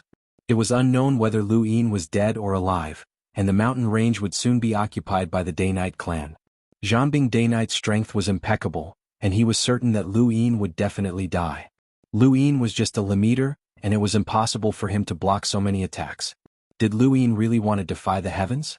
Outside of planet Pyrolite, a personal spacecraft charged towards the atmosphere and landed exactly where Zhanbing Day Night was. The area around planet Pyrolite had already been sealed off, and no one could enter without the consent of the various powers. This spacecraft had taken advantage of the fact that the various powers were distracted by Zhanbing Day Night to directly enter the planet. Some people had wanted to stop the spacecraft, but in the end they did not. If it was a limiter, then it would be pointless to enter planet Pyrolite. If it was an explorer, then he would definitely die without a star essence skin, so there was no need to stop him. Zhanbing Day Night stood high in the sky as Night Queen Yanqing and the others appeared in the distance. They smiled as the mountain range was still theirs in the end. At this moment, the spacecraft that had entered planet Pyrolite appeared before everyone's eyes. Zhanbing Day Night casually swept out with his weapons that were wrapped in six-line battle force and tore through the void. He had thought that he could easily destroy the spacecraft, but the moment his weapons got close to the spacecraft, they all shattered and turned to dust. Zhanbing Day Night's expression changed, and he raised his giant weaponized arm and smashed it down. The spacecraft continued to crash towards the ground, but a beautiful figure appeared in midair. The void distorted under Zhanbing Day Night's attack, and Zhanbing Day Night and the people in the distance could faintly see a white coat with golden edges, a silver-white scabbard and long black hair that reached her waist. With a whoosh, a sword light flashed past, and Zhanbing Day Night's giant weaponized arm was split in two. His six-line battle force immediately crumbled. This scene shocked everyone, including the various great powers in outer space. This was Zhanbing Day Night, an absolute expert ranked 55th on the top 100 rankings. Zhanbing Day Night's mind trembled, and he hurriedly retreated. In that instant he felt a terrifying sense of danger. He had encountered a terrifying powerhouse. A gale blew past, stirring up dark red dust that drifted past. High up in the sky, a beautiful and pure girl appeared before everyone's eyes. Wendy Yushan? In outer space, Moore was shocked. The others recognized her as well. She was ranked 18th on the top 100 rankings and was one of the rare explorers in the top 20. She was Wendy Yushan. Thank you. Thank you, Brother Hillis, for your tip. Thank you, brothers, for your tips.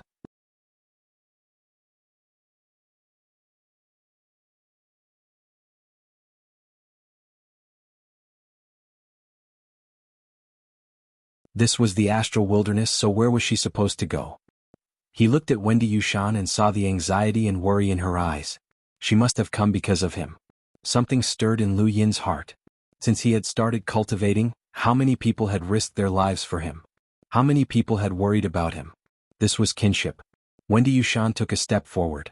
What should I do?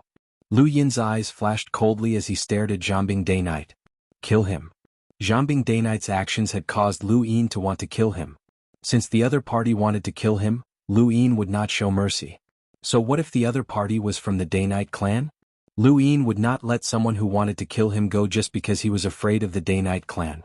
Wendy Yushan unsheathed her sword, and Zhanbing Day Night's pupils shrank. He immediately charged into outer space. The difference between the 55th and 18th on the top 100 rankings was too great. He had no confidence that he could block Wendy Yushan's attack, even if she could not use her true strength due to her star essence skin. With a whoosh, Wendy Yushan's sword was completely unsheathed, and a cold light instantly illuminated the heavens. This sword light covered an area of 10,000 kilometers, and no matter how fast one was, even if they escaped into the void, they would not be able to avoid it. This was 10,000 swords as one. The myriad swords peak's attack was very simple, it was just a single sword strike. Zhanbing Day Night's body stopped in midair and his eyes went blank. His weapon disappeared from the surface of his body, and his entire body fell to the ground, lifeless. A single sword strike had killed Zhanbing Day Night. This was Wendy Yushan's strength. This was the strength of someone in the top 20 of the top 100 rankings. Everyone was stunned, as Zhanbing Day Night was the first expert on the top 100 rankings to die. Even someone with such strength would not be safe on planet Pyrolite. In outer space, Night Queen Chuyu was furious, but there was nothing she could do. She could not threaten Wendy Yushan. The Frostwave Weave was protected by the Sea King's Dome, and Wendy Yushan was a member of the Great Yu Empire.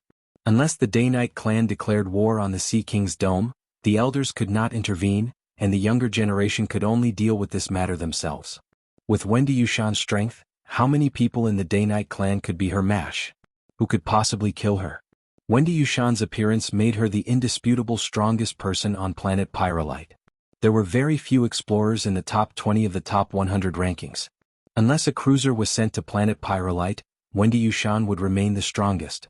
However, there was one thing that puzzled the various great powers about that battle.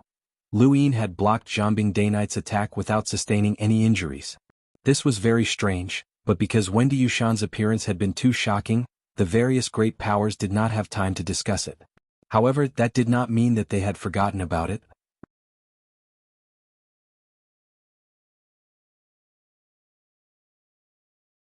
Seventh bro, almost all of her subordinates have been roped in by Puyu. Don't you know? The ghost monkey shrieked. Lu Yin immediately blocked the monkey. He thought about it for a moment and he actually wanted to ask who had sent Wendy Yushan to Myriad Swords Peak, but he did not know how to broach the subject.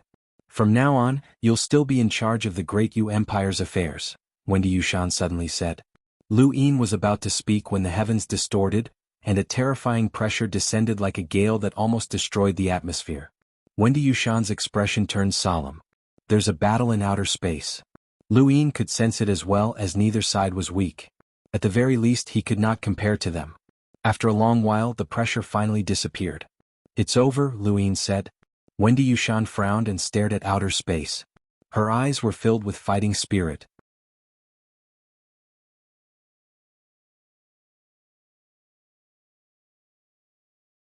Welcome aboard. Stay tuned and subscribe to Han Li's Wuxia Adventures for more thrilling content. Chapter 520. At this moment, in outer space, Avery was angrily glaring at Haidashao. Both of them were in a sorry state. I don't want to fight with you right now. Get out of my way. Avery was furious.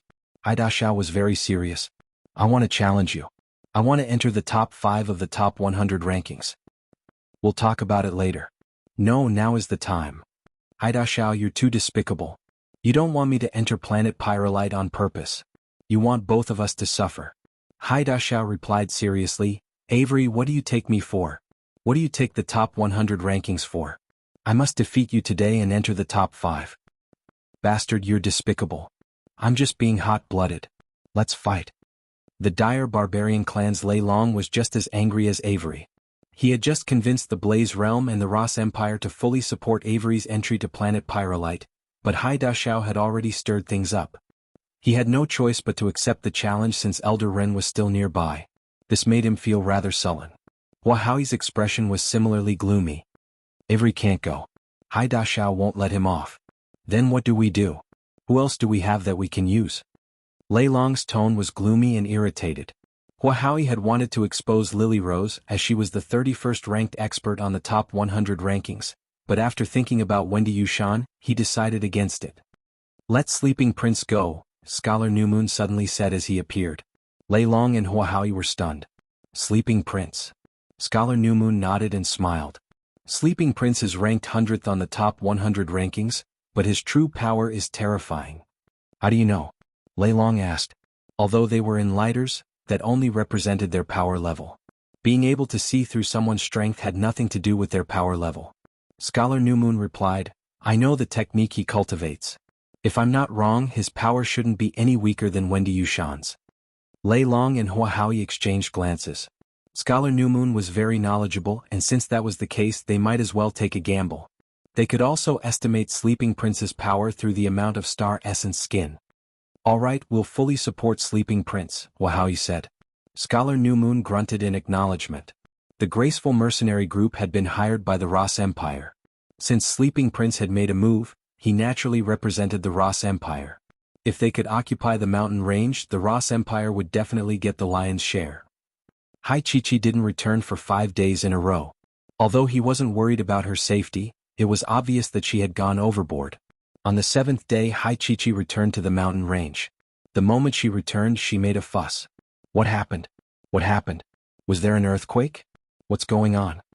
Lu Yin had originally wanted to ignore her, but he suddenly thought of the formcast model and spoke up politely.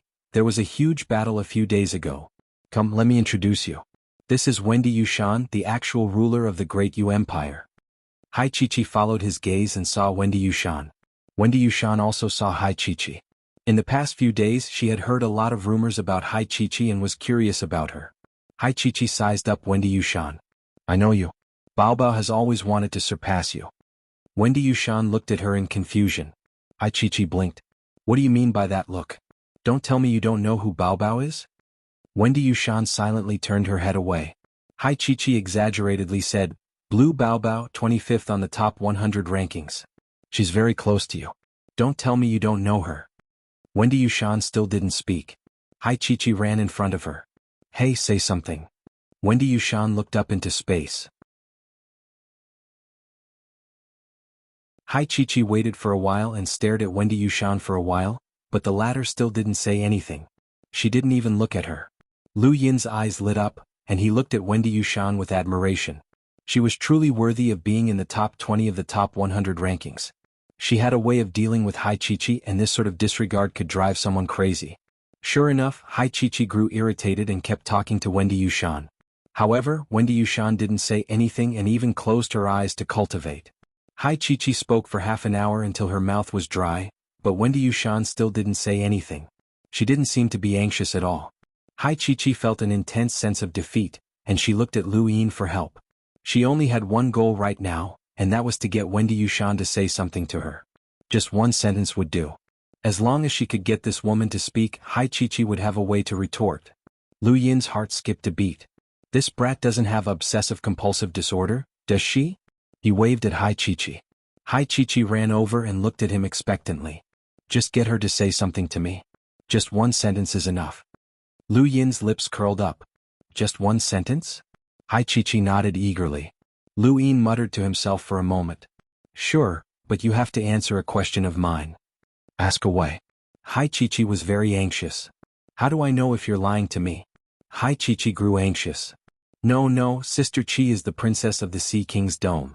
I won't lie to people like you. Lu Yin frowned. Her words were unpleasant, but he wasn't in the mood to argue. He looked at Hai Chi-Chi seriously. Let me ask you.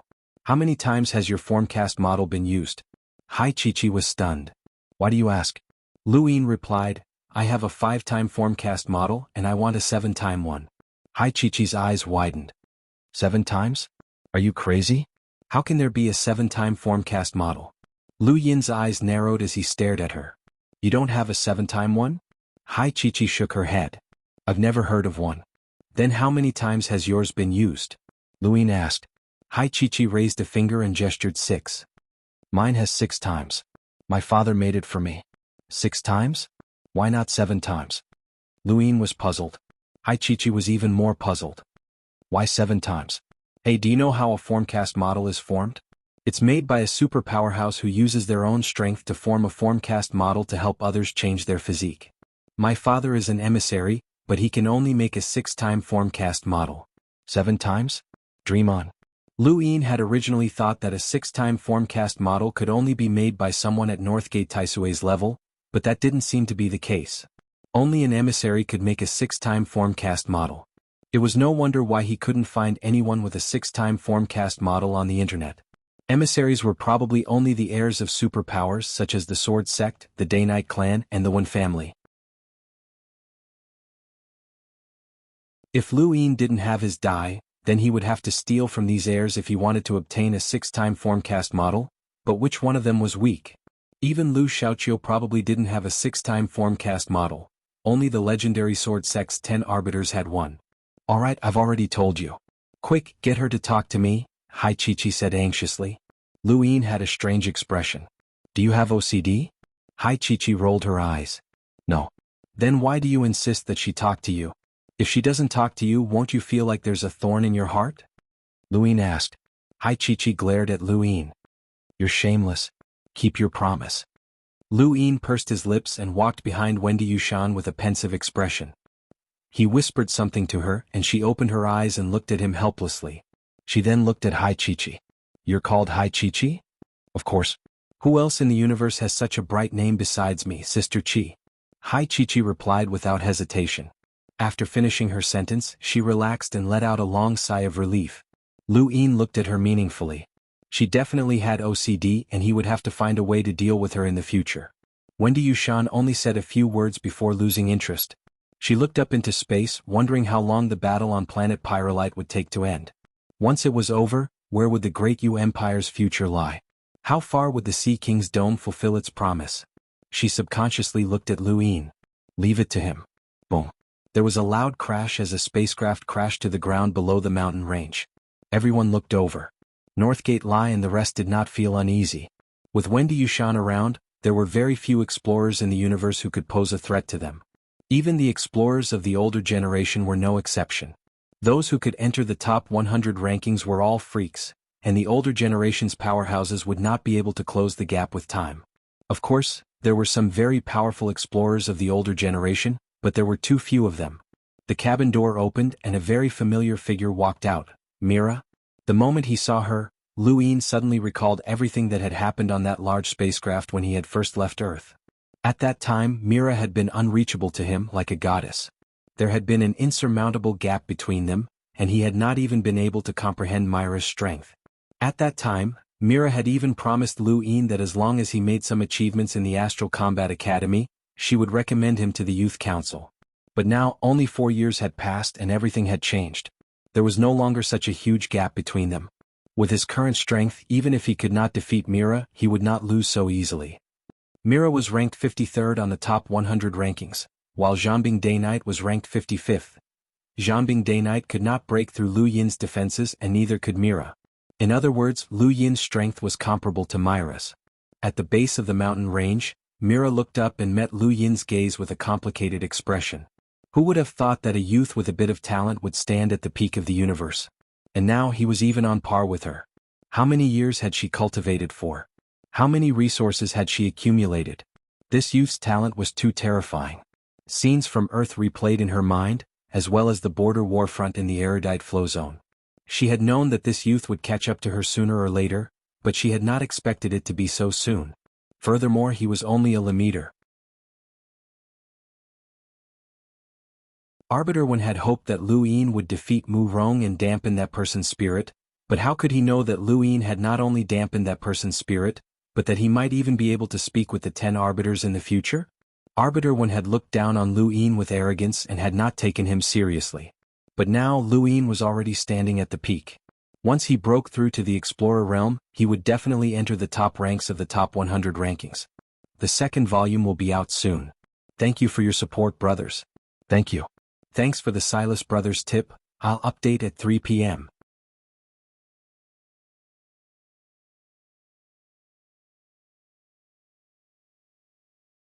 Welcome aboard. Stay tuned and subscribe to Han Li's Wuxia Adventures for more thrilling content. Chapter 521. To Lu Yin, Mira was his benefactor. If it weren't for her, the trial on Earth might not have been fair. She had also helped him many times, which was why the Wen family had invited her. Unfortunately, Lu Yin could not control this mountain range. He was just a puppet, and the mountain range was truly under the Sea King's control. Wendy Yushan's eyes flashed when she saw Mira appear. Mira soared into the air, her feet sparkling like white jade. She was more than 10 centimeters above the dark red ground, and her long white hair fell to her waist. A refreshing fragrance wafted about her, and she smiled at Lu Yin. You still came. Lu Yin nodded and pointed at the sky. I didn't want to. Mira's eyes lit up. Although the innerverse and outerverse are wary of the Sea King's dome, they are not afraid. The Sea King's dome's existence is just a point that disrupts the balance, and it is not a colossus that can crush the innerverse and outerverse. If you are willing, I can represent the Wen family and formally offer to protect you and Frostwave Weave. Hey, white-haired ghost, what did you say? Hai Chi was unhappy. Although she had not participated in Lu Yin's scheme to steal the pyrolite she would not allow anyone to slander the Sea King's dome and ruin her plans. Mira smiled at Hai Chi. Daughter of the Sea King, will you marry him? Hai Chi's face turned red. Oh, who would marry him? I won't. If you don't marry him, then his status as the Sea King's son-in-law will never be confirmed. How long can the Sea King's dome protect Frostwave Weave? I don't want to be disrespectful to Senior Sea King, but from what I know, he's already very old. Hai Chi's face sank and she stared at Mira. You have no right to judge my father. Mira bowed to Hai Chi. I wouldn't dare be disrespectful to Senior Sea King, but I'm just speaking the truth. Please forgive me if I've offended you. Hai Chi snorted and turned to leave. Lu Yin frowned. How could he not know this? Was the Sea King really that old? Did Mira mean that the Sea King was nearing the end of the year? Hai Chi's reaction also confirmed this point. His eyes flickered. Mira's lips curled up as she smiled at Lu Yin. This is the second time that Arbiter 1 has extended an invitation to you, and it's also the most sincere one. With the Wen family's abilities, we're more than capable of protecting Frostwave Weave. The Sea King's dome will not interfere in the struggles of the innerverse and outerverse, so you don't have to worry about them doing anything to you. As for the Sword Sect and the Day-Night Clan, the Wen family will naturally deal with them. Wendy Yushan looked at Lu Yin. Lu Yin looked at her and smiled. Miss Mira, I've always been grateful for your help. Unfortunately, I'll have to disappoint you this time. Mira sighed. Looks like I'm not a qualified lobbyist. No, it's just that the situation is very clear, and even the best lobbyist would be useless, Lu Yin said. She looked at him seriously. Can you tell me the reason? Lu Yin's eyes narrowed. Since ancient times, there has never been an invincible power. The Wen family is powerful, but they also have their own enemies. Frostwave Weave cannot afford to offend anyone who can oppose the Wen family. Mira nodded. That's right. She then smiled at Lu Yin. You've matured. Since that's the case, the next time we meet we might be enemies. Lu Yin shrugged. I won't be too ruthless against you. Mira covered her mouth and giggled. You're really confident. However, your enemy might not be me. Perhaps it's Arbiter 1. Lu Yin's gaze turned cold, but he did not say anything. Mira waved a hand and then turned to leave. What did she mean by that? Why would Arbiter 1 become your enemy? Wendy Yushan looked at Lu Yin in confusion. Lu Yin was also thinking about it.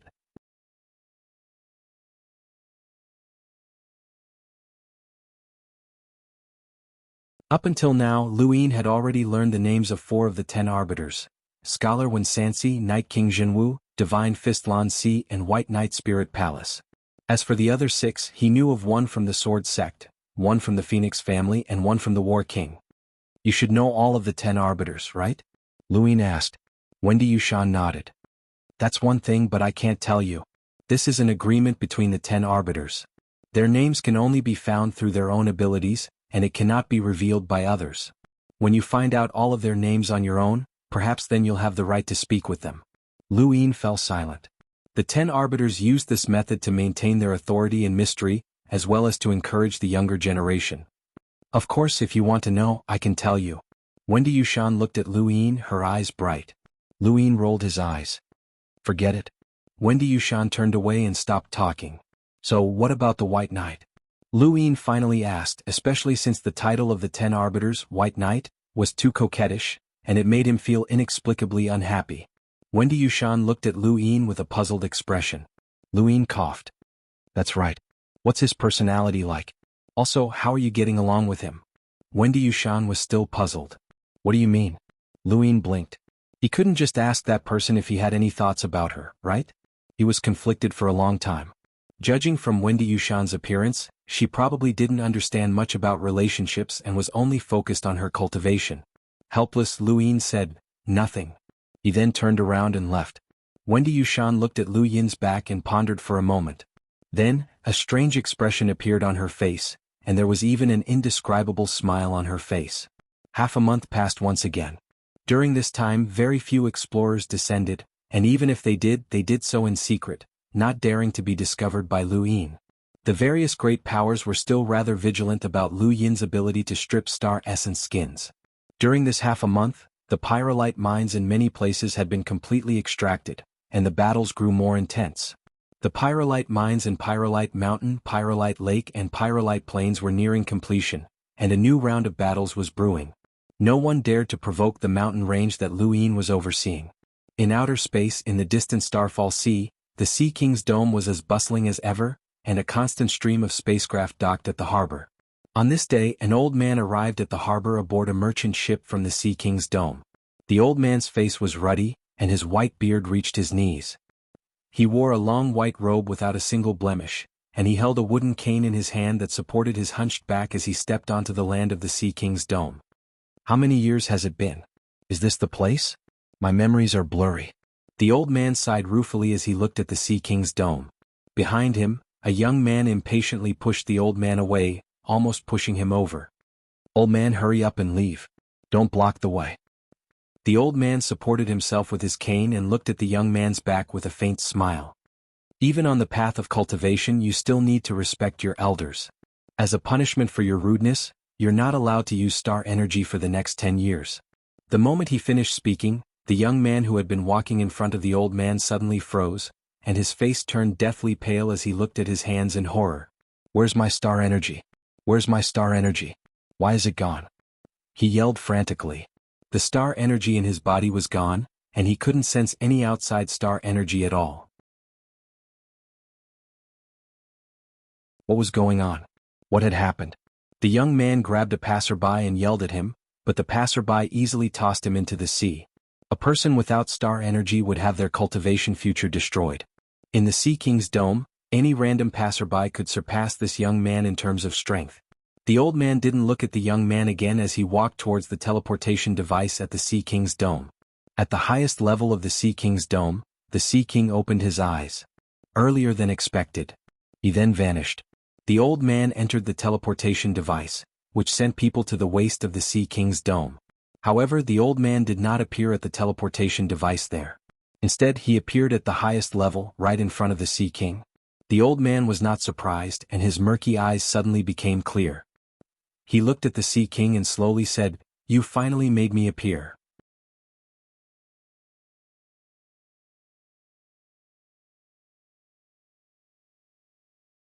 Welcome aboard. Stay tuned and subscribe to Han Li's Wuxia Adventures for more thrilling content. Chapter 522.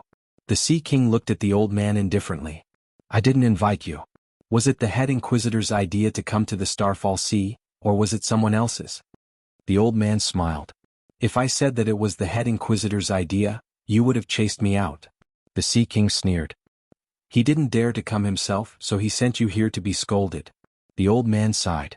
I have no right to ask about the grudges between the two of you. You should know why I'm here. Tell me the truth so that I can report back. The Sea King narrowed his eyes and stared at the old man seriously. I can tell you, but no more than 3 people can know about this, especially the 2 who are as famous as you. The old man nodded. I promise you. The Sea King stared at the old man for a while before retracting his gaze. There was a trace of worry in his eyes. I'm older than all of you, and this universe can no longer hold me. The old man trembled, and he looked at the Sea King in disbelief. What do you mean? The Sea King raised a hand. My power is declining. The old man's expression was solemn. The Sea King lowered his hand and looked into the distance. As long as I'm alive, no one will dare to provoke the Sea King's dome, and no one will dare to casually step into the Starfall Sea. But if I die, who will protect this place? So you want to use Pyrolite to protect the Sea King's dome? The old man stared at the Sea King. The Sea King was helpless. Pyrolite can only serve as a deterrent. A powerhouse like you won't care about it at all, or else the Hall of Honor wouldn't have allowed it to happen. However, Pyrolite can at least prevent any troublemakers from harassing us. That's enough. Sometimes troublemakers are even harder to deal with. The old man fell into deep thought. The Sea King did not speak. After a while, the old man said with difficulty, I believe you. I can also promise that I will do my best to protect the Sea King's dome. I only hope that you won't lie to me. The Sea King replied, Thank you. The old man left in the blink of an eye, leaving the Starfall Sea behind. It seemed that he had only taken the merchant ship to sightsee the Starfall Sea. After the old man left, a figure appeared beside the Sea King. It was the Sea King's eldest son, Hai Feng. Father, who was that? The Hall of Honor's Interstellar Arbitration's head, Mu En, the Sea King replied. Sea Breeze was shocked. The presiding judge has actually come personally. This situation is even more serious than we thought. The Sea King was cold and arrogant. You're wrong. His appearance was within my expectations. Anyone who wants to negotiate with me has to be at least at his level, but it's fortunate that he's here. If it was the head judge, then things would have been troublesome. I have some grudges with that old man, so there's no need to talk when he shows up. Mu En already believes your words. Does that mean the Hall of Honor is no longer an obstacle? Sea Breeze asked. The Sea King sneered. The Interstellar Arbitration Institute's 3 presiding judges and 1 head inquisitor aren't stupid. They'll have a backup plan. Then, are you still insisting on this matter? The Sea King's expression was solemn. From now on, you don't need to know about this anymore. The less you know, the better. Hai Feng still wanted to say something. The Sea King looked up. The falsehood of this universe must be torn apart, or else there will never be a day where we can rise again. Regardless of whether it's right or wrong, I'll bear the responsibility alone.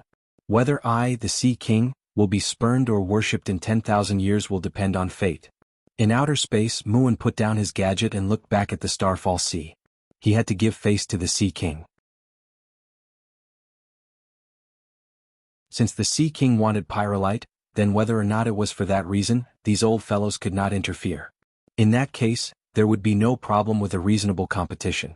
Who knew if the younger generation of the Innerverse and Outerverse would be able to stop those from the Neoverse? The Sea King's guess was correct. The Hall of Honor had prepared for both sides.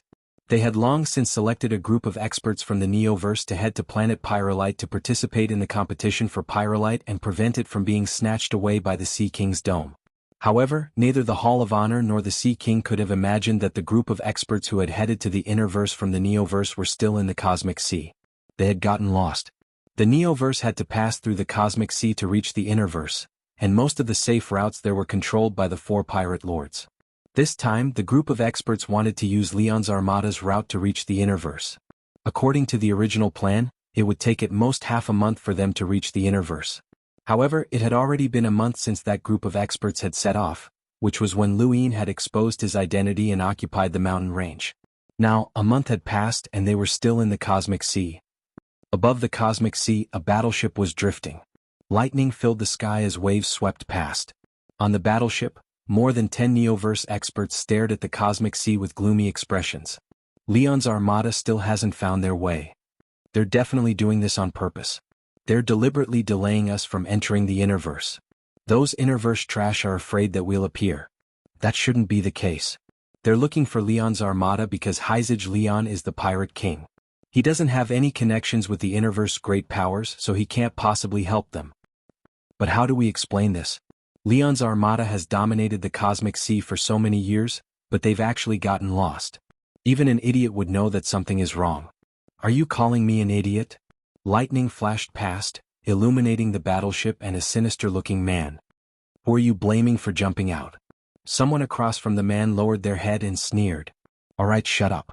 A crisp voice rang out as a bolt of lightning suddenly struck the battleship, igniting a huge fire that illuminated the speaker.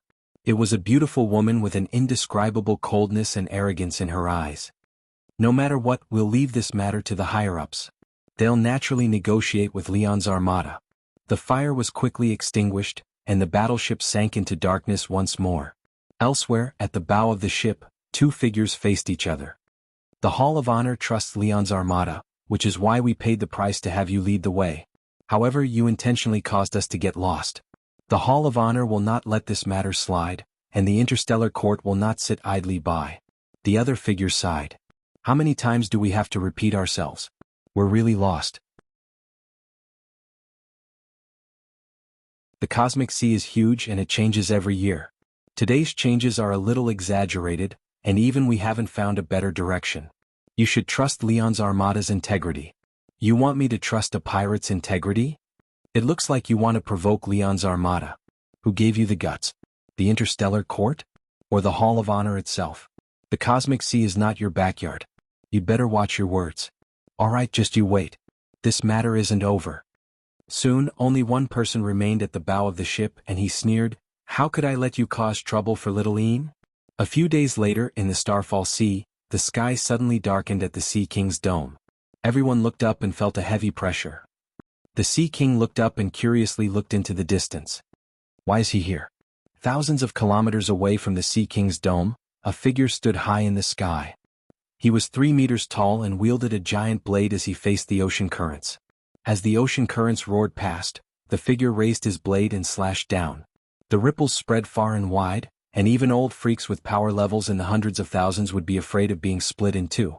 It was boundlessly terrifying, and the powerful force caused the nearby planets to tremble. Even the powerhouses with power levels over 300,000 were trembling.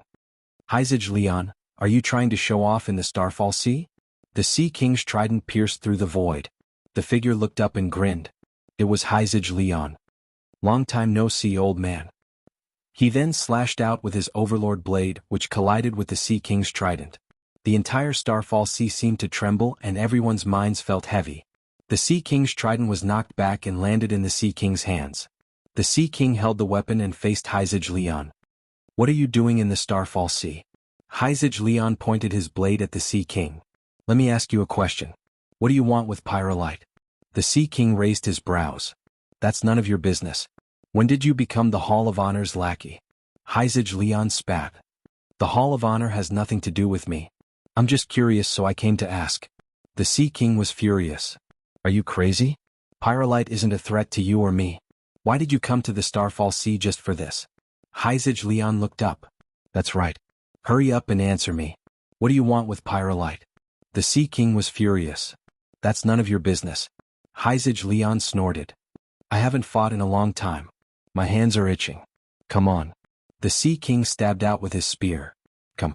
For 2 consecutive days, the Starfall Sea trembled. Countless people were stunned, and even the Greyweed continent, which was second only to the Sea King's dome, did not dare to watch the battle. The entire Starfall Sea was the battlefield between Heizage Leon and the Sea King. 2 days later, the Starfall Sea regained its calm and Heizage Leon left. No one knew the outcome of the battle, as no one was able to approach the battlefield. News of what had happened in the Starfall Sea could not reach planet Pyrolite, as there was no network in the Astral Wilderness. However, even if news of the battle reached planet Pyrolite, Luin and the others did not think too much about it. The Day-Night clan had finally sent a truly important person to the Starfall Sea, and their target was the mountain range. At almost the same time, the Ross Empire, the Blaze Realm, and the Dire Barbarian clan had joined forces and sent experts to the mountain range. 2 streaks of fiery red light approached from afar. Lu Yin and Wendy Yushan stood atop the mountain range while Hai Chi-Chi and the others were protected by Northgate Lai. Their expressions were solemn as they looked up into the sky. Above the planet, all of the great powers were watching. The hatch to the Day-Night clan spacecraft opened, and a skeletal hand appeared. Then a black-haired man walked out. He was so thin that he looked like a skeleton, and a single strand of gray hair stood out among his black and white hair. He was from the Night King clan. Countless people gasped when they saw this person. Night King Gu was ranked 15th on the top 100 rankings. The Day-Night clan had sent a true expert. The moment she saw Night King Gu, Wendy Yushan's gaze turned cold. She unsheathed her sword, and a cold gleam illuminated the void. Lu Yin suddenly grabbed her arm, and under her puzzled gaze he solemnly said, "Unless it's a matter of life and death, don't use that. If the mountain range can't be defended, then so be it." Wendy Yushan's eyes flickered, and she nodded before taking a step forward. Night King Gu's appearance caused everyone to overlook the other spacecraft. Even if someone had thought of it, they might not have cared. According to their calculations, the star essence skin that had been produced for such a long time could only support someone at Night King Gu's level. If the top 10 of the top 100 rankings wanted to enter planet Pyrolite, then it would take even longer to produce the star essence skin. In other words, the strongest person on planet Pyrolite was definitely Night King Gu. Thank you, Cyrus. Thanks for your support, thank you for your support, thank you.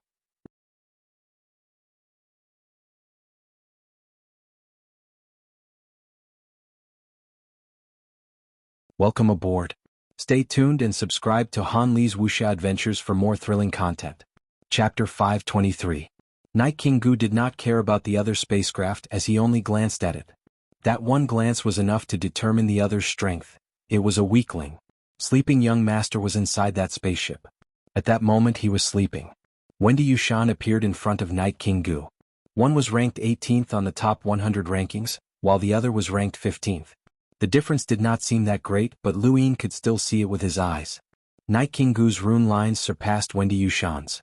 Without wasting any time, Night King Gu raised his skeletal face, and his sunken eyes flickered with a cold light. He suddenly disappeared and reappeared in front of Wendy Yushan. He punched out, and at the same time a grayish-white stream of energy swept out. Lu Yin had seen a similar scene before. This was the Night King's body. Wendy Yushan slashed out with her sword, and the tip of her sword sank deep into the bone. The might of 10,000 swords in one broke through Night King's body, but not a single drop of blood flowed out. Instead, Wendy Yushan's entire body was smashed deep into the mountain range by Night King Gu's punch. Countless people were shocked.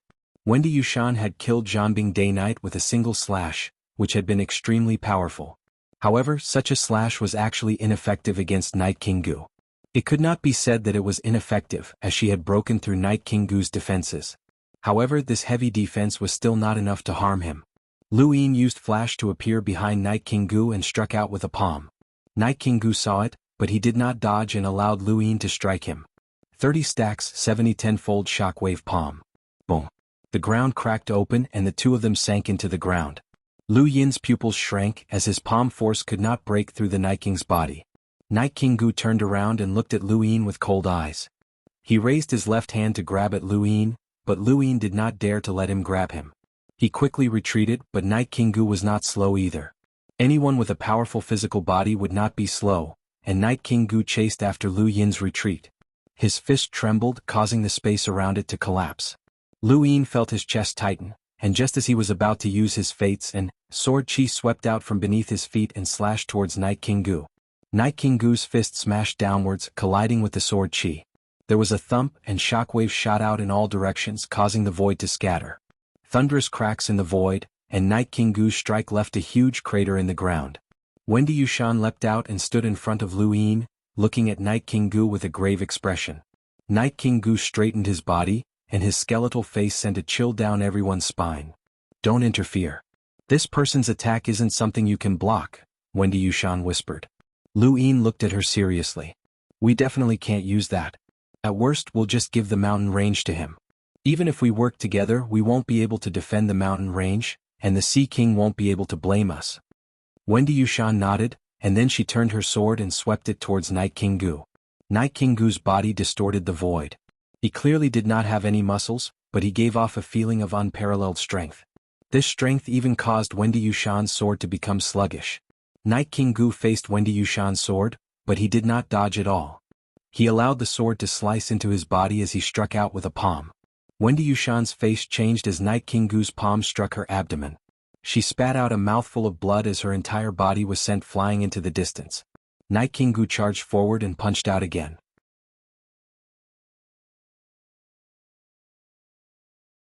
Wendy Yushan's eyes turned cold as she forcefully twisted her body to avoid Night King Gu's attack. She then stabbed out with her sword and stabbed it into Night King Gu's body. This time blood dripped down the blade. She had injured Night King Gu, but Night King Gu did not seem to care. He grabbed the sword with one hand and allowed it to slice into his palm while his other hand viciously swatted towards Wendy Yushan's forehead. If this attack connected, then Wendy Yushan would definitely die. Lu Yin appeared at the critical moment and kicked out with 6-line battle force wrapped around his leg. The enormous strength caused Night King Gu to raise his eyebrows, and he had no choice but to redirect his palm strike towards Wendy Yushan to meet Lu Yin's attack head-on. Lu Yin's leg twisted, and then there was a cracking sound as his bones broke and his battle force collapsed. However, his strength had still forced Night King Gu back by 2 steps, allowing Wendy Yushan to escape from certain death. Lu Yin crashed into the ground with a thump, and his right leg was bent at an irregular angle. Intense pain assaulted him, but he gritted his teeth and endured it. When he saw that Wendy Yushan had escaped danger, he finally relaxed. However, the pain from his broken right leg soon followed. Ever since he had embarked on the path of cultivation, he had rarely been at a disadvantage in terms of physical strength. Now he was facing Night King Gu in a head-on clash of physical strength, and he had no way of retaliating. This was a super expert ranked 15th on the top 100 rankings. Fortunately, he had only broken his right leg, and this sort of injury would heal quickly. Lu Yin touched his cosmic ring. It seemed like it was time to use external items. Wendy Yushan appeared beside Lu Yin and crouched down to press a hand on his leg. Lu Yin was puzzled. "What's wrong? It's not that serious." Wendy Yushan did not reply. Blood dripped from the corner of her mouth, but her gaze was serious. Lu Yin saw a faint hazy halo emanate from her palm, and after that his right leg no longer hurt, and it returned to normal. This was an innate gift of healing. Back at East San Dios, Lu Yin had guessed that Wendy Yushan might have an innate gift, but he had never expected her to be a healer. This sort of innate gift was 1 in 10,000, even among all cultivators with innate gifts. There was no need to elaborate further on the effects of healing. When Wendy Yushan had displayed her innate gift of healing, the various great powers in outer space had become envious. If a cultivator with a healing innate gift was present in a battle, it would greatly reduce the number of casualties, and it would also increase the chances of victory. Furthermore, such a cultivator with a healing innate gift would not be weak. "You can actually heal," Lu Yin exclaimed. Wendy Yushan stood up. "All right, let's see how it goes." Lu Yin stood up and moved his right leg. He looked at Wendy Yushan in admiration. "I was wondering why the difference between you and that person was so huge. If you added in your healing innate gift, then the difference wouldn't be that great. You could even exhaust him to death." Wendy Yushan's expression turned serious, and she turned to look at Night King Gu. "I won't exhaust him to death. He's very strong, and the damage I inflicted on him was only because he wasn't willing to dodge. If he fought seriously, then I might not have been able to hit him." "What if I joined in?" Lu Yin asked. Wendy Yushan gripped her sword tightly. "Don't interfere. He's not someone you can touch." Across from her, Night King Gu stared coldly at Wendy Yushan. He clenched his bloodied hand and frowned. This woman was a little troublesome, and he needed to end this quickly. With that thought in mind, Night King Gu charged towards Wendy Yushan, and a spiral of air erupted from his body. Wendy Yushan's expression changed, and she slashed out with her sword. However, the edge of her sword was obstructed by the air currents, and by the time it touched Night King Gu, it was unable to break through his Night King's body. Night King Gu was afraid of Wendy Yushan's innate gift, so he was fighting seriously. Wendy Yushan's sword was ineffective, and she subconsciously moved to block in front of her. Night King Gu's fist slammed into the edge of her sword, causing it to distort. The shockwave that passed through the sword's edge shook Wendy Yushan, injuring her once again. She was sent flying into the distance like a meteor. Night King Gu charged forward again and appeared above Wendy Yushan's head. He clasped his hands together and viciously smashed down. He would not give Wendy Yushan any time to heal herself. However, Wendy Yushan was ranked in the top 20 of the top 100 rankings, so she would not be defeated so easily. Night King Gu's attack seemed heavy, but Wendy Yushan was still able to withstand it. She dodged to the side, causing Night King Gu's attack to miss and shatter the ground once again and distort the void. The two of them moved faster and faster, and sword chi and fist winds collided, causing the surrounding void to collapse. Countless onlookers were shocked.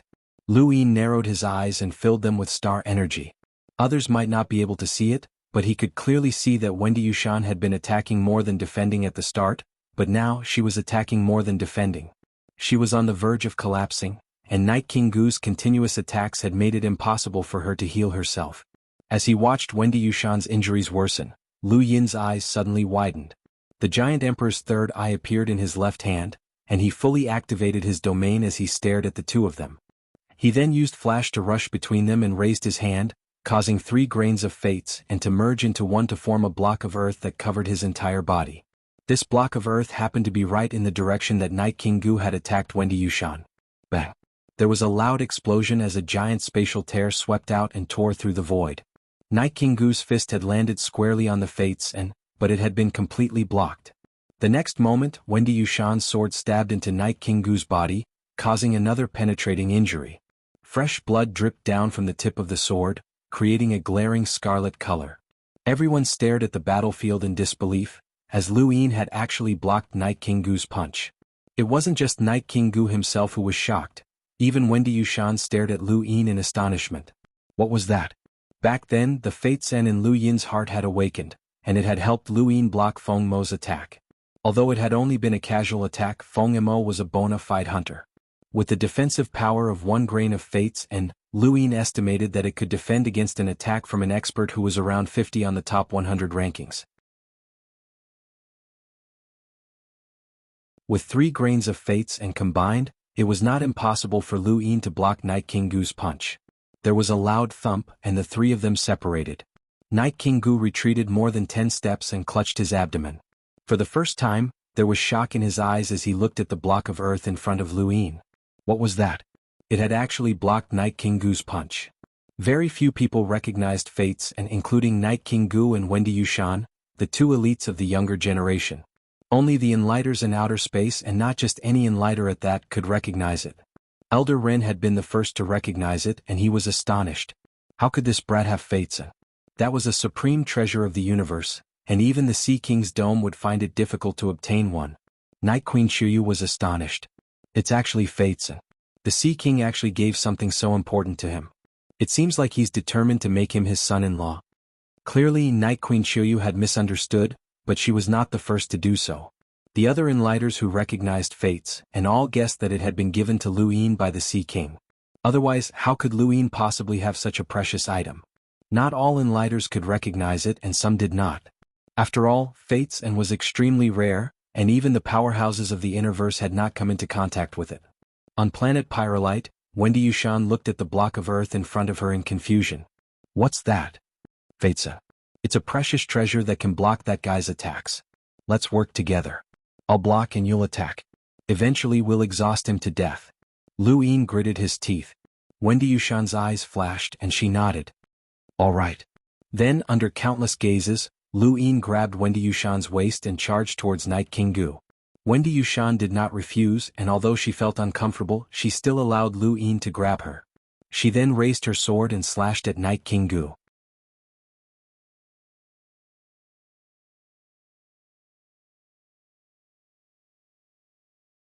Welcome aboard. Stay tuned and subscribe to Han Li's Wuxia Adventures for more thrilling content. Chapter 524. Night King Gu hurriedly dodged and tore through the void to appear behind Lu Yin and Wendy Yushan. He punched out, but it was still blocked by the soil. Wendy Yushan stabbed out with her sword using the same method, but Night King Gu was not hit. He had dodged quickly, but he was helpless against Lu Yin and Wendy Yushan. With the 2 of them working together, they were undefeatable. Night Queen Shuyu was furious. The Day-Night clan had gone to great lengths to awaken Night King Gu from his cultivation, but they were still unable to seize control of the mountain range. Helpless, she left the Day-Night clan's spacecraft and appeared inside the sword sects. After a while, Lu Yin and Wendy Yushan were panting heavily as they cautiously stared at Night King Gu. Night King Gu was no longer as calm as he had been in the beginning, and his body was covered in wounds that reached deep into his bones. Unfortunately, none of them were fatal, and even the sword that had pierced through his body had not affected him. This was a monster. Again. We'll definitely exhaust him to death. Lu Yin shouted. Due to Wendy Yushan's innate gift, he had not been injured at all. Wendy Yushan was also under his protection, so she had time to heal herself and was similarly uninjured. Compared to Night King Gu, the 2 of them were just too tired. Under these circumstances, Lu Yin was completely confident that he could exhaust Night King Gu to death. "Seventh bro, go. Let's fight." The ghost monkey shrieked. He had inexplicably become hot-blooded. The temptation of defeating an expert ranked 15th on the top 100 rankings was too great. Even if Lu Yin could not rely on this battle record to enter the top 20, he would definitely reach the top 60. Lu Yin was also excited. "We'll kill him today." Wendy Yushan raised her sword and was about to attack when there was a whoosh. A ray of sword chi swept over from the distance, but it was not aimed at Night King Gu. Instead it was aimed at Lu Yin and Wendy Yushan. The two of them hurriedly retreated as this ray of sword chi had almost succeeded in its sneak attack. A figure appeared in front of them, wielding a long sword and emitting a shocking blue battle force. It was Long Yun. Long Yun's appearance caused Lu Yin and Wendy Yushan's expressions to change. One Night King Gu was already enough to tire them out, and now that Long Yun had joined the fray, even with the Fate Sen's defenses, the Fate Sen was too small and it could not protect the two from all directions. "Forget it, we can't hold on," Wendy Yushan whispered. Long Yun's appearance had extinguished their hopes. Long Yun's appearance meant that they would not be able to win. Even a fool would know that Long Yun was helping Night King Gu, as the Day-Night clan and the Sword Sect had joined forces. On the mountain range, Northgate Lai sighed. In the end, they would still have to hand over the Sea King's dome. Fortunately, they had already extracted quite a bit. Even if most of it was handed over to the Sea King's dome, the rest would be enough to report back to his family. In outer space, Night Queen Qiuyu had an ugly expression on her face. If she had a choice, she would not have been willing to share with the Sword Sect. However, Night King Gu alone was not enough, so they could only work together. Although Long Yun was far from being comparable to Night King Gu, he was still qualified to work together with Night King Gu. No matter how heaven-defying Lu Yin was, it was impossible for him to withstand the combined attacks of two super experts. Lu Yin clenched his fists. He could have won and he could have done so, but he had been overturned in a single move. This was not a pleasant feeling. Back in the universe, the great powers of the inner verse had coiled around him like a giant python, making it difficult for him to breathe. But now, in this place, these great powers could also join forces as they pleased, and he was being toyed with like an ant. What was the point of fighting until now? The other party could easily send two people to defeat him. Although he had been schemed against by the Sea King's dome, he had still managed to persevere until now. The various great powers had also arrived, and this suffocating pressure was enough to drive him crazy. Lu Yin could not bear it any longer. How could a random decision from the various great powers make all of his efforts go to waste? He did not want to experience the sorrow of being an ant. Wendy Yushan's pale and exhausted face reminded him of the helpless Great Yu Empire that could be threatened and toyed with at will. Lu Yin wanted to resist, even if he knew that it was unwise and that the Sea King would not blame him for retreating under these circumstances. However, he did not want to be forced to retreat by a random decision. He wanted to resist even if it was just once. Wendy Yushan looked at Lu Yin worriedly. She could feel his unwillingness and his body trembled in anger. "You don't want to give up?" Lu Yin did not answer. He looked up and looked at Night King Gu and Long Yun. He then looked up and saw the various great powers including Night Queen Qiuyu, Viletree, and the others, looking at him with smug expressions. "If you don't want to give up, I'll help you," Wendy Yushan said, her gaze resolute. Lu Yin placed a hand on her shoulder. "There's no need. I can do it alone." Wendy Yushan was stunned. Lu Yin lifted his foot and walked forward. At the same time he handed her a money bomb. "This thing can instantly kill a hunter, so it should be enough to protect yourself." He then walked towards Night King Gu and Long Yun under countless shocked, confused, and perplexed gazes. Countless people were baffled and thought that he had gone mad. On the mountain range, Hai Chi-Chi frowned with a trace of worry in her eyes. Lillian could not help but shout, "Brother Lu, that's enough. You've done enough." In the distance, Night Queen Yanqing and the others appeared and looked at Lu Yin in confusion. On the other side, the Sword Sect's group also appeared. Mu Rong, Lu Xiaoqiu, Yo Yir, and the others all looked at Lu Yin. In outer space, Haidashao was puzzled. "This kid hasn't given up yet?" Elder Ren looked at Lu Yin with admiration. Lu Yin stopped about 100 meters away from Night King Gu. "This battle isn't over." He then donned his universal armor and a spear appeared in his hand. The appearance of this armor was very strange. For cultivators, the higher their realms, the less likely they would wear universal armor or ring armor. Not only would they not provide much of a defensive effect, but they would also hinder one's movements. This was also the reason why no one had worn ring armor since the battles on planet Pyrolite began. An opponent's battle techniques could penetrate the armor and attack the body, but the effects were not great. As for the spear, some people were even confused. Guns were something that many people had not seen for a long time, such as Night Queen Chuyu. She had not seen a spear for many years, so she could not immediately tell what it was. Long Yun had a strange expression and Night King Gu's eyes narrowed. He then charged towards Lu Yin and punched out. No matter what this person did, defending against Night King Gu's attack was already his limit. It was impossible for him to injure Night King Gu. If Lu Yin attacked, then Long Yun would attack as well. Wendy Yushan subconsciously raised her sword, wanting to attack. Night King Gu's fist slammed into Lu Yin's universal armor. Everyone was shocked as Lu Yin had not used his fates, and there was a loud explosion as Night King Gu's fist landed on the universal armor without any obstruction. Everyone had thought that this punch would either be blocked by the fates and or send Lu Yin flying. However, no one had expected that this punch would not harm Lu Yin at all. Lu Yin raised his spear and aimed it at Night King Gu's heart. Bang! Planet Pyrolite fell silent as everyone stared blankly at Lu Yin and Night King Gu, as well as the large amount of blood that flowed out from Night King Gu's heart. Countless people were stunned. Long Yun's pupils shrank as he watched this scene in shock. Lu Yin changed the direction of his spear, and this time he aimed it at Night King Gu's forehead. Just as he was about to fire a second time, Night King Gu twisted his body and quickly dodged, leaving behind a large amount of blood. Lu Yin did not fire and he only watched silently. No one knew what had happened, but a single spear had pierced through Night King Gu's heart. This spear had been extraordinarily powerful. Could a spear release such power? This was Night King Gu, a powerhouse who had used his Night King's body. If this spear had been aimed at planet Pyrolite, it would have definitely been able to pierce through it. Lu Yin was very glad that he had bought this spear back then, as each of its shots had a power level of 80,000. Night King Gu was very strong and he was far stronger than the average cruiser, but he would have been seriously injured if he had been hit by a spear with a power level of 80,000 at close range. If he had not run away quickly, the second spear would have blown his head apart. Wendy Yushan stared at Lu Yin in disbelief. He actually had such a powerful trump card? Just what had he experienced in the past few years? Night Queen Chuyu found it hard to believe that someone had relied on an external item to heavily injure an expert from the Day-Night clan. That was the Day-Night clan, a powerful clan with endless resources. The moment they had entered planet Pyrolite, she had offered some external items to Night King Gu, but he had rejected them. She had not tried to force him, but reality was ironic. A Limiter had been able to heavily injure an expert ranked 15th on the top 100 rankings. In the universe, there were very few external items that were so powerful. How had this kid obtained them? Could it be the Sea King again? He had given Lu Yin his fates and so many other life-saving treasures. At the base of the mountain range, Night King Gu clutched at his chest, and his skeletal body looked even more withered than before. He stood in the distance and stared at Lu Yin with vigilance.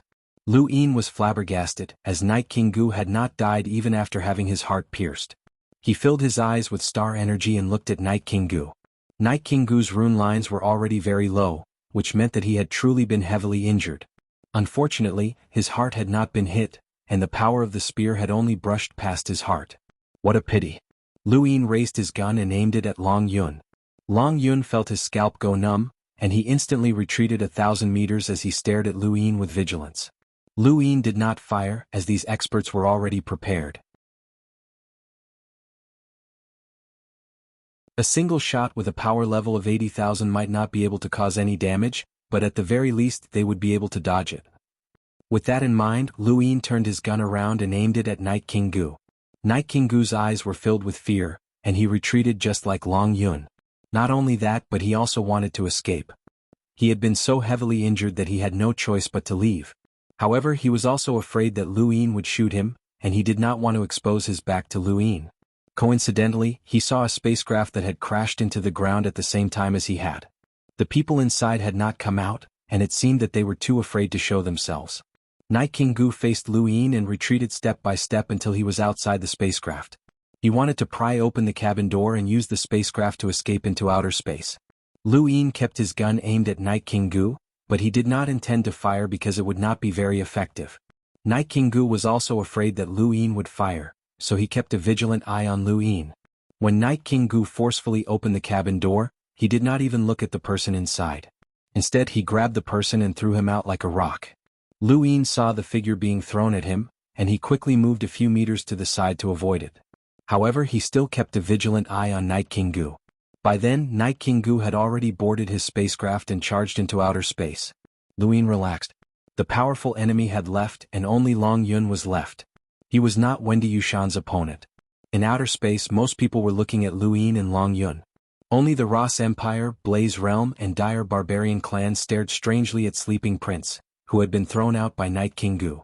Wahowie gritted his teeth in anger. This bastard. Why is he still sleeping at this time?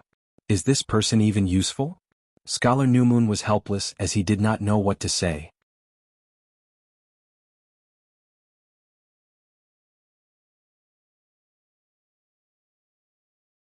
Welcome aboard. Stay tuned and subscribe to Han Li's Wuxia Adventures for more thrilling content. Chapter 525. Lei Long spoke up. This person's consumption of star essence skin is huge, far surpassing K's. He should be able to rival the top 30 of the top 100 rankings. Scholar New Moon replied, not only that, but his technique is definitely not ordinary. His power level might only be comparable to the top 30, but once someone is caught off guard and gains the initiative, even that expert from the Night King clan won't be his match.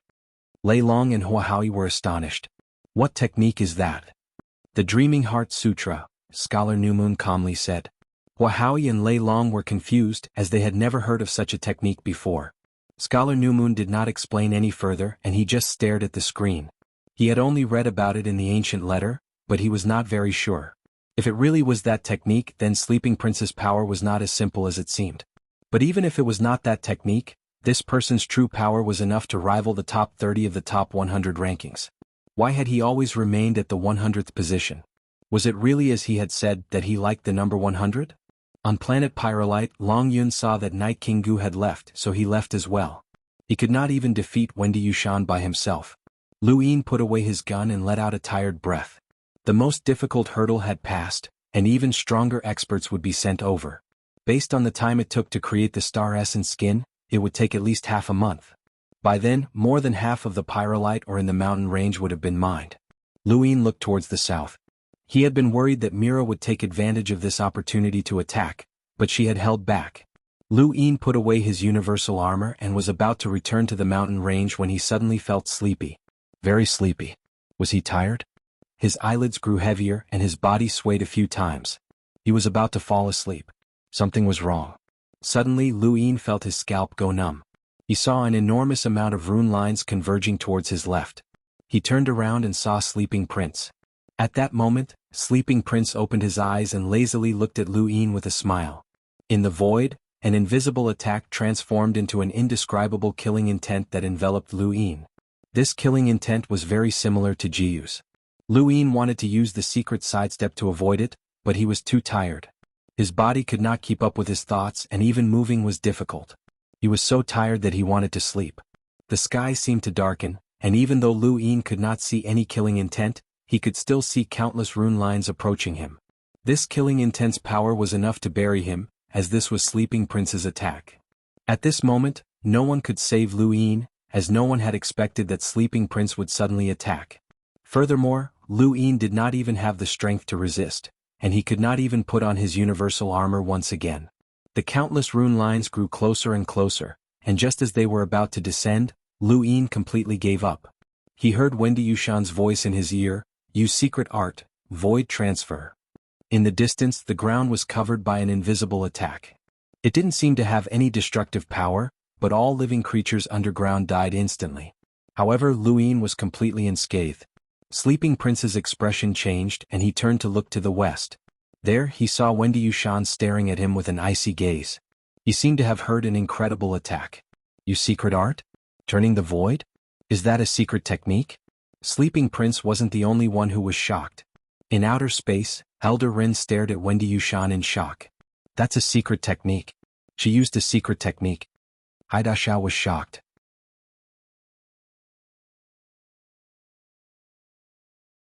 Secret technique? How could she have a secret technique? Night Queen Shuyu was shocked once again. She had already been shocked many times today, but none of the previous times added together could compare to this. She had personally seen Sleeping Prince's attack being diverted in another direction, which could only be accomplished by a secret technique. Elder Vile Tree, When Kitchen, Lei Long, Scholar New Moon, Huahui, and the rest of the Enlighters appeared in outer space and looked at Wendy Yushan with grave expressions. Secret techniques were much more precious than fates, and as they were on a completely different level. Fates and could be obtained through luck, but secret techniques were different. All secret techniques had been created by progenitors, and they were all passed down to only one person. Even so, most of them had been lost because secret techniques were too difficult to cultivate. Even among the various great powers of the Innerverse, there were very few who possessed secret techniques, and it could even be said that they did not even exist. This was because none of the great powers had ever revealed their secret techniques. But now they had actually seen a secret technique being used by an Outerverse girl, and this girl was related to a progenitor. The various Enlighters' expressions changed, as the appearance of a secret technique made Pyrolite unimportant. They were all thinking about how to obtain this girl. The Myriad Swords Peak had also sent someone, but they did not send an Enlighter. At this moment, that Myriad Swords Peak expert immediately headed to North Castle Weave to contact his sect through the network. His sect's senior sister actually possessed a secret technique, which was too shocking. They had to invite a super powerhouse from their sect. However, the Myriad Swords Peak's people were unable to leave the astral wilderness, as they had been intercepted. The various great powers would not let Wendy Yushan off, and they would not allow the Myriad Swords Peak to interfere. On planet Pyrolite, Lu Yin's heart sank. He was glad that he had not died, but he also sighed that his secret technique had been exposed. Sleeping Prince stared at Wendy Yushan. Was that a secret technique? Wendy Yushan raised her sword and did not speak any nonsense. She slashed out, and the sword chi swept towards Sleeping Prince. Sleeping Prince casually waved his hand, and a formless shockwave swept out. However, it was unable to block the sword chi and it still managed to scratch his arm. His shockwave swept past Wendy Yushan, causing her body to sway, and she almost fell asleep. This power was too strange. Sleeping Prince looked at the wound on his arm, and his expression turned solemn. He stood in place and his body released a strange power that could cause others to fall asleep. Lu Yin saw it. He could not see that power, but he could see that the number of rune lines was increasing. He could not help but say, "Stop him." Wendy Yushan suddenly appeared in front of Sleeping Prince, and her left hand swept out. Use secret art, void transfer. At the same time she stabbed out with her sword, and the power that Sleeping Prince had released was forcefully diverted elsewhere. His shoulder was pierced by Wendy Yushan's sword, and blood splattered everywhere. Sleeping Prince's face was pale, and he stared at Wendy Yushan. As expected of a secret technique. Even my power can be forcefully diverted. I admit defeat, but it's a pity that you've become everyone's target. He then retreated and leapt into outer space. Wendy Yushan lowered her sword, which was still dripping with blood. This sword had been stained with the blood of quite a few experts today. Sleeping Prince left and Lu Yin regained his vitality. He walked behind Wendy Yushan. Wendy Yushan looked up. A secret technique. It's very powerful, isn't it? Lu Yin nodded. As expected of a secret technique. With it, you can challenge the top 15 experts on the top 100 rankings. Wendy Yushan put her sword away. Yes, that's why it's so valuable. Lu Yin, do you think that we can escape safely? Lu Yin knew what she meant. After exposing her secret technique, she had become the target of all the powers. Let's try, Lu Yin said solemnly. At this moment, many powerhouses were watching them and there were at least 10 Enlighters. Escape? He did not know if the Sea King's dome would help, but if not, he would have to ask Mr. Mu for help. Do you regret it? Lu Yin could not help but ask. Wendy Yushan shook her head. You're my only family. I don't regret saving you. Don't worry, I'll definitely send you away safely, Lu Yin assured her. Wendy Yushan looked at Lu Yin and nodded, but she did not say anything else. In outer space, the various Enlighters looked at each other and did not speak. However, they were getting closer and closer to planet Pyrolite, and they were all thinking of ways to capture Wendy Yushan. At this moment, Elder Ren appeared, and his terrifying power level of several 100,000 caused the various Enlighters to tremble. Everyone, the Sea King's dome has promised to protect Frostwave Weave, and this woman belongs to Frostwave Weave.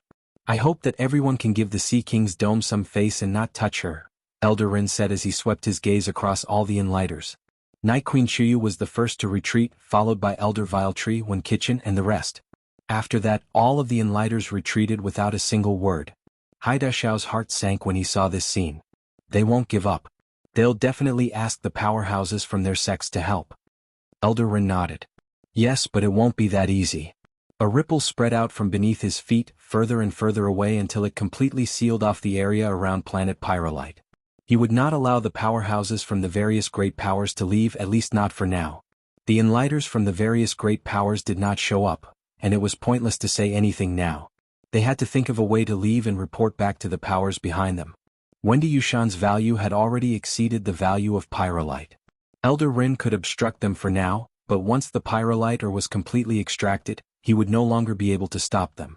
At that time, whether or not they could obtain Wendy Yushan would depend on the strength of the various great powers' powerhouses.